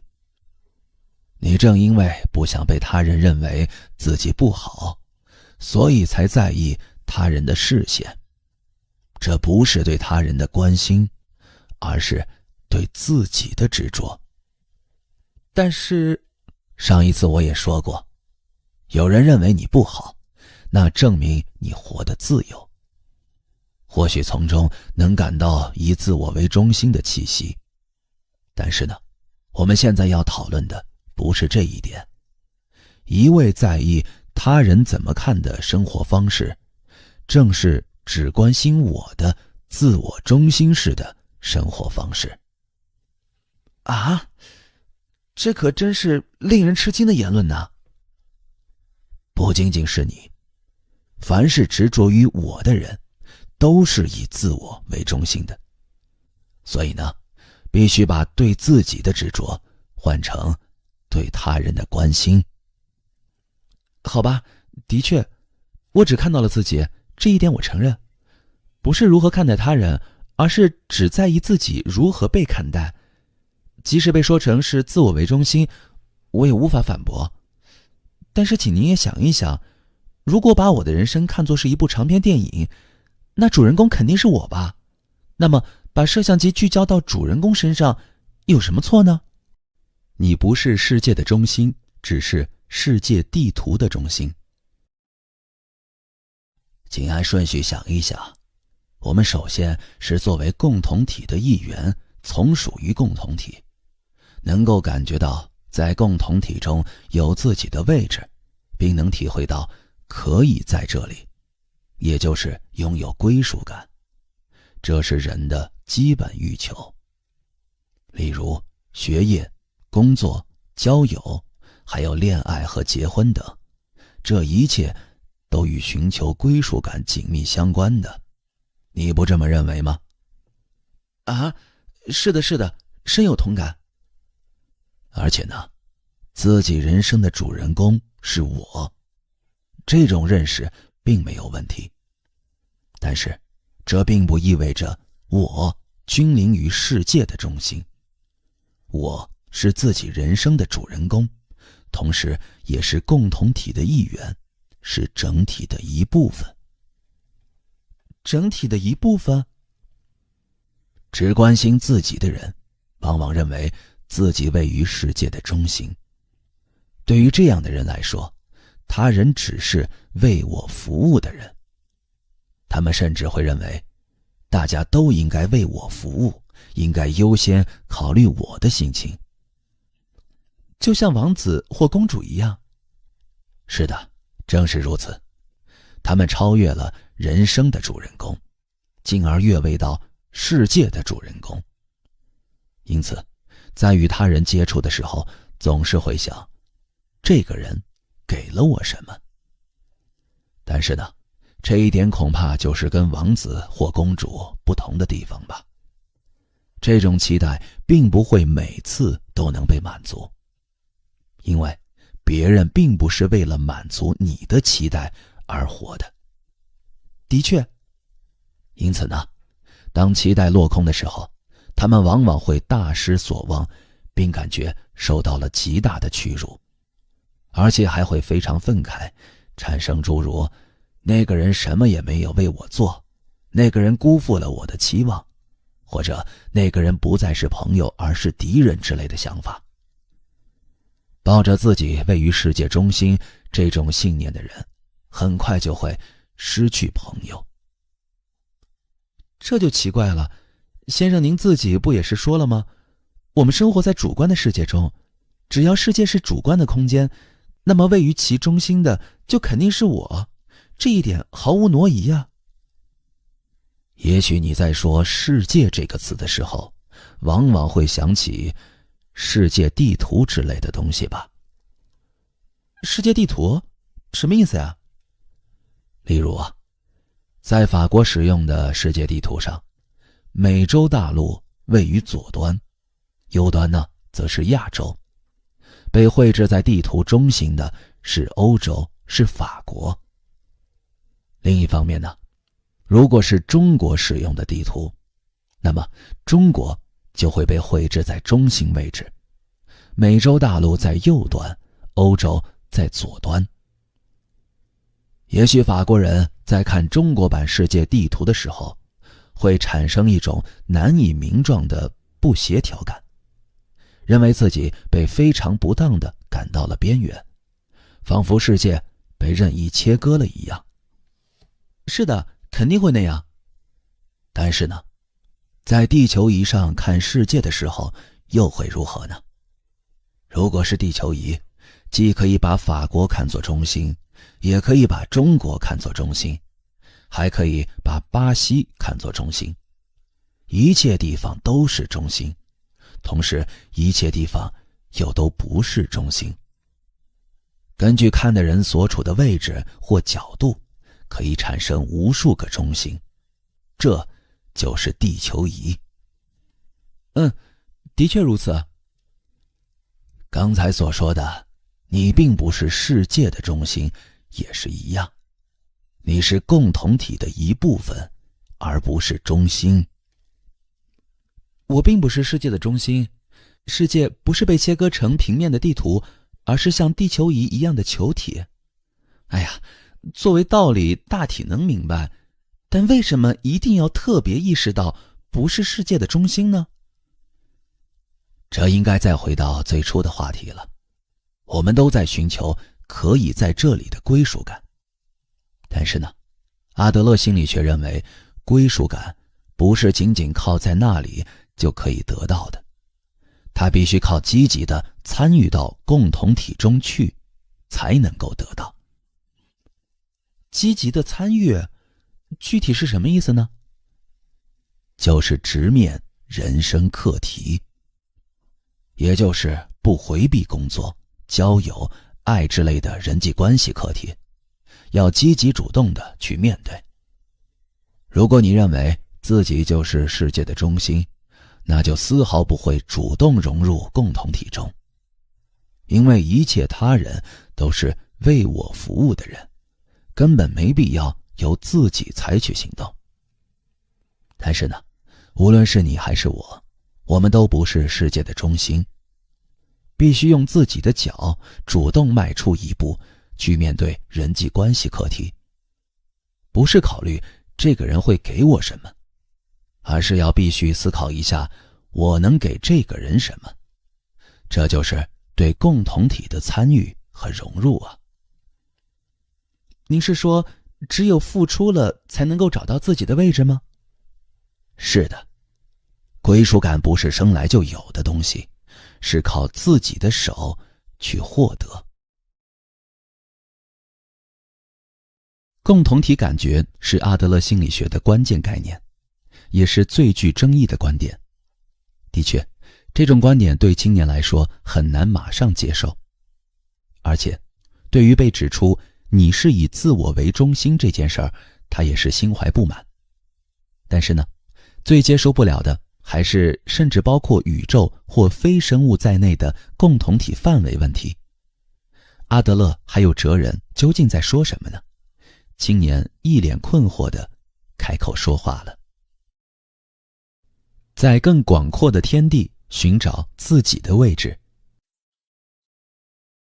哎呀，越来越不明白了，请让我整理一下。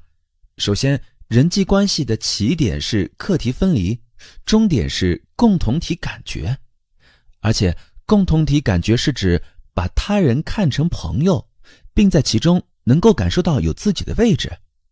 这些都还容易理解，也能够接受，但是细节部分呢，还是无法接受啊。例如，其中的共同体扩展到了宇宙整体，还包括了过去和未来，甚至从生物到非生物，这是什么意思呢？如果按照字面意思，把阿德勒所说的共同体概念想象成实际的宇宙或非生物的话，那就会很难理解。当前我们可以理解成共同体范围无限大。无限大？例如啊，有人一旦退休便立即没了精神，被从公司这个共同体中分离出来，失去了头衔，失去了名片，成了无名的平凡人，也就是变得普通了。有人呢，接受不了这一变化，就会一下子衰老。但是呢，这只不过是从公司这个小的共同体中被分离出来而已。任何人都还属于别的共同体，因为无论怎样，我们的一切都属于地球这个共同体，属于宇宙这个共同体呀。这只不过是诡辩而已。突然听到有人告诉自己你属于宇宙，这到底能带来什么归属感呢？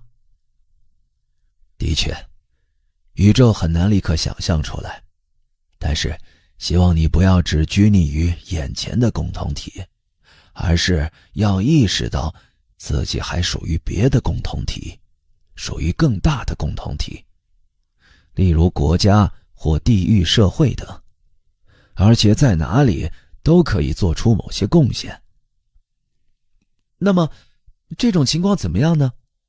假设有一个人既没有结婚，也还没有工作，没有朋友，且不与任何人交往，仅靠父母的遗产生活，他逃避工作课题、交友课题和爱的课题等一切人生课题，可以说这样的人也属于某种共同体吗？当然，假如他要买一片面包，相应的要支付一枚硬币，这枚被支付的硬币不仅可以联系到面包店的工作人员，还可以联系到小麦或黄油的生产者，亦或是运输这些物品的流通行业的工作人员，销售汽油的从业人员，还有产油国的人们等。这一切都可以说环环相扣，紧密相连，人绝不会也不可能离开共同体独自生活。您是说要在买面包的时候空想这么多？不是空想，这是事实。阿德勒所说的共同体不仅包括家庭或公司等看得见的存在，也包括那些看不见的联系。先生，您正逃避在抽象论中，现在的重点问题是可以在这里这样的归属感，而在归属感这一意义上，也多为能够看得见的共同体，这一点您承认吧？例如，在拿公司这个共同体和地球这个共同体相比较的时候，我是这个公司的一员，这种归属感会更强。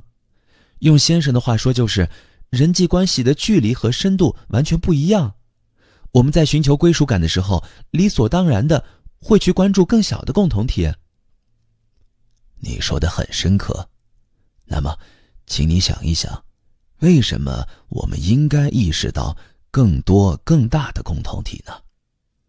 我还要重复一下，我们都属于多个共同体，属于家庭，属于学校，属于企业，属于地域社会，属于国家等，这一点你同意吧？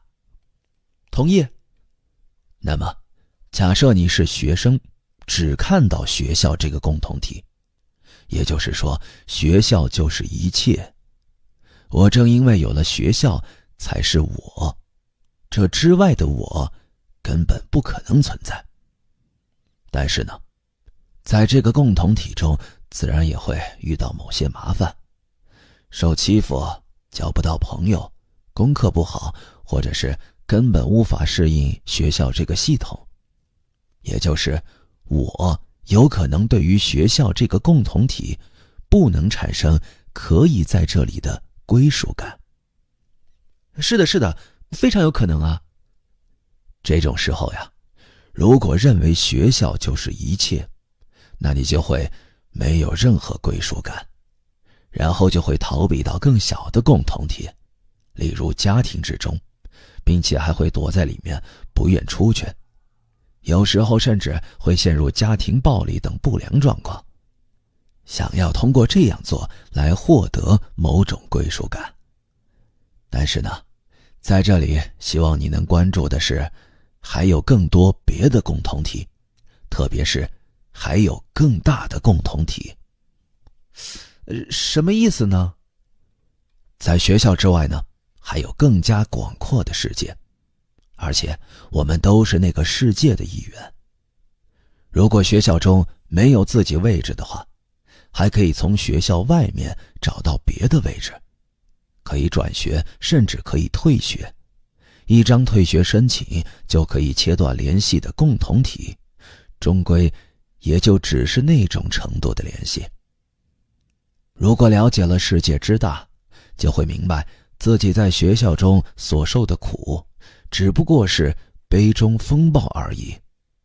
只要跳出杯子，猛烈的风暴也会变成微风。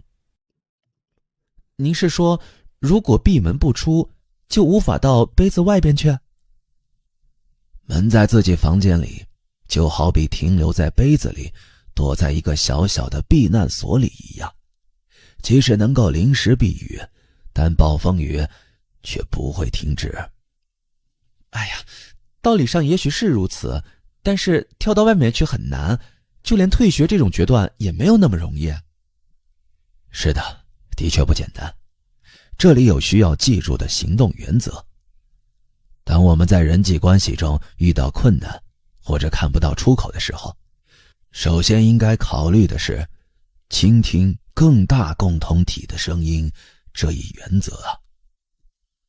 更大共同体的声音？如果是学校呢，那就不要用学校这个共同体的常识，也就是共通感觉来判断事物，而要遵从更大共同体的常识。假设在你的学校，教师是绝对的权力主导者，但那种权力或权威只是通用于学校这个小的共同体的一种常识，其他什么都不是。如果按照人的社会这个共同体来考虑的话，你和教师都是平等的人。如果被提出不合理的要求，那就可以正面拒绝。但是与眼前的老师唱反调应该相当困难吧？不，这也可以拿我和你的关系来进行说明。如果是因为你的反对就能崩塌的关系，那么这种关系从一开始就没必要缔结，由自己主动舍弃也无所谓。活在害怕关系破裂的恐惧之中，那是为他人而活的一种不自由的生活方式啊。您是说，既要拥有共同体的感觉，又要选择自由吗？当然，没必要固执于眼前的小共同体，更多其他的我和你，更多其他的大家，更多大的共同体一定存在。批评不好，表扬也不行吗？哎呀，好吧，但是您注意到了吗？先生您并没有说到关键问题，也就是从课题分离到共同体感觉发展的路线。首先是分离课题，我的课题就到这里，从这里开始属于他人的课题，划清界限，我不去干涉别人的课题，也不让别人干涉我的课题。那么如何从这种课题分离中建立人际关系，最终形成可以在这里的共同体感觉呢？阿德勒心理学认为，该如何去完成工作、交友、爱之类的人生课题呢？这些问题您始终没有具体谈，只是用抽象的语言蒙混过去了。是的，重要的就是这里。分离课题如何带来良好的关系，也就是如何才能形成相互协调与合作的关系呢？这里就需要提到横向关系这个概念。横向关系？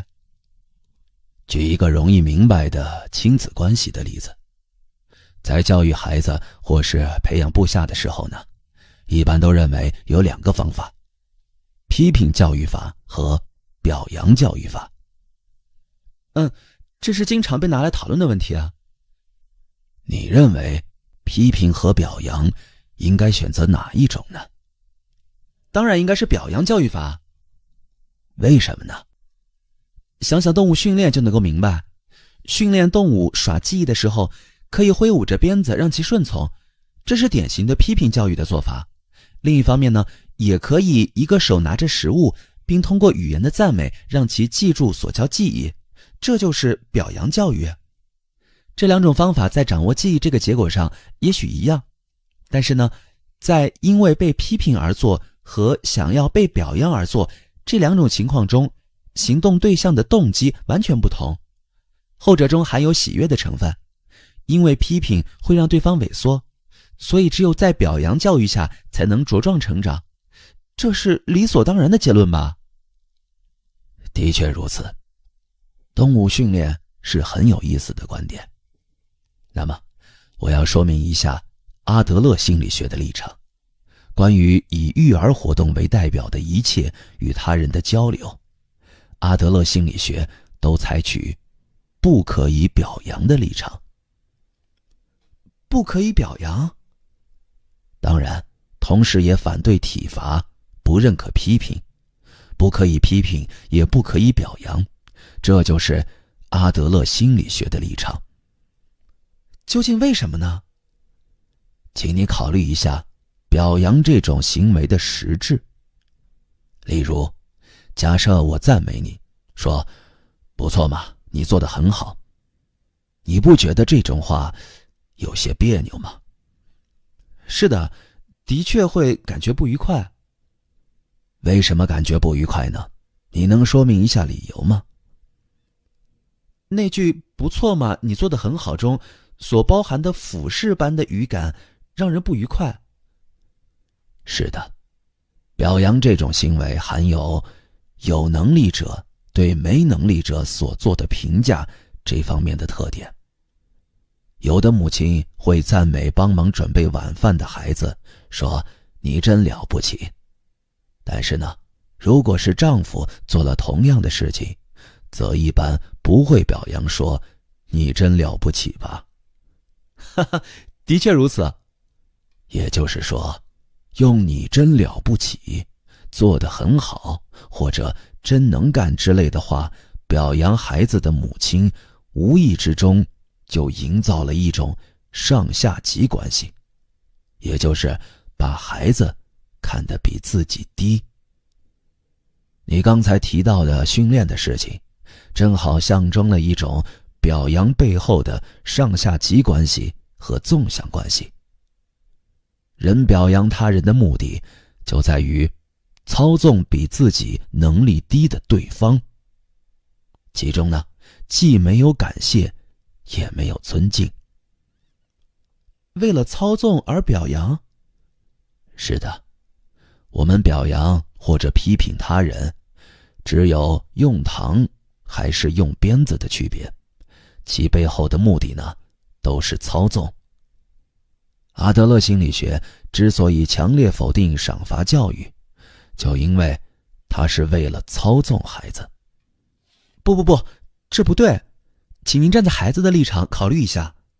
对孩子来说，被父母表扬是无上的喜悦吧？正因为希望得到表扬，才努力学习，才好好表现。实际上呢，我在小时候就非常希望得到父母的表扬，长大之后也是一样。如果得到了上司的表扬，就会很高兴。这是一种不关乎理论的本能的感情啊。希望被别人表扬，或者反过来想要去表扬别人，这是一种把一切人际关系都理解为纵向关系的证明。你也是因为生活在纵向关系中，所以才希望得到表扬。阿德勒心理学反对一切纵向关系，提倡把所有的人际关系都看作横向关系。在某种意义上，这可以说是阿德勒心理学的基本原理。这可以表达为虽不同但平等吗？是的，是平等即横向关系。例如，有些男人会骂家庭主妇又不挣钱，或者是谁养着你啊之类的话。也听到过有人说，钱随便你花，还有什么不满的呀？像这种话，这都是多么无情的话呀！经济地位跟人的价值毫无关系，公司职员和家庭主妇只是劳动场所和任务不同，完全是虽不同但平等。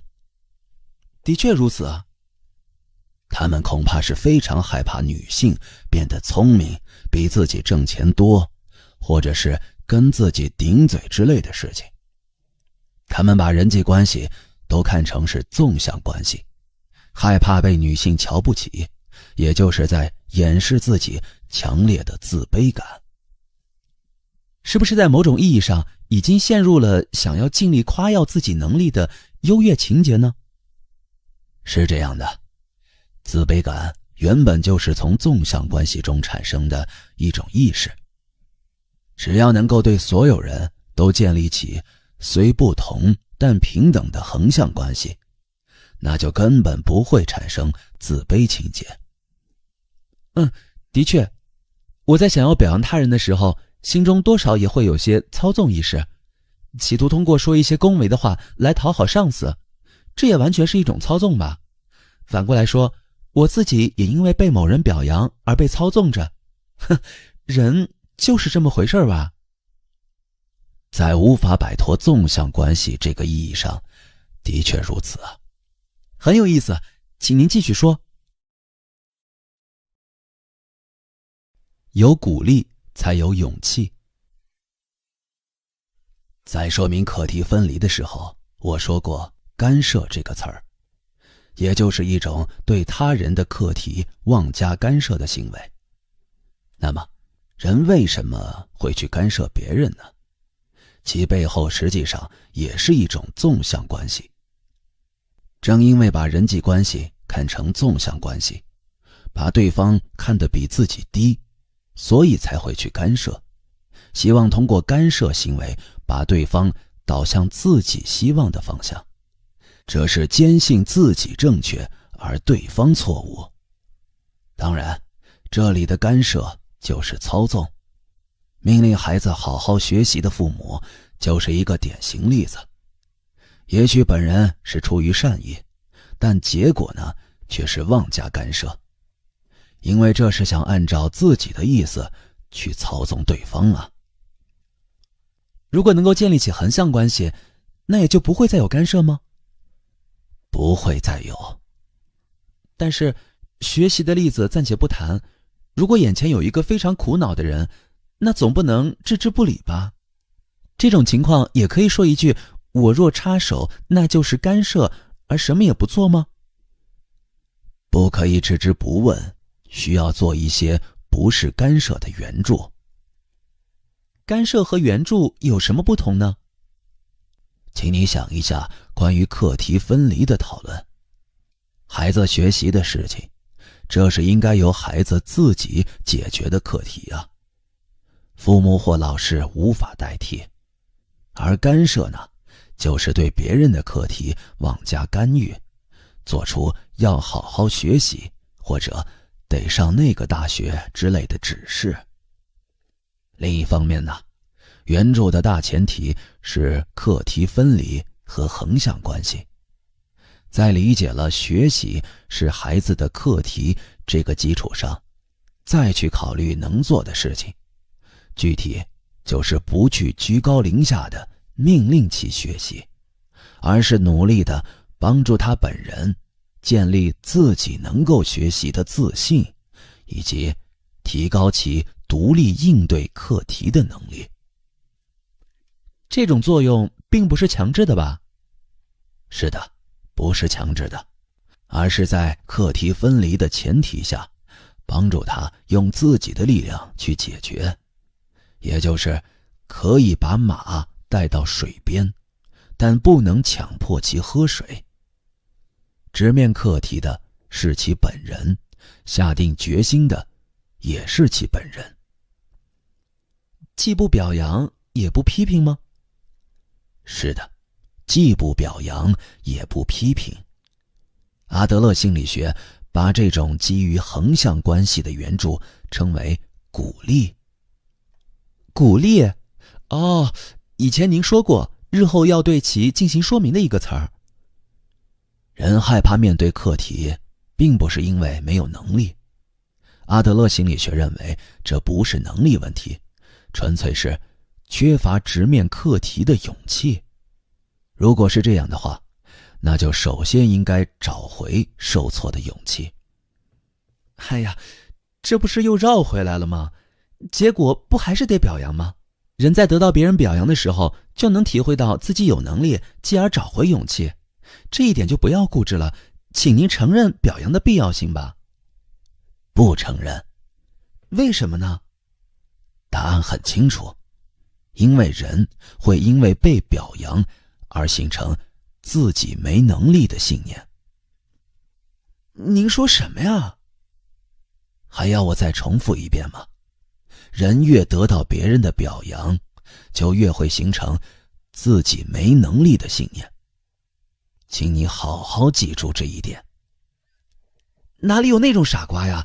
正相反吧，只有得到了表扬，才会感觉自己有能力，这不是理所当然的吗？不对，假如你会因为得到表扬而感到喜悦，那就等于是从属于纵向关系和承认自己没能力。因为表扬是有能力的人对没能力的人所做出的评价。但是这还是难以接受啊。如果以获得表扬为目的，那最终就会选择迎合他人价值观的生活方式。你不就一直因为按照父母的期待生活而感到厌烦吗？哎呀，这个嘛，首先应该进行课题分离，然后应该在接受双方差异的同时，建立平等的横向关系。鼓励呢，则是这种基础之上的一种方法。有价值就有勇气。那么具体应该如何鼓励呢？既不能表扬也不能批评，其他还有什么话可以选择吗？如果考虑一下平等的伙伴给你提供工作帮助的时候，答案自然就出来了。例如，当朋友帮助你打扫房间的时候，你会说什么呢？应该会说谢谢。是的，用谢谢来对帮助自己的伙伴表示感谢，或者用我很高兴之类的话来传达自己真实的喜悦，用帮了大忙了来表示感谢。这就是基于横向关系的鼓励法。仅此而已吗？是的，最重要的是不评价他人。评价性的语言是基于纵向关系的语言，如果能够建立起横向关系，那自然就会说出一些更加真诚的表示感谢、尊敬或者喜悦的话。您所说的评价基于纵向关系这一点的确是事实，但是谢谢这句话真的具有能够助人找回勇气的力量吗？即使是基于纵向关系的语言，我认为还是得到表扬更令人高兴。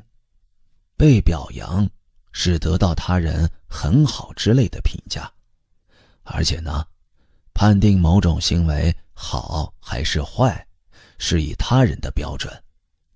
如果希望得到表扬，那就只能迎合他人的标准，妨碍自己的自由。另一方面，谢谢不是一种评价，而是更加纯粹的感谢之词。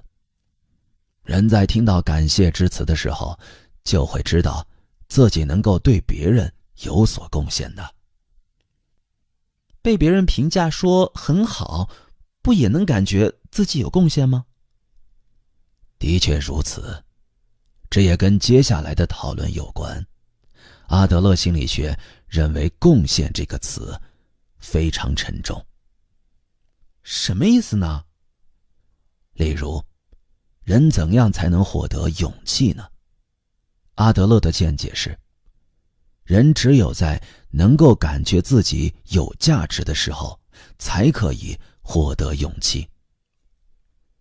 在能够感觉自己有价值的时候？我们在讨论自卑感的时候，不是说过这是主观价值问题吗？是认为自己有价值，还是认为自己是没有价值的存在呢？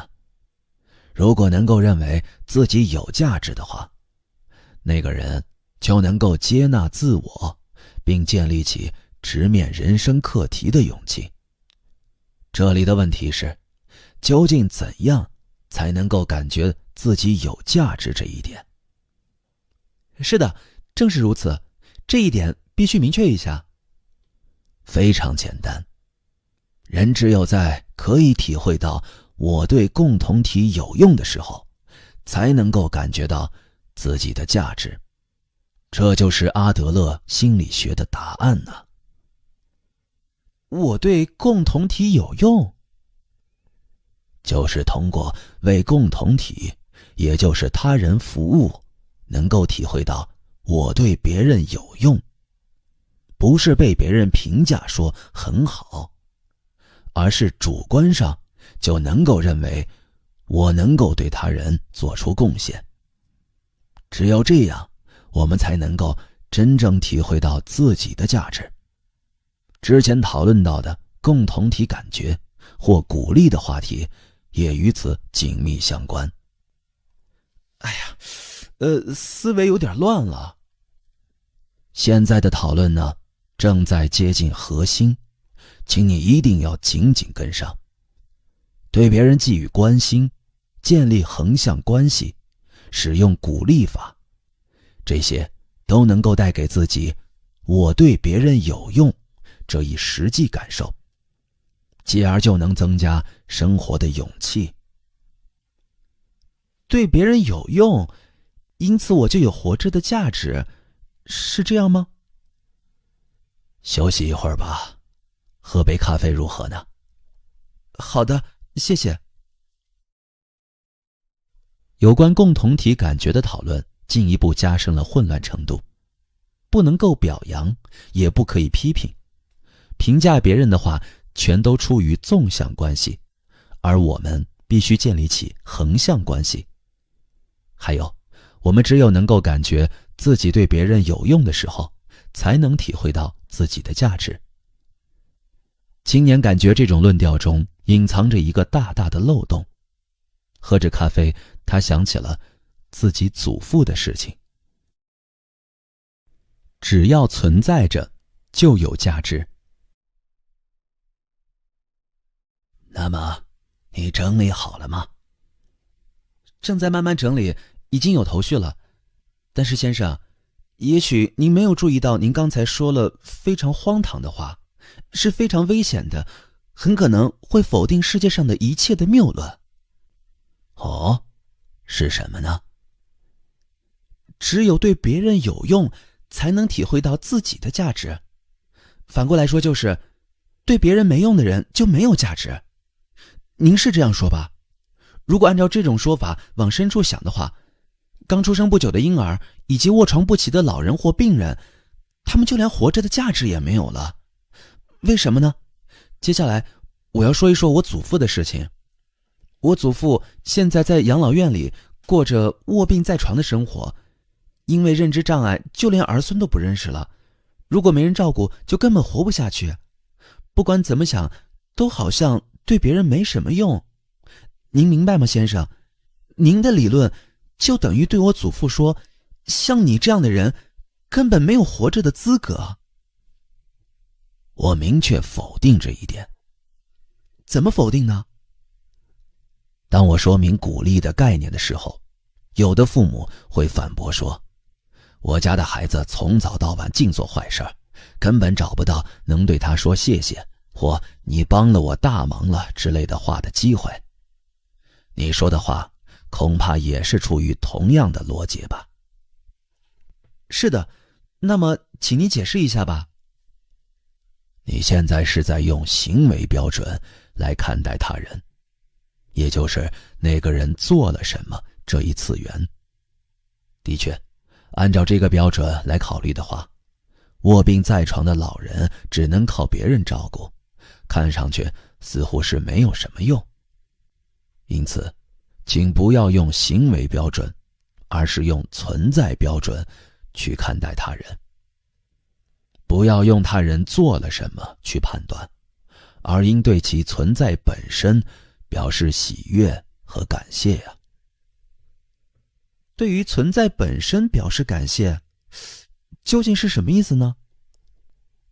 如果按照存在标准来考虑的话，我们仅仅因为存在于这里，就已经对他人有用、有价值了，这是不容怀疑的事实。不，希望您开玩笑也得有个度啊！仅仅存在于这里就对别人有用，这到底是哪里的新兴宗教呀？例如，假设你母亲遇到了交通事故，而且陷入昏迷，甚至有生命危险。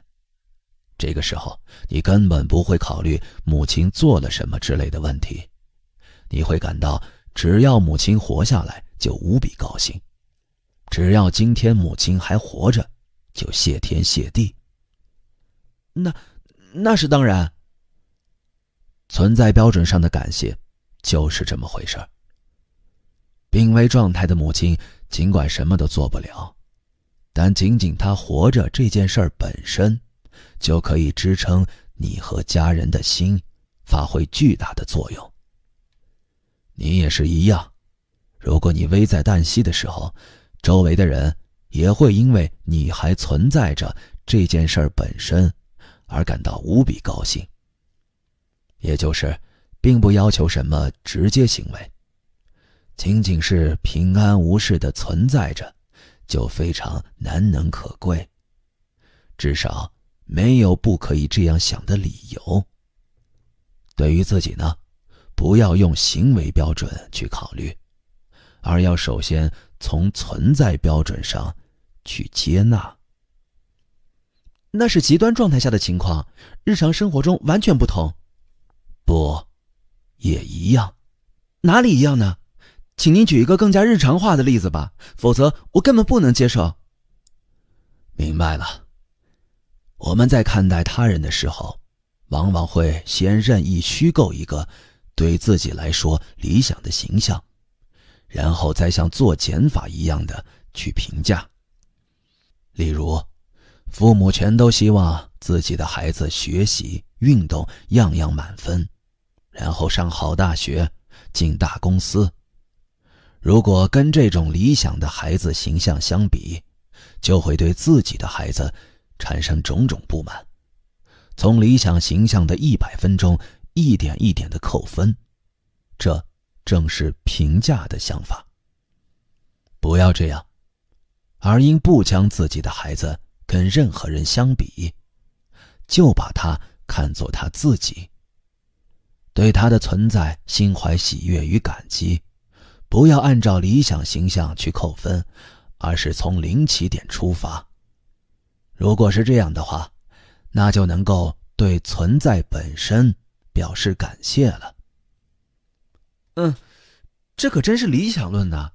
那么先生是说，即使对既不去上学也不去工作，整天只知道闷在家里的孩子，也要说谢谢吗？当然。例如，假设闲居在家的孩子吃完饭之后帮忙洗碗，如果说这种事儿就算了，快去上学吧，那就是按照理想的孩子的形象做减法运算的父母的话。如果这样做呢，那就会更加挫伤孩子的勇气。但是呢，如果能够真诚地说声谢谢的话，孩子也许就可以体会到自己的价值，进而迈出新的一步了。哎呀，这纯粹是一种伪善，这只是伪善者的胡说八道。先生所说的话，共同体感觉、横向关系、对存在本身的感谢，这些究竟谁能够做到呢？关于共同体感觉问题，也有人向阿德勒本人提出过同样的疑问。当时呢，阿德勒的回答是这样的：必须得有人开始，即使其他人不合作，那也跟你没关系。我的意见就是这样，应该由你来开始，不必去考虑他人是否合作。我的意见也完全相同。无论在哪里，都可以有平等的关系。由我开始吗？是的，不必去考虑他人是否合作。那么我再来问问您，先生，您说人只要活着就对别人有用，仅仅从活着就能体会到自己的价值，对吧？是的。但是这又怎么样呢？我活在这里，不是其他人的我活在这里，但是我却感觉不到自己的价值。为什么认为自己没有价值呢？你能用语言说明一下吗？还是先生所说的人际关系吧。从孩子时代到现在，我周围的人，特别是父母，经常把我说成是没出息的弟弟，根本不认可我。先生，您说价值是自己赋予自己的东西，但是这种话只是纸上谈兵式的空论。例如，我在图书馆做的工作，也就是把还回来的书分类归价之类的事情，这是只要熟悉了就谁都能做的杂物。假如没有了我，还有很多人可以做，我只不过是被要求提供简单的劳动力。劳动的无论是我还是其他什么人，亦或是机器，这都没关系，没有一个人需要这个我。在这种状态下，也可以对自己拥有自信吗？也能够感觉到自己是有价值的吗？从阿德勒心理学来看，答案非常简单。首先，与他人之间呢，只有一方面也可以，要建立起横向关系来，要从这里开始。请您不要小瞧我，我也有朋友，与他们之间就能够建立起来很好的横向关系。虽说如此，您与父母或上司，还有后辈或其他人之间建立的是纵向关系吧？当然，这要区别对待，谁都是如此吧？这是非常重要的一点。是建立纵向关系，还是建立横向关系呢？这是生活方式问题。人还没有灵活到可以随机应变地分别使用自己的生活方式，主要是不可能与这个人平等，因为与这个人是上下级关系。您是说，在纵向关系和横向关系中只能选择一种吗？是的，如果你去与某人建立起了纵向关系，那你就会不自觉地从纵向去把握所有的人际关系。您是说，我甚至对朋友也用纵向关系去理解吗？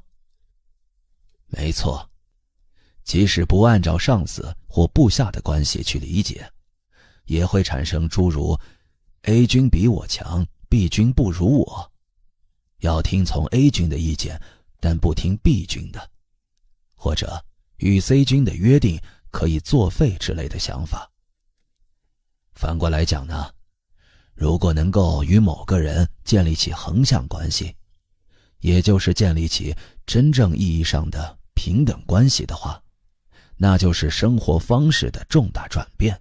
以此为突破口，所有人际关系都会朝着横向发展。哎呀，这种玩笑话我随便就能够驳倒。例如，请想一想公司里的情况，在公司里呢，社长和新人结成平等关系，这实际上并不可能吧？在我们的社会中，上下关系是一种制度，无视这一点就是无视社会秩序。20岁左右的新人根本不可能像对朋友一样对社长说话吧？的确，尊敬长者非常重要。如果是公司组织，职责差异自然也会存在，并不是说将任何人都变成朋友，或者像对待朋友一样去对待每一个人，不是这样的。重要的是意识上的平等，以及坚持自己应有的主张。对上司发表傲慢的意见，是我做不到也不想做。如果这样做的话，那一定会被质疑欠缺社会常识。上司是什么呢？什么是傲慢的意见呢？察言观色的隶属于纵向关系，这才是想要逃避自身责任的不负责任的行为。哪里不负责任呢？假设你按照上司的指示做，结果工作以失败告终，这是谁的责任呢？那是上司的责任，因为做出决定的是上司，我只是按照命令行事。你没有责任吗？没有，那是发出命令的上司的责任，这就是组织的命令责任。不对，那是人生谎言。你有拒绝和提出更好方法的余地，你为了逃避其中的人际关系矛盾，也为了逃避责任，而认为没有拒绝的余地，被动的从属于纵向关系。那么，您是说要反抗上司吗？哎呀，道理上是如此，在道理上完全如您所说，但是实际做不到啊，不可能建立这种关系。哦，是这样吗？你现在就和我建立了这种横向关系，无所顾忌地说着自己的想法，不要瞻前顾后，可以从这里开始。从这里开始？是的，从这间小小的书房开始。我前面也说过，对我来说，你是不可替代的朋友，不是吗？求之不得，这是求之不得的事情啊。但是我有些害怕接受先生的这项提议。害怕什么呢？就是交友课题。我从来没有与先生这样的年长者交过朋友，我一直都不清楚自己到底会不会有忘年交，亦或是应该看成师徒关系。无论是爱还是交友，都与年龄没有关系。交友课题需要一定的勇气，这也是事实。关于你和我的关系，我们可以逐渐缩短距离，保持既不靠得太近，但又伸手可及的距离。请给我一些时间，再一次，就一次，请给我一点独自思考的时间，否则的话，今天的讨论需要思考的内容就太多了，我要把他们带回家，一个人静静地反复回味一下。理解共同体感觉的确需要时间，根本不可能一下子理解所有内容。你回家之后啊，请对照着我们之前的讨论，好好想想。我一定会的。即使如此，您说我看不见他人，只关心自己，还是对我打击很大的。先生，您真是太可怕了。你看上去谈得很高兴呢。是的，很痛快，但也有痛苦，痛苦不堪，就像扎了刺一样痛苦。不过呢，还是痛快的。我对于先生的辩论好像已经有些上瘾了。刚刚我才察觉到，有些情况下，我并不仅仅是想要驳倒先生，或许也希望被先生驳倒呢。的确是非常有意思的分析啊。但是，请不要忘记，我并不会放弃驳倒先生和让先生拜服的决心。我也很高兴，谢谢你。那么，等你想好了，请随时过来。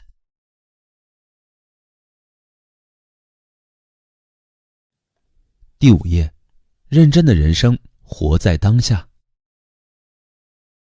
青年认真的思考过了，阿德勒心理学彻底追问了人际关系，而且认为人际关系的最终目的是共同体感觉。但是，真的仅仅如此就可以吗？我难道不是为了完成更多不同的事情才来到这个世界的吗？人生的意义是什么呢？我想要过怎样的人生呢？青年越想越觉得自己渺小，过多的自我意识反而会束缚自己。好久不见呐。是的，大约隔了1个月了吧。那次之后，我一直在思考共同体感觉的意思。怎么样呢？共同体感觉的确是一个很有吸引力的想法。例如，作为我们根本欲求的可以在这里的归属感，这是一种说明我们是社会性生物的深刻洞察。是深刻洞察，但是呢？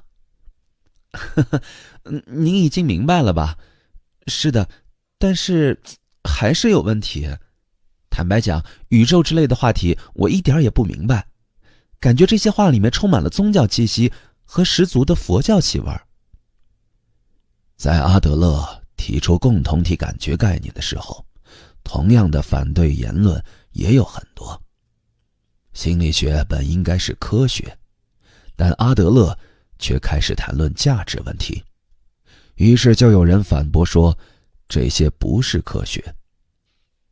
所以我自己也认真思考了一下，为什么会不明白这个问题。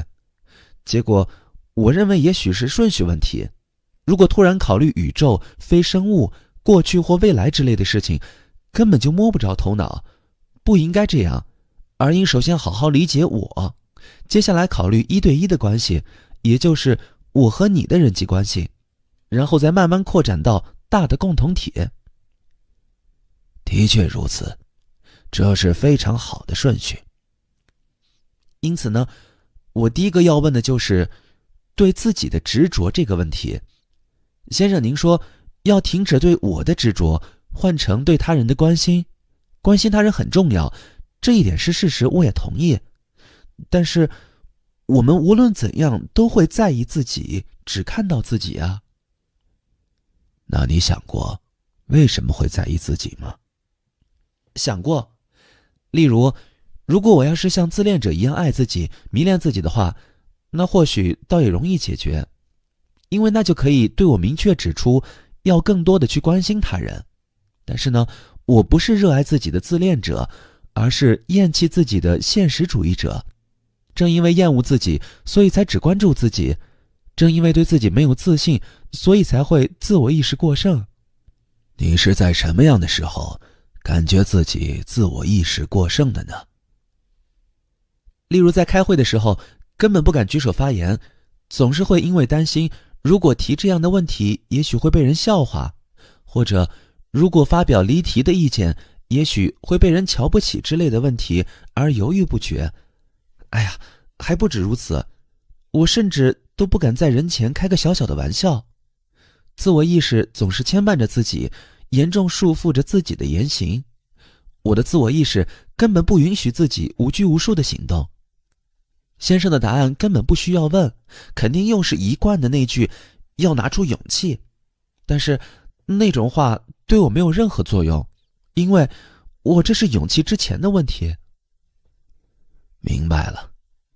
上一次我说了共同体感觉的整体形象，今天呢，就进一步阐释一下。所以您要说什么呢？也许会涉及幸福是什么这一主题。哦，您的意思是共同体感觉中有幸福吗？不必急于得出答案，我们需要的是对话。好吧，咱们开始吧。不是肯定自我，而是接纳自我。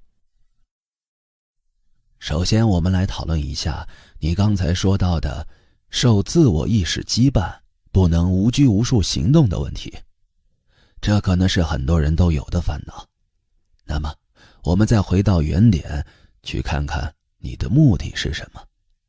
你想要通过小心翼翼的行动获得什么呢？为了不被嘲笑，不被小瞧，就是这种想法。也就是说，你对本真的自己没有信心吧？所以才尽量避免在人际关系中展露本真的自己。一个人在房间里的时候呢，你也一定能够放声歌唱，随着音乐起舞，或者是高谈阔论吧。可让你给说中了，一个人的时候我也能够无拘无束。如果是一个人的时候，谁都能够像国王一样无拘无束。总而言之呢，这也是应该从人际关系角度出发考虑的问题。因为并不是本真的自己不存在，只是无法在人前展露出来。那么怎么办好呢？还是共同体感觉。具体来说，就是把对自己的执着转换成对他人的关心，建立起共同体感觉。这需要从以下3点做起：自我接纳、他者信赖和他者贡献。哦，是新的关键词呀，都是什么呢？首先从自我接纳开始说明。第1页的时候，我曾经介绍了阿德勒，重要的不是被给予了什么，而是如何去利用被给予的东西，这句话你还记得吧？当然，我们既不能丢弃，也不能更换我这个容器。但是重要的是，如何利用被给予的东西来改变对我的看法和利用方法。这是指更加积极，获得更强的自我肯定感，凡事都朝前看吗？没必要特别积极的肯定自己，不是自我肯定，而是自我接纳。不是自我肯定，而是自我接纳。是的，这两者呢有明显差异。自我肯定是明明做不到，但还是暗示自己说我能行，或者我很强。也可以说是一种容易导致优越情节的想法，是对自己撒谎的生活方式。而另一方面呢，自我接纳是指假如做不到，就诚实地接受这个做不到的自己，然后尽量朝着能够做到的方向去努力，不对自己撒谎。说得更明白一些，就是对得了60分的自己说，这次只是运气不好，真正的自己能得100分。这就是自我肯定。与此相对，在诚实的接受60分的自己的基础上，努力思考如何才能接近100分，这就是自我接纳。您是说，即使得了60分，也不必悲观吗？当然，毫无缺点的人根本没有。这在说明优越性追求的时候已经说过了吧？人都处于想要进步的状态。反过来说，也就是根本没有满分的人，这一点必须积极的承认啊。这话听起来似乎很积极，但同时又有消极的因素。所以呢，我要使用肯定性的达观这个词。肯定性的达观？课题分离也是如此，要分清能够改变的和不能改变的。我们无法改变被给予了什么，但是呢，关于如何去利用被给予的东西，我们却可以用自己的力量去改变。这就是不去关注无法改变的，而是去关注可以改变的。这就是我所说的自我接纳。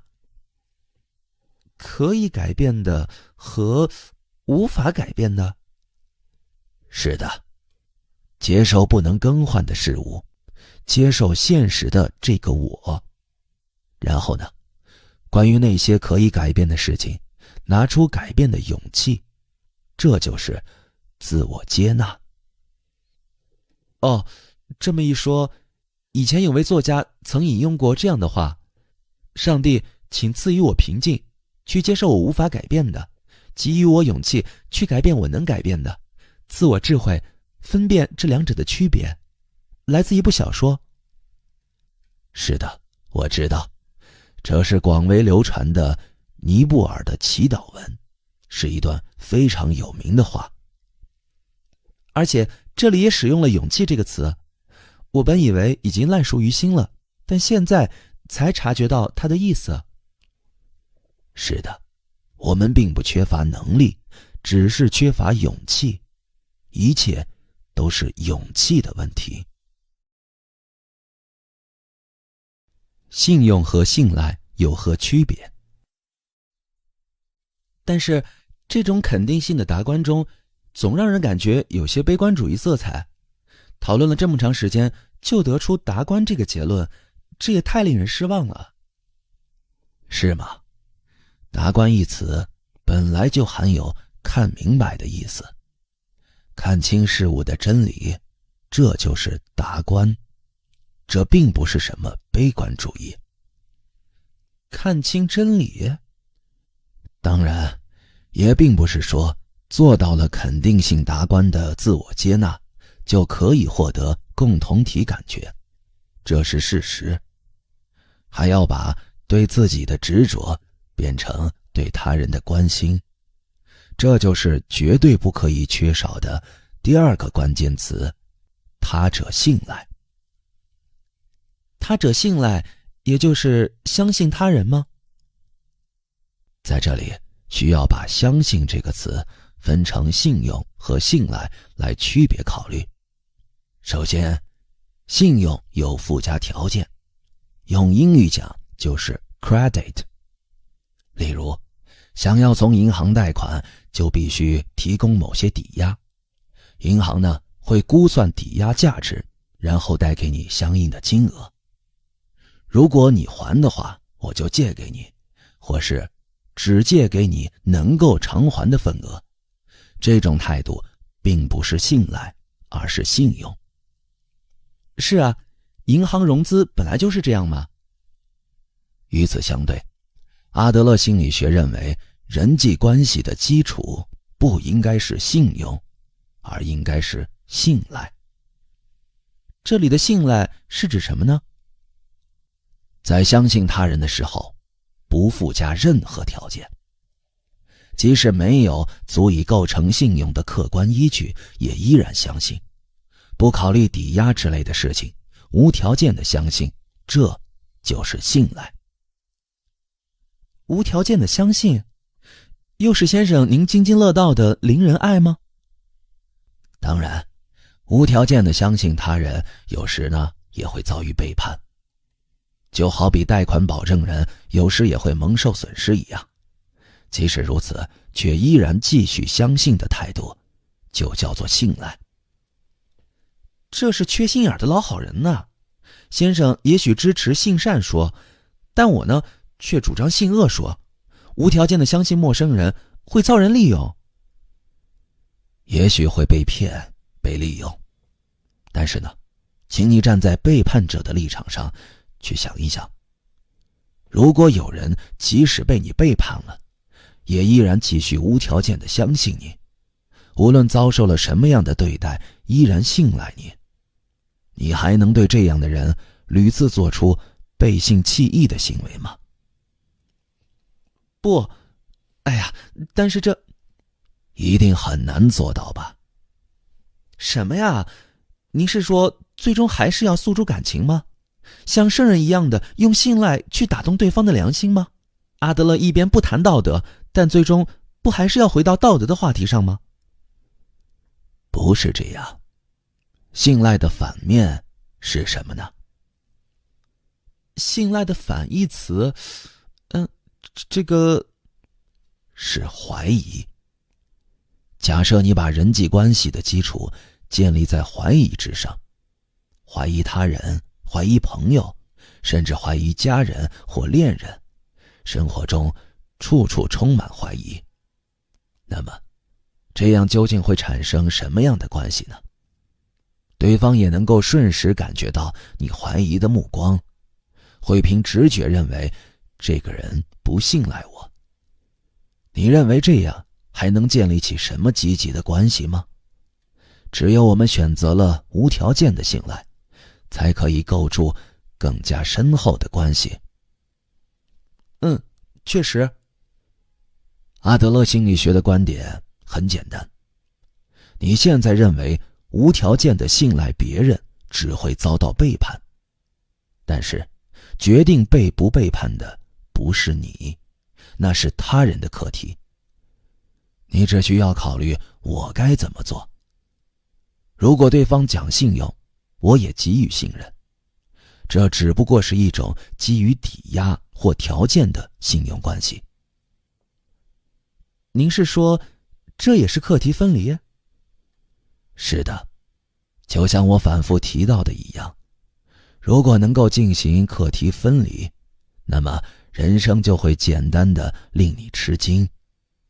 但是呢，即使理解课题分离的原理和原则比较容易，实践起来也非常困难，这一点我也承认。那么难道我们就应该信赖所有人，即使遭到欺骗依然继续相信，一直做个傻瓜式的老好人吗？这种论调既不是哲学也不是心理学，这简直是宗教家的说教啊。这一点呢，我要明确否定。阿德勒心理学并没有基于道德价值观去主张要无条件的信赖他人。无条件的信赖是搞好人际关系和构建横向关系的一种手段。如果你并不想与那个人搞好关系的话，也可以用手中的剪刀彻底剪断关系，因为剪断关系是你自己的课题。那么假设我为了和朋友搞好关系，给予了对方无条件的信赖，为朋友四处奔走，不计回报的慷慨解囊，总之就是费时又费力，即使如此依然会遭到背叛，怎么样呢？如果遭到如此信赖的朋友的背叛，那一定会导致他者及敌人的生活方式，不是这样吗？你好像还没能理解信赖的目的。例如，假设你在恋爱关系中怀疑他可能不专一，并且还积极寻找对方不专一的证据，你认为结果会怎样呢？哎呀，这种事儿要看情况而定啊。不，任何情况都会发现像山一样的不专一证据。啊？为什么呀？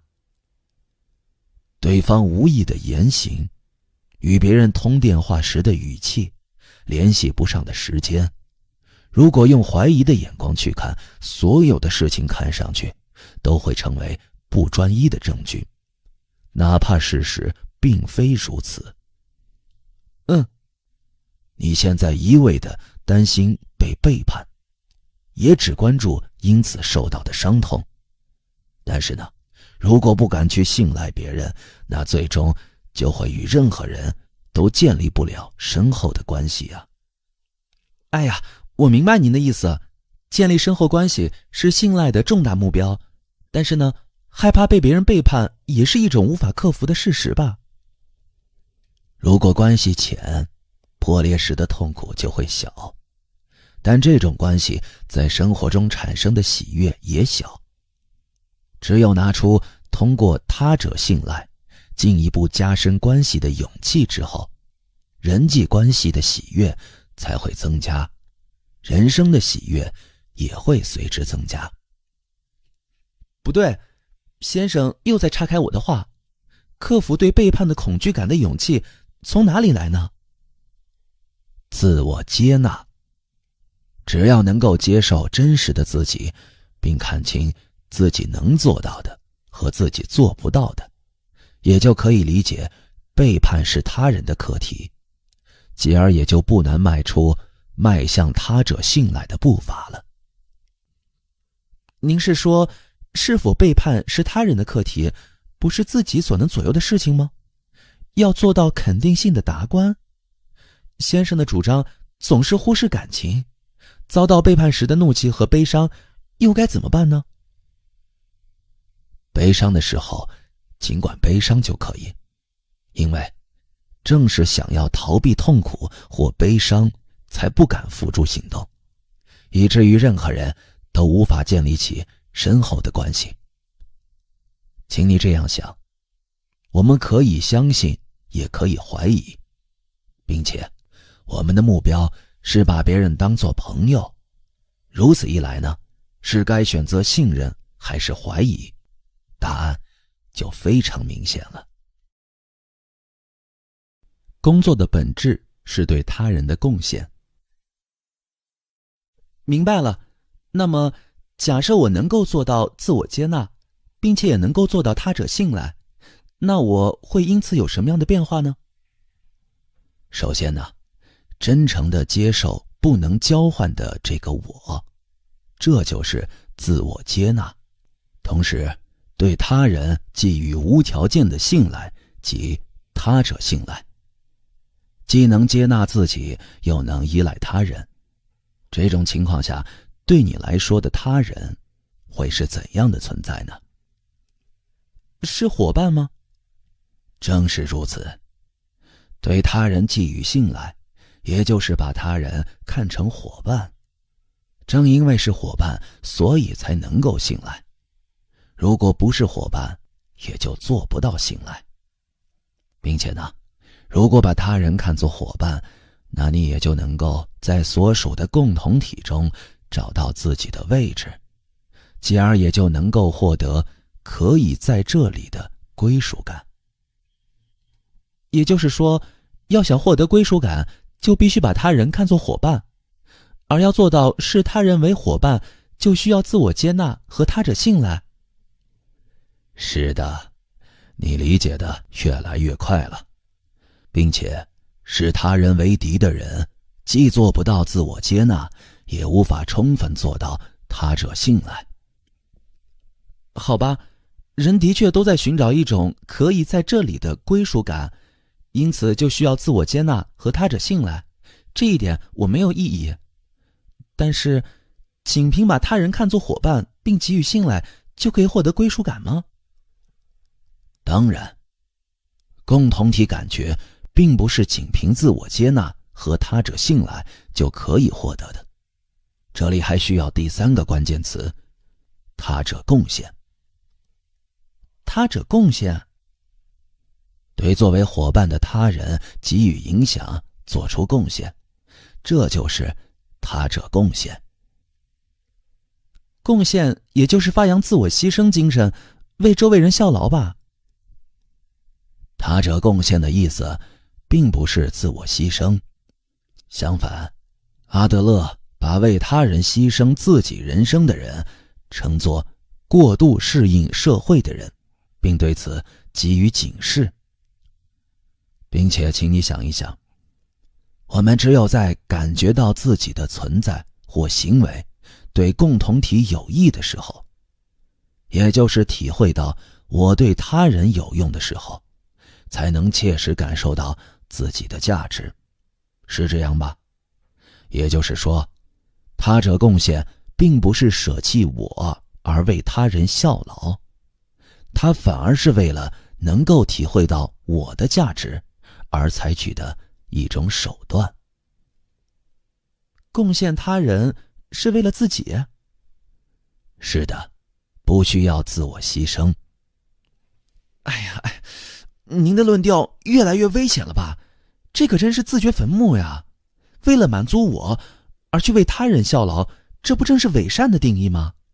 所以我才说您的主张全都是伪善，您的论调全都不可信。算了吧，先生，比起满口道德谎言的善人，我宁愿相信那些忠实于自己欲望的恶徒。言之过早了，你还没有真正理解共同体感觉。那么关于先生主张的他者贡献，请您举个具体例子吧。最容易理解的他者贡献就是工作，到社会上去工作或者做家务。劳动并不是赚取金钱的手段，我们通过劳动来实现他者贡献，参与共同体，体会我对他人有用，进而获得自己的存在价值。您是说工作的本质是对他人的贡献？当然，赚钱也是一个重大要素。正如你之前查到的陀思妥耶夫斯基所说的被铸造的自由一样。但是有些富豪已经拥有了一生也花不完的巨额财产，但他们中的多数人至今依然继续忙碌工作着。为什么要工作呢？是因为无底的欲望吗？不是，这是为了他者贡献，继而获得可以在这里的归属感。获得巨额财富之后，便致力于参加慈善活动的富豪们，也为了能够体会自我价值，确认可以在这里的归属感，而进行着各种各样的活动啊。这也许是一个真理，但是什么呢？真诚接受不可交换的这个我的自我接纳，主张应该毫不怀疑人际关系基础，从而做到无条件的他者信赖。对于青年来说，这两条都还可以接受，但是他对于他者贡献却不太明白。如果这种贡献是为了他人，那就势必会是充满痛苦的自我牺牲。另一方面，如果这种贡献是为了自己，那就是一种彻底的伪善。这一点必须得弄清楚。青年以坚定的口吻开始辩论。年轻人也有胜过长者之处。我承认工作有他者贡献的一面，但是表面上是贡献他人，但最终是为了自己。这种逻辑无论怎么想都是伪善。先生，您如何解释这一点呢？请你想象一下这种情况。在某个家庭里呢，晚饭结束之后，餐桌上满是餐具，孩子们回到了自己的房间里，丈夫呢坐在沙发上看电视，只有妻子在收拾。而且家人都认为这是理所当然的，没有一个人打算帮忙。如果按照常理考虑，这种情况下，妻子就会产生为什么不来帮我，或者为什么只有我干之类的怨言。但是这时候即使听不到家人的谢谢，也应该一边收拾餐具，一边想，我对家人有用。我们应该思考的不是他人为我做了什么，而是我能为他人做什么，并积极地加以实践。只要拥有了这种奉献精神，眼前的现实就会带有截然不同的色彩。事实上呢，此时如果非常焦躁地洗餐具，不仅自己不会觉得有趣，就连家人也不愿靠近。另一方面，如果是一边愉快地哼着歌，一边洗餐具，孩子们也许会过来帮忙，或至少营造出一种容易帮忙的氛围。是啊，如果就这种情况来说，也许如此啊。那么，这里为什么会有奉献精神呢？这是因为能够把家人视为伙伴。若非如此，肯定会产生为什么只有我干，或者为什么大家都不帮我之类的想法。在视他人为敌人的状态下所做出的贡献，也许是伪善的。但是，如果他人是伙伴，所有的贡献也就不会是伪善了。你之所以一直纠结于伪善这个词儿，那是因为还没能理解共同体感觉。为了方便起见呢，前面我一直按照自我接纳、他者信赖、他者贡献这种顺序来进行说明。但是，这三者是缺一不可的整体。正因为接受了真实的自我，也就是自我接纳，才能够不惧背叛地做到他者信赖。而且呢，正因为对他人给予无条件的信赖，并能够视他人为自己的伙伴，才能够做到他者贡献。同时呢，正因为对他人有所贡献，才能够体会到我对他人有用，进而接受真实的自己，做到自我接纳。你前些天做的笔记还带着吗？啊，是那个关于阿德勒心理学所提出的目标的笔记吧？自那天之后，我就一直随身携带，在这里。行为方面的目标：一、自立；二、与社会和谐共处。支撑这种行为的心理方面的目标：一、我有能力的意识；二、人人都是我的伙伴的意识。如果把这个笔记与刚才的话结合起来看，应该能够理解得更加深刻。也就是说，一所说的自立与我有能力的意识，是关于自我接纳的话题。另一方面，二所说的与社会和谐共处和人人都是我的伙伴的意识，则与他者信赖和他者贡献有关。的确如此，人生的目标就应该是共同体感觉吧，但是这似乎需要一定的时间进行整理。恐怕的确如此。阿德勒自己也说，理解人并不容易。个体心理学恐怕是所有心理学中最难学习和实践的一种心理学了。就是这样，即使理解了理论，也很难实践啊。甚至也有人说，要想真正理解阿德勒心理学，直至改变生活方式，需要相当于自身岁数一半的时间。也就是说，如果40岁开始学的话，需要20年，也就是到60岁才能学会。20岁开始学的话，加上10年，得到30岁才能学会啊。你呢，还年轻，学得越早，就越有可能早日改变。在能够早日改变这个意义上，你比世上的长者们都要超前一步啊。为了改变自己，创造一个新的世界，在某种意义上，你比我更超前。可以迷路，也可以走偏，只要不再从属于纵向关系，不畏惧惹人讨厌的自由前行就可以。如果所有人都能够认为年轻人更超前的话，世界就会发生重大改变呢。我比先生更超前？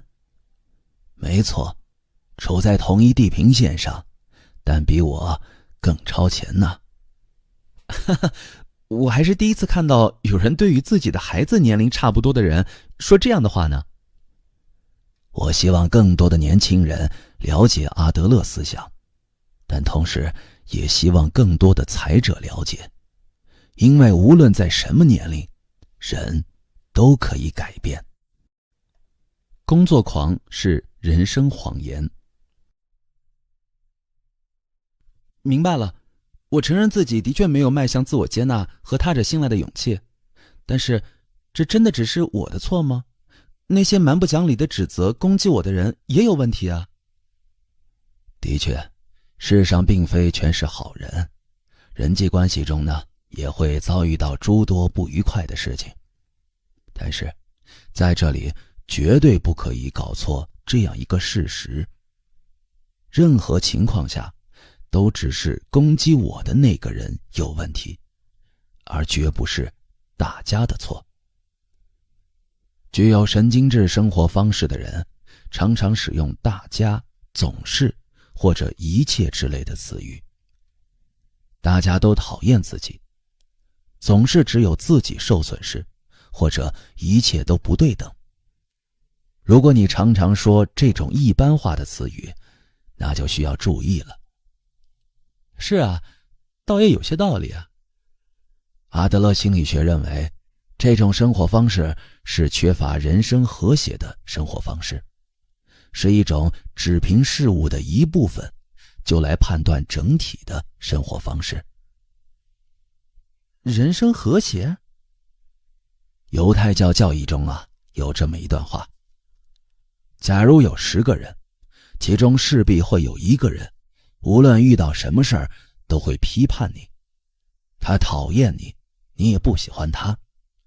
而且10个人中也会有2个人能够成为与你互相接纳一切的好朋友，剩下的7个人则两者都不是。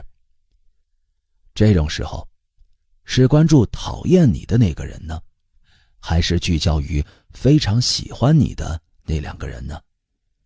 亦或是关注其他作为大多数的7个人呢？缺乏人生和谐的人就会只关注讨厌自己的那个人来判断世界。是的。例如以前我曾经参加过一个有口吃者和其家人参加的研讨会。你周围有口吃的人吗？我以前上学的初中也有一位口吃的学生，这一点无论是本人还是家人都很痛苦吧？口吃为什么会痛苦呢？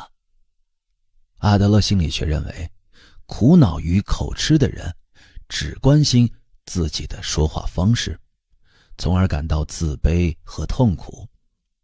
因此呢，自我意识就会变得过剩，说话也会更加不顺畅。只关心自己的生活方式？是的，笑话别人口吃的人只是极少数。用刚才的话说，充其量就是10人中的1人。并且呢，采取这种嘲笑态度的愚蠢的人，我们可以主动与其切断关系。但是如果缺乏人生和谐，那就会只关注这1个人，并认为大家都嘲笑我。但是这也是人之常情吧？我定期举办读书会，参加者中也有口吃者。他在朗读的时候呢，语言有时会顿住，但没有1个人因此嘲笑他，大家都安静的、自然的等着。这应该并不是只有在我的读书会上才能看到的光景。人际关系不顺利，既不是因为口吃，也不是因为脸红恐惧症。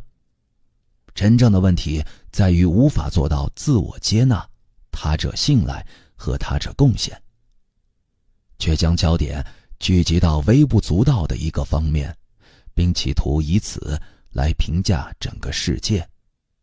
这就是缺乏人生和谐的错误生活方式。先生，难道您就对口吃者说如此严厉的话吗？当然，最初他们也根本不认同，但3天的研讨会结束时，大家都深深的信服了。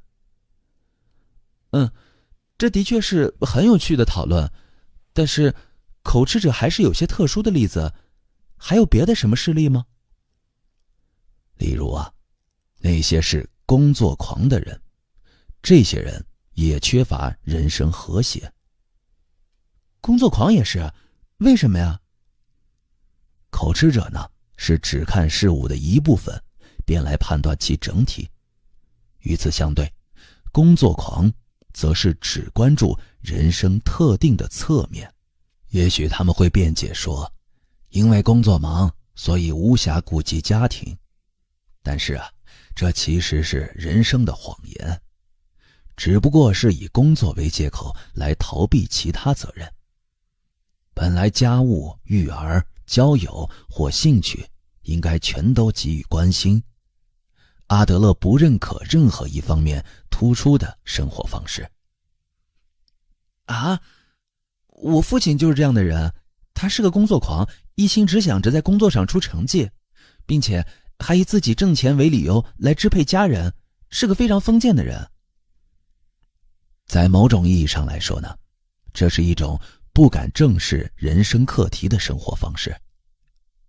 工作并不是仅仅只在公司上班，家庭里的工作、育儿、对地域社会的贡献、兴趣等，这一切都是工作。公司等只不过是一小部分而已。只考虑公司的工作，那是一种缺乏人生和谐的生活方式啊。哎呀，正是如此啊！而且被抚养的家人还根本不能反驳。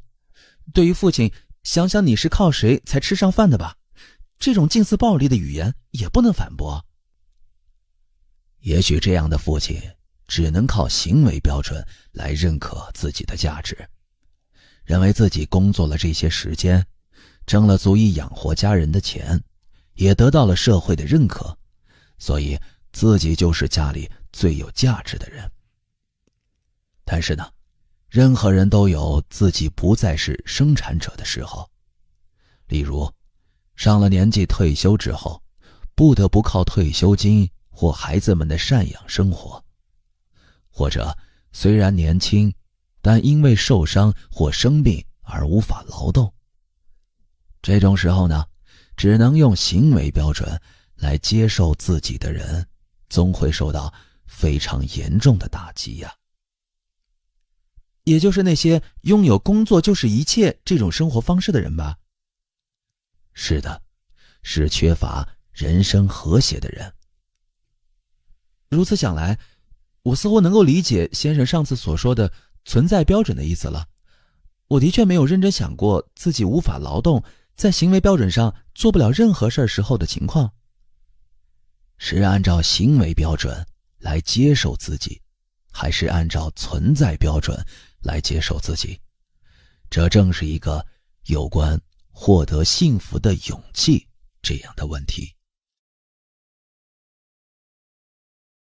从这一刻起，就能变得幸福。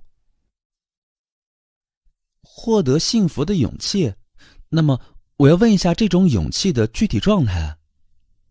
是的，这是非常重要的一点。先生，您说一切烦恼皆是人际关系的烦恼，反过来说就是我们的幸福也在人际关系之中，但是我还无法理解这一点。对人而言的幸福不过就是良好的人际关系吗？也就是说，我们的生命就为了这么渺小的港湾或喜悦而存在吗？我明白你的问题。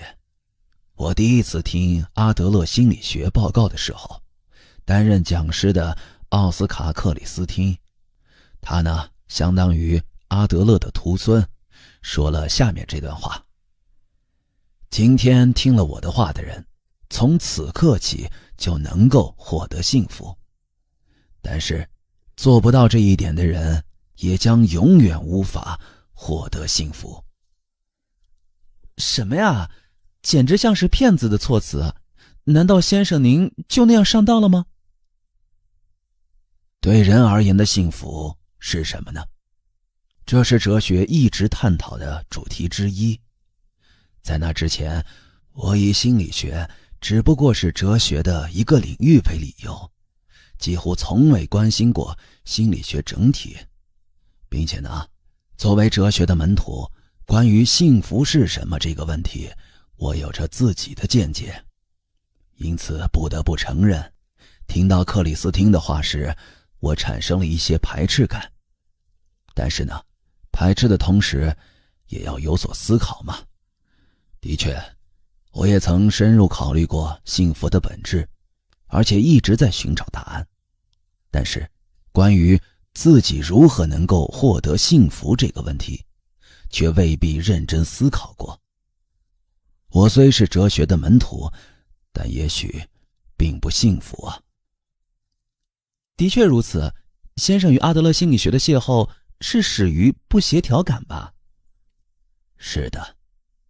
那么我来问问您，先生最终得到幸福了吗？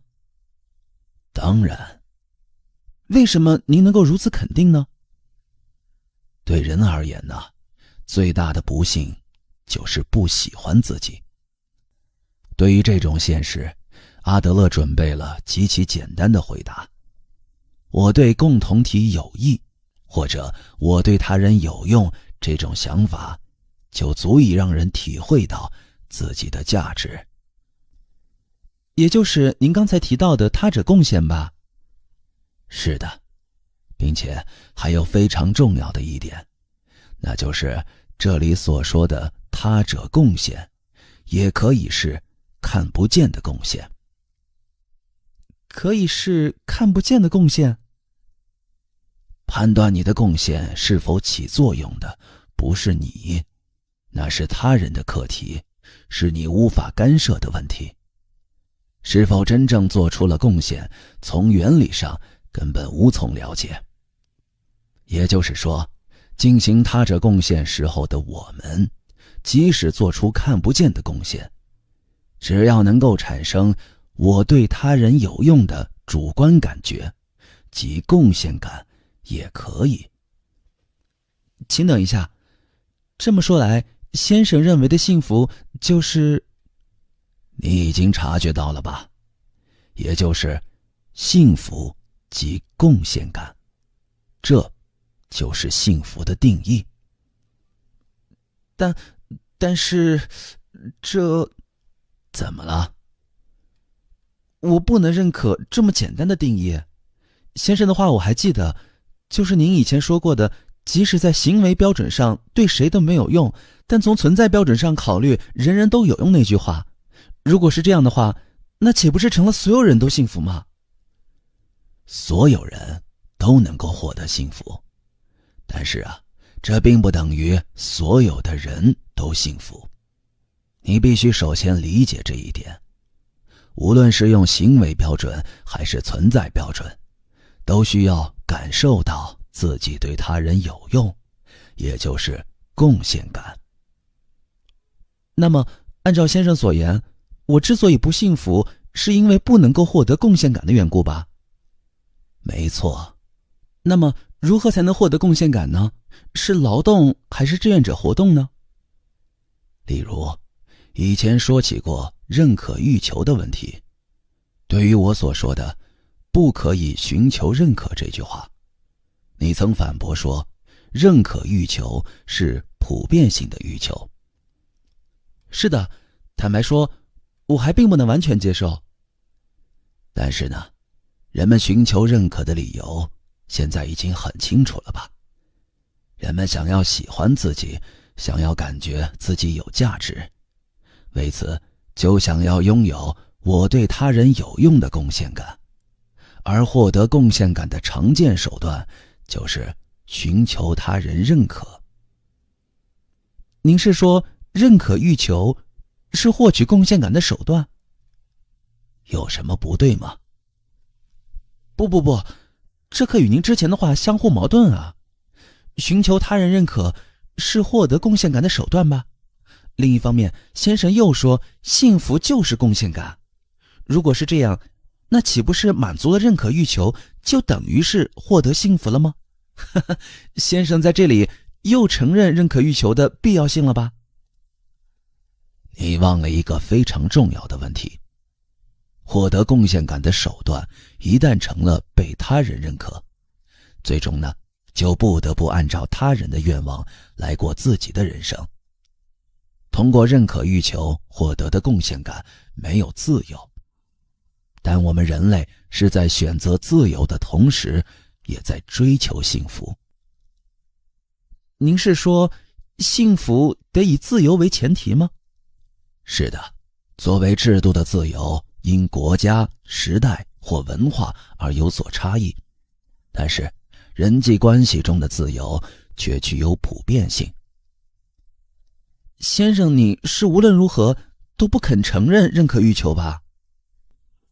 如果能够真正拥有贡献感，那就不再需要他人的认可，因为即使不特意去寻求他人的认可，也可以体会到我对他人有用。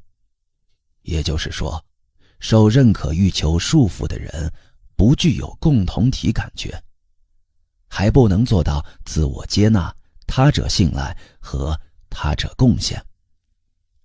您是说只要有了共同体感觉，认可欲求就会消失吗？会消失，不再需要他人的认可。总结一下哲人的主张就是这样：人只有在能够感觉到我对别人有用的时候，才能体会到自己的价值。但是这种贡献也可以通过看不见的形式实现。只要有对别人有用的主观感觉，即贡献感就可以。并且哲人还得出了这样的结论：幸福就是贡献感。的确，这也是真理的一面。但是幸福就仅止于此吗？我所期待的幸福并不是这样的。追求理想者面前的两条路。但是先生还没有回答我的问题。也许我的确可以通过他者贡献喜欢上自己，也可以感受到自己的价值，或者体会到自己并非是无价值的存在。但是仅凭这一点，人就会幸福吗？既然来到这个世上，如果不成就一番名垂后世的大事业，或者不证明我是独一无二的我的话，那就不可能得到真正的幸福。先生把一切都归于人际关系之中，根本不想提及自我实现式的幸福。如果让我说的话，这就是一种逃避啊。的确如此。我有一点不太明白，你所说的自我实现式的幸福，具体是指什么呢？这要因人而异，既有希望获得社会性成功的人，也有人拥有更加个人性的目标，比如想要开发出针对难治之症的特效药的研究者，还有想要留下满意作品的艺术家。那你呢？我还不太清楚自己在寻找什么，以及将来想要干什么。但是呢，我知道必须得做些事情，也不可以一直在大学图书馆里工作。只有在找到自己毕生追逐的梦想，并能够达成自我实现的时候，我才能体会到真正的幸福。实际上，我的父亲就一直埋头于工作，我也不知道这对他而言是不是幸福，但至少在我的眼里，整天忙于工作的父亲并不幸福。我不想过这样的生活。明白了。关于这一点，也许以陷入问题行为的孩子为例进行考虑，会更容易理解。问题行为？是的。首先，我们人类都具有优越性追求这种普遍性的欲求，这一点我以前也说过吧？是的，简单说就是指希望进步或者追求理想状态吧。并且大多数孩子在最初的阶段都是希望特别优秀。具体说就是听从父母的教导，行为中规中矩，并竭尽全力地去学习、运动和掌握技能。他们想要通过这样做来获得父母的认可。但是呢，希望特别优秀的愿望无法实现的时候，例如学习或运动进展不顺利的时候，就会转而希望特别差劲。为什么呢？无论是希望特别优秀，还是希望特别差劲，其目的都一样，引起他人的关注，脱离普通状态，成为特别的存在。这就是他们的目的。好吧，请您继续说。本来无论是学习还是运动，为了取得某些成果，就需要付出一定的努力。但是希望特别差劲的孩子，也就是陷入问题行为的孩子，却可以在不付出这种健全努力的情况下，也获得他人的关注。阿德勒心理学称之为廉价的优越性追求。例如，有些问题儿童在上课的时候，通过扔橡皮或者是大声说话来妨碍上课。如此一来呢，肯定会引起同学或老师的注意。此刻他就可以成为特别的存在，但这是廉价的优越性追求，是一种不健全的态度。也就是说，陷入不良行为的孩子也属于廉价的优越性追求？是这样的，所有的问题行为，例如逃学或者割腕，以及未成年人饮酒或吸烟等，一切都是廉价的优越性追求。你刚开始提到的那位闭门不出的朋友也是一样。孩子陷入问题行为的时候，父母或周围的大人们会加以训斥。被训斥这件事儿对孩子来说无疑是一种压力，但是呢，即使是以被训斥这样一种形式，孩子也还是希望得到父母的关注，无论什么形式都可以，就是想成为特别的存在。无论怎么被训斥，孩子都不停止问题行为，这在某种意义上来说是理所当然的事情。您是说，正因为父母训斥，他们才不停止问题行为？正是，因为父母或大人们通过训斥这种行为，给予了他们关注。但先生以前关于问题行为也说过报复父母这个目的吧？这两者有什么关系吗？是的，复仇和廉价的优越性追求很容易联系起来。这就是在让对方烦恼的同时，还想成为特别的存在，甘于平凡的勇气。但是，不可能所有人都特别优秀吧？人都有擅长的和不擅长的，都有差异。这个世上的天才毕竟只是少数，也不可能谁都成为优等生。如果是这样的话，失败者都只能特别差劲了。是的，正如苏格拉底的悖论，没有一个人想要作恶。对于陷入问题行为的孩子来说，就连暴行或盗窃也是一种善的存在。太荒谬了，这岂不是没有出口的理论吗？这就需要说到阿德勒心理学非常重视的甘于平凡的勇气。甘于平凡的勇气？为什么非要特别呢？这是因为无法接受普通的自己，所以在特别优秀的梦想受挫之后，便非常极端地转为特别差劲。但是，普通和平凡真的不好吗？有什么不好呢？实际上谁都是普通人，没有必要纠结于这一点。先生是要我甘于普通？自我接纳就是其中的重要一步。如果你能够拥有甘于平凡的勇气，那么对世界的看法也会截然不同。但是，拒绝普通的你，也许是把普通理解成了无能吧。普通并不等于无能，我们根本没必要特意炫耀自己的优越性。不，我承认追求特别优秀有一定的危险性，但是真的有必要选择普通吗？平平凡凡的度过一生，不留下任何痕迹，也不被任何人记住，即使这样庸庸碌碌的度过一生，也必须要做到自我满足吗？我可以非常认真的说，这样的人生我现在就可以舍弃。你是无论如何都要特别吧？不对，先生所说的甘于普通，其实就是肯定懒惰的自己，认为自己反正就是这样了。我坚决否定这种懒惰的生活方式。例如拿破仑或者亚历山大大帝，还有爱因斯坦或者马丁路德金，以及先生非常喜欢的苏格拉底和柏拉图，您认为他们也甘于平凡吗？绝不可能，他们肯定是怀着远大的理想和目标在生活吧。按照先生的道理来讲，一个拿破仑也不会产生，你是在扼杀天才啊。你是说人生需要远大的目标吗？那是当然。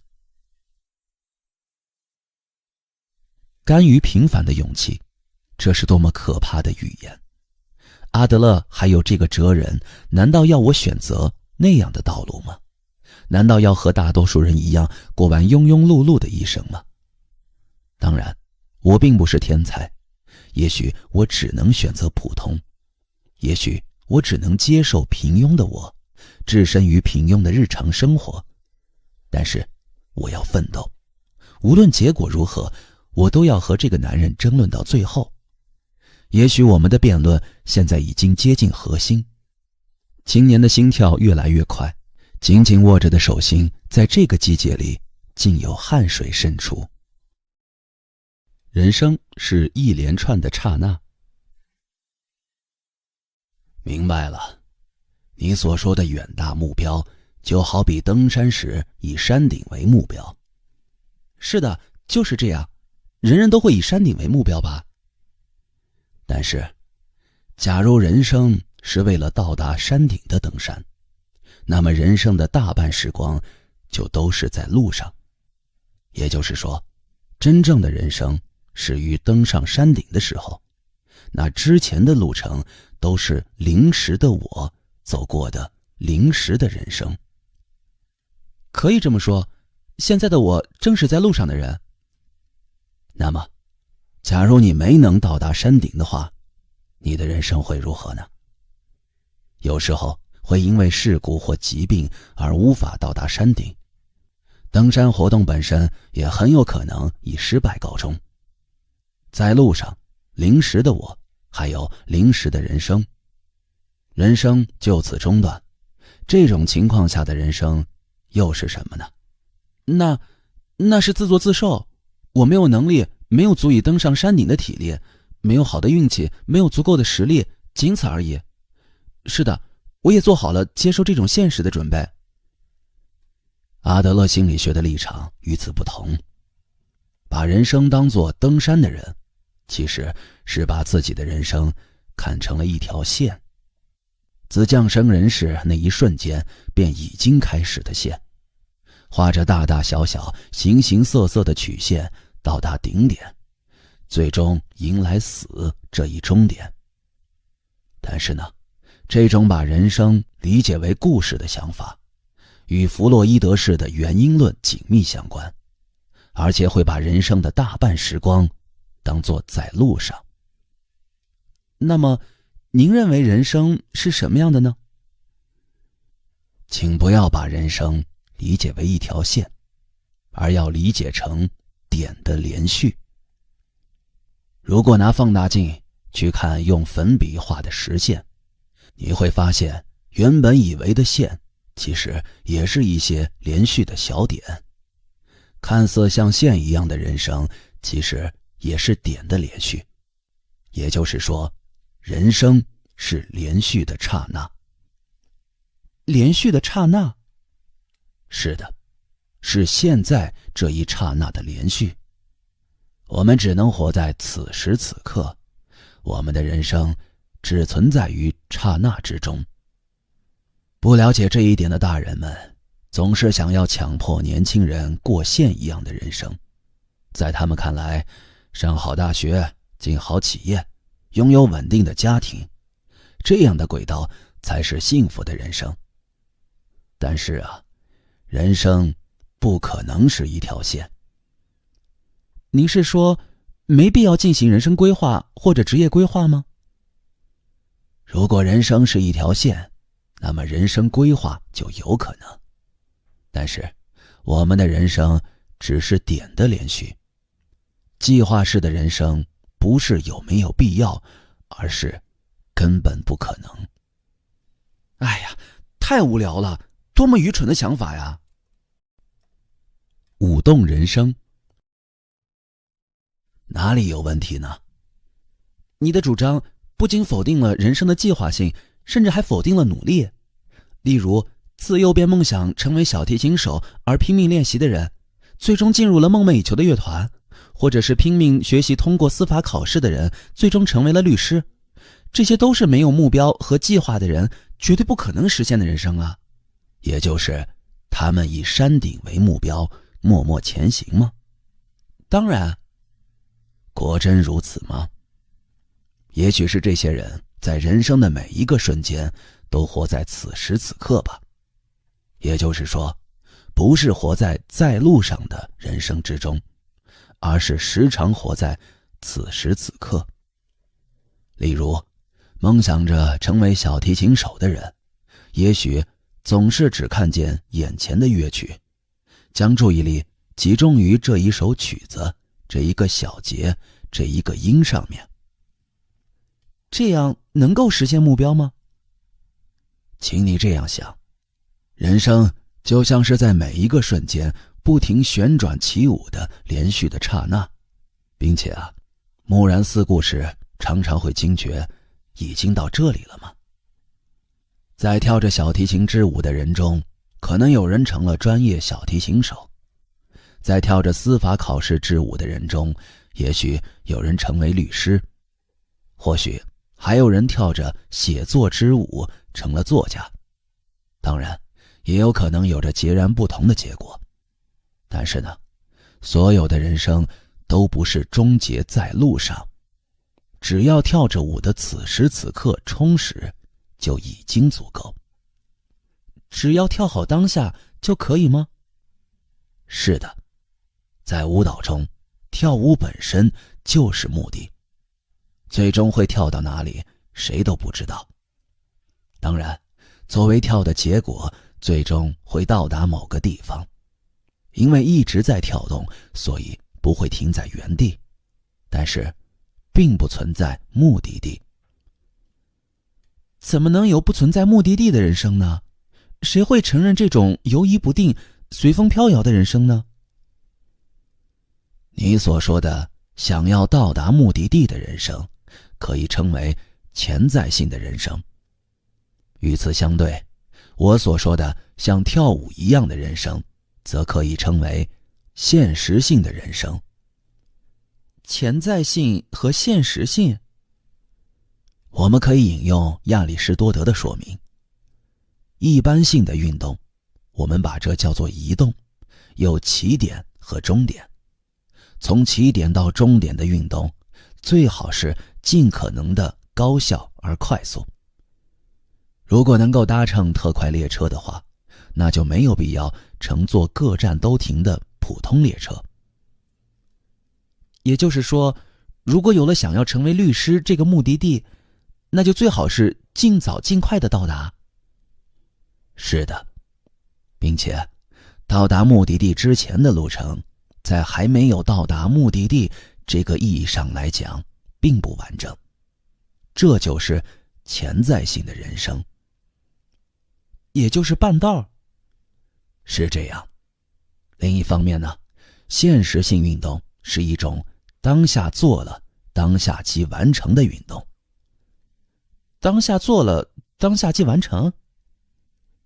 用别的话说，也可以理解为把过程本身也看作结果的运动。跳舞是如此，旅行等本身也是如此。啊，我有些乱了，旅行究竟是怎么回事呢？旅行的目的是什么呢？例如你要去埃及旅行，这时候你会想尽早尽快地到达胡夫金字塔，然后再以最短的距离返回吗？如果是这样的话，那就不能称为旅行。跨出家门的那一瞬间，旅行已经开始。朝着目的地出发途中的每一个瞬间都是旅行。当然，即使因为某些事儿而没能够到达金字塔，那也并非没有旅行。这就是现实性的人生。哎呀，我还是不明白啊，您刚才否定了以山顶为目标的价值观吧？那如果把这种现实性的人生比喻为登山，又会如何呢？如果登山的目的是登上山顶，那它就是潜在性的行为。说的极端点儿，乘坐电梯登上山顶，逗留5分钟，然后再乘电梯回来也可以。当然，如果没能到达山顶的话，其登山活动就等于失败。但是呢，如果登山的目的不是登顶，而是登山本身，那就可以说是现实性的活动。最终能不能登上山顶都没有关系。这种论调根本不成立啊！先生，你完全陷入了自我矛盾之中。在你于世人面前丢脸之前，让我先来揭穿你吧。哦，那太好了。最重要的是此时此刻。先生在否定原因论的时候，也否定了关注过去。您说过去并不存在，过去没有意义，这一点我同意。过去的确无法改变，能改变的只有未来。但是现在通过说明现实性生活方式，又否定了计划性，也就是否定了按照自己的意思改变未来。您既否定往后看，同时也否定朝前看，这简直就是说要在没路的地方盲目前行呀。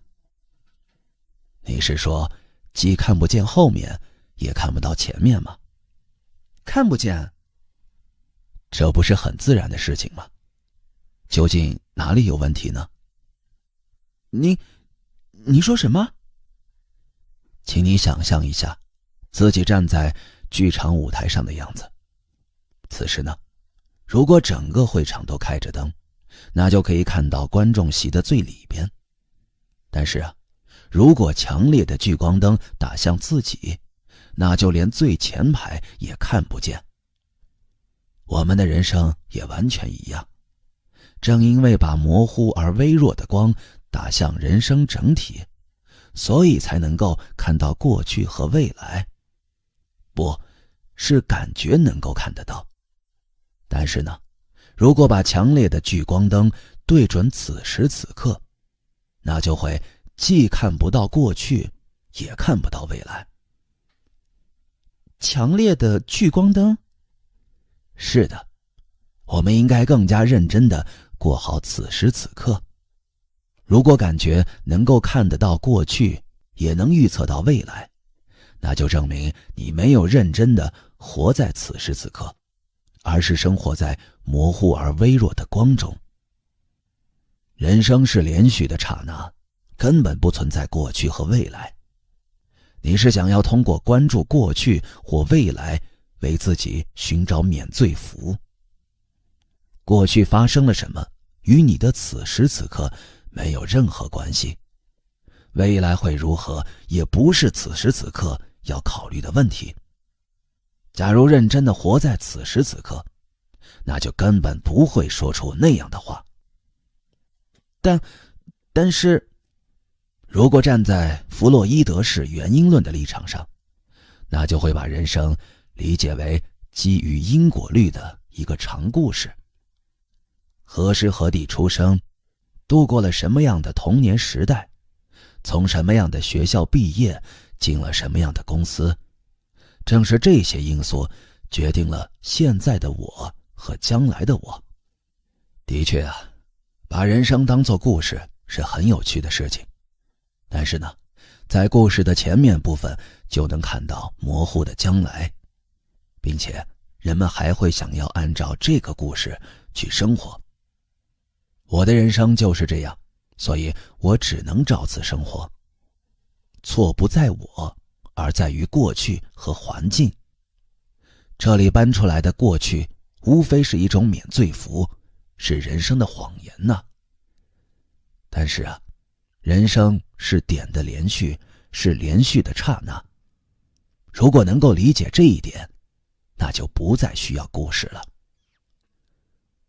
如果这么说的话，阿德勒所说的生活方式不也是一种故事吗？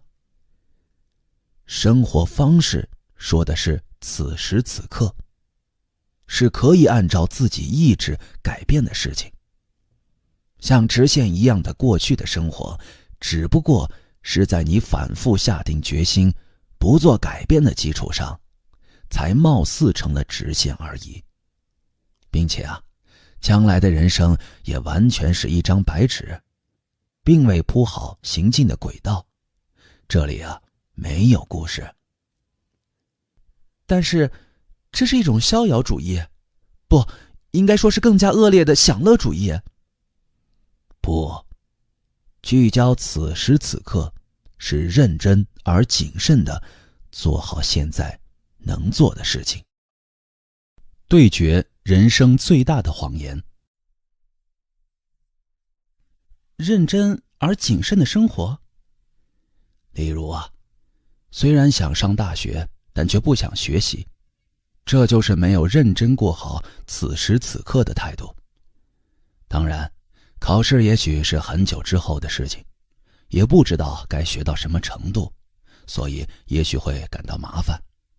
但是呢，每天进步一点点也可以，解开一个算式或者记住一个单词都可以，也就是要不停地跳舞。如此一来啊，势必会有今天能够做到的事情。今天这一天就为此存在，而不是为遥远的将来的考试而存在。又或者，你父亲也是在认真地做好每一天的工作，与远大目标或者那种目标的实现没有关系，只是认真地过好此时此刻。假若如此，你父亲的人生应该是很幸福的。您是对我说，应该肯定那种生活方式，认可父亲那种整日忙于工作的姿态吗？没有必要勉强去认可，只是啊，不要用线的形式去看其到达了哪里，而是应该去关注其如何度过这一刹那。关注刹那。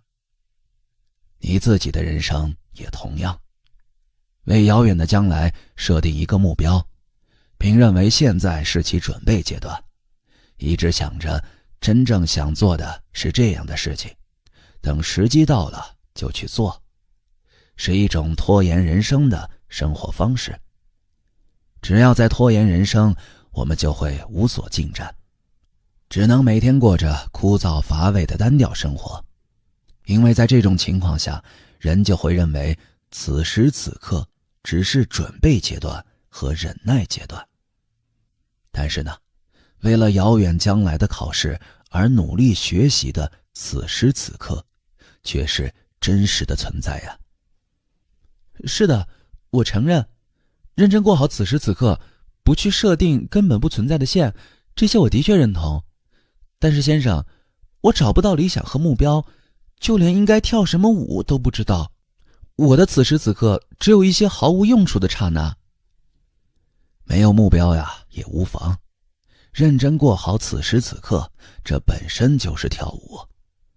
不要把人生弄得太深刻，请不要把认真和深刻混为一谈。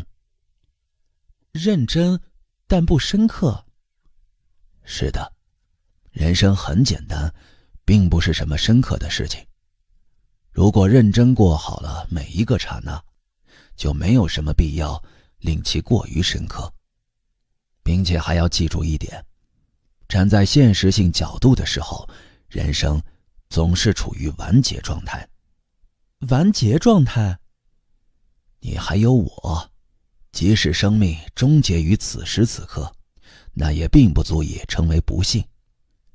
无论是20岁终结的人生，还是90岁终结的人生，全都是完结的幸福的人生。你是说，假如我认真过好了此时此刻，那每一个刹那就都是一种完结吗？正是如此。前面我说过好几次人生谎言这个词，最后我还要说一下人生中最大的谎言。洗耳恭听。人生中最大的谎言就是不活在此时此刻，纠结过去，关注未来，把微弱而模糊的光打向人生整体，自认为看到了些什么。你之前就一直忽略此时此刻，只关注根本不存在的过去和未来，对自己的人生和无可替代的刹那撒了一个大大的谎言。啊？来吧，甩开人生的谎言，毫不畏惧地把强烈的聚光灯打向此时此刻，你一定能做到。我能做到吗？不依赖人生谎言，认真过好每一个刹那，您认为我有这种勇气吗？因为过去和未来根本不存在，所以才要谈现在。起决定作用的既不是昨天，也不是明天，而是此时此刻。人生的意义由你自己决定。什么意思呢？讨论已经到达了水边，是否喝水就看你的决心了。啊，阿德勒心理学还有先生的哲学，也许的确想要改变我，我也许会放弃不做改变的决心，选择新的生活方式。但是最后，请允许我再问一个问题。是什么呀？当人生是连续刹那的时候，当人生只存在于此时此刻的时候，人生的意义究竟是什么呢？我是为了什么出生，经受满是苦难的生命，最后迎来死亡的呢？我不明白这其中的原因。人生的意义是什么？人为了什么而活？当有人提出这个问题的时候，阿德勒的回答是，并不存在普遍性的人生意义。人生没有意义？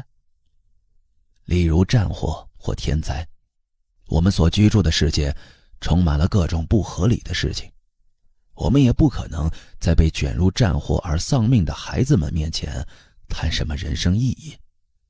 也就是说，人生并不存在可以作为常识来讲的意义。但是呢，如果面对这种不合理的悲剧而不采取任何行动的话，那就等于是在肯定已经发生的悲剧。无论发生何种状况，我们都必须采取一些行动，必须对抗康德所说的倾向性。是的，是的。那么，假如遭受到了重大天灾，按照原因论的角度去回顾过去，以及追问为什么会发生这样的事情，这又有多大意义呢？正因为这样，我们在遭遇困难的时候才更要向前看，更应该思考今后能做些什么。的确如此。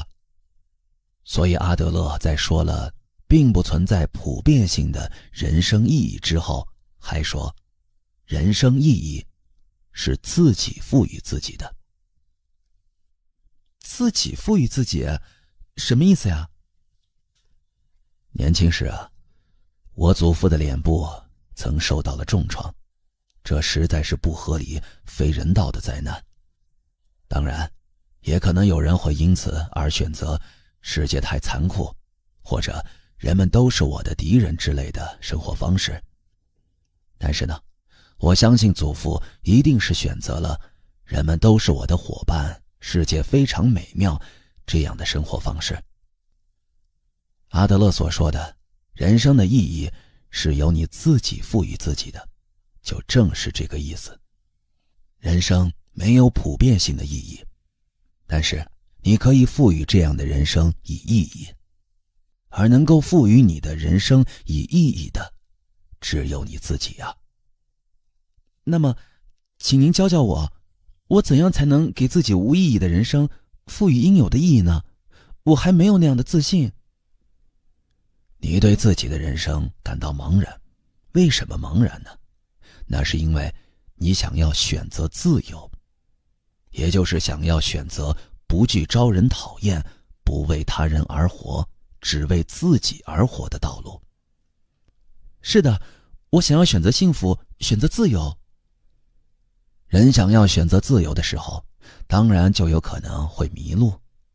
所以啊，作为自由人生的重大指针，阿德勒心理学提出了引导之心。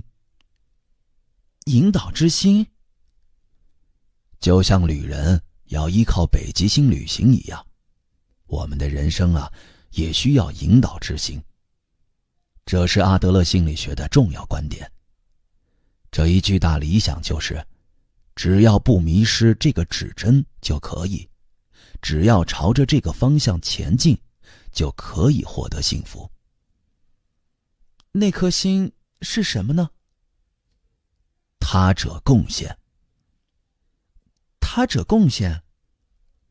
无论你过着怎样的刹那，即使有人讨厌你，只要没有迷失他者贡献这颗引导之心，那么你就不会迷失，而且做什么都可以。即使被讨厌自己的人讨厌着，也可以自由的生活。只要自己心中有他者贡献这颗心，就一定能够有幸福相伴，有朋友相伴。而且啊，我们要像跳舞一样认真过好作为刹那的此时此刻，既不看过去，也不看未来，只需要过好每一个完结的刹那。没必要与谁竞争，也不需要目的地，只要跳着，就一定会到达某一个地方。到达谁都不知道的某个地方？现实性的人生啊，就是这样。我自己无论怎样回顾之前的人生，也无法解释自己为什么会走到此时此刻。本以为在学习希腊哲学，但不知不觉间同时学习了阿德勒心理学，又像现在这样与你这位不可替代的朋友热烈交谈。这正是跳好每一个刹那的结果呀。对你而言的人生意义，在认真跳好此时此刻的时候，就会逐渐明确了。会明确吧？我相信先生。是的，请相信我。我常年与阿德勒思想为伴，逐渐发现了一件事情。什么事情啊？那就是一个人的力量很大，不，应该说是我的力量无穷大。怎么回事呢？也就是如果我改变，世界就会改变。世界不是靠他人改变，而只能靠我来改变。在了解了阿德勒心理学的我的眼中，世界已经不是曾经的世界了。如果我改变，世界也会改变，我之外的任何人都不会为我改变世界。这就类似于常年近视的人初次戴上眼镜时的冲击，原本模糊的世界轮廓一下子变得清晰起来，就连颜色也鲜艳了许多。而且呢，不是视野的一部分变得清晰，而是能够看到的一切世界都变得清晰起来。我想，你如果能有同样的体验，那一定会无比幸福的。啊，我真遗憾，发自心底的遗憾。早上10年，不，哪怕5年也好，真想早一些了解。如果5年前的自己就指以前的自己已经了解了阿德勒思想的话。不，这不对。你认为想要在10年前了解，那正是因为阿德勒思想影响了现在的你。谁也不知道10年前的你会有什么样的感受，你就应该现在听到这种思想。是的，的确如此。再送给你一句阿德勒的话：必须有人开始，即使别人不合作，那也与你无关。我的意见就是这样，应该由你开始，不用去考虑别人是否合作。我还不知道自己和自己所看到的世界是否会改变，但是我可以确信地说，此时此刻正散发着耀眼的光芒。是的，那种光强烈到根本看不到明天之类的事情。我相信你已经喝了水。来吧，走在前面的年轻朋友，我们一起前进吧。我也相信先生，一起前进吧。谢谢您这么长时间的指导。我也要谢谢你。今后我一定还会再来拜访。是的，作为一名无可替代的朋友，绝不会再提什么博导之类的事情。哈哈哈哈哈！你终于露出年轻人应有的笑容了。好吧，已经很晚了，让我们度过各自的夜晚，然后迎来新的早晨吧。青年慢慢系上鞋带，离开了哲人的家。什么时候开始下雪的呢？门外一片雪景，天空中的满月柔和地照着脚下的雪，多么清新的空气，多么夺目的光芒。我踏着新下的雪迈出了一步。青年深深吸了一口气，摸了摸短短的胡须，清楚地自语道：世界很简单，人生也是一样。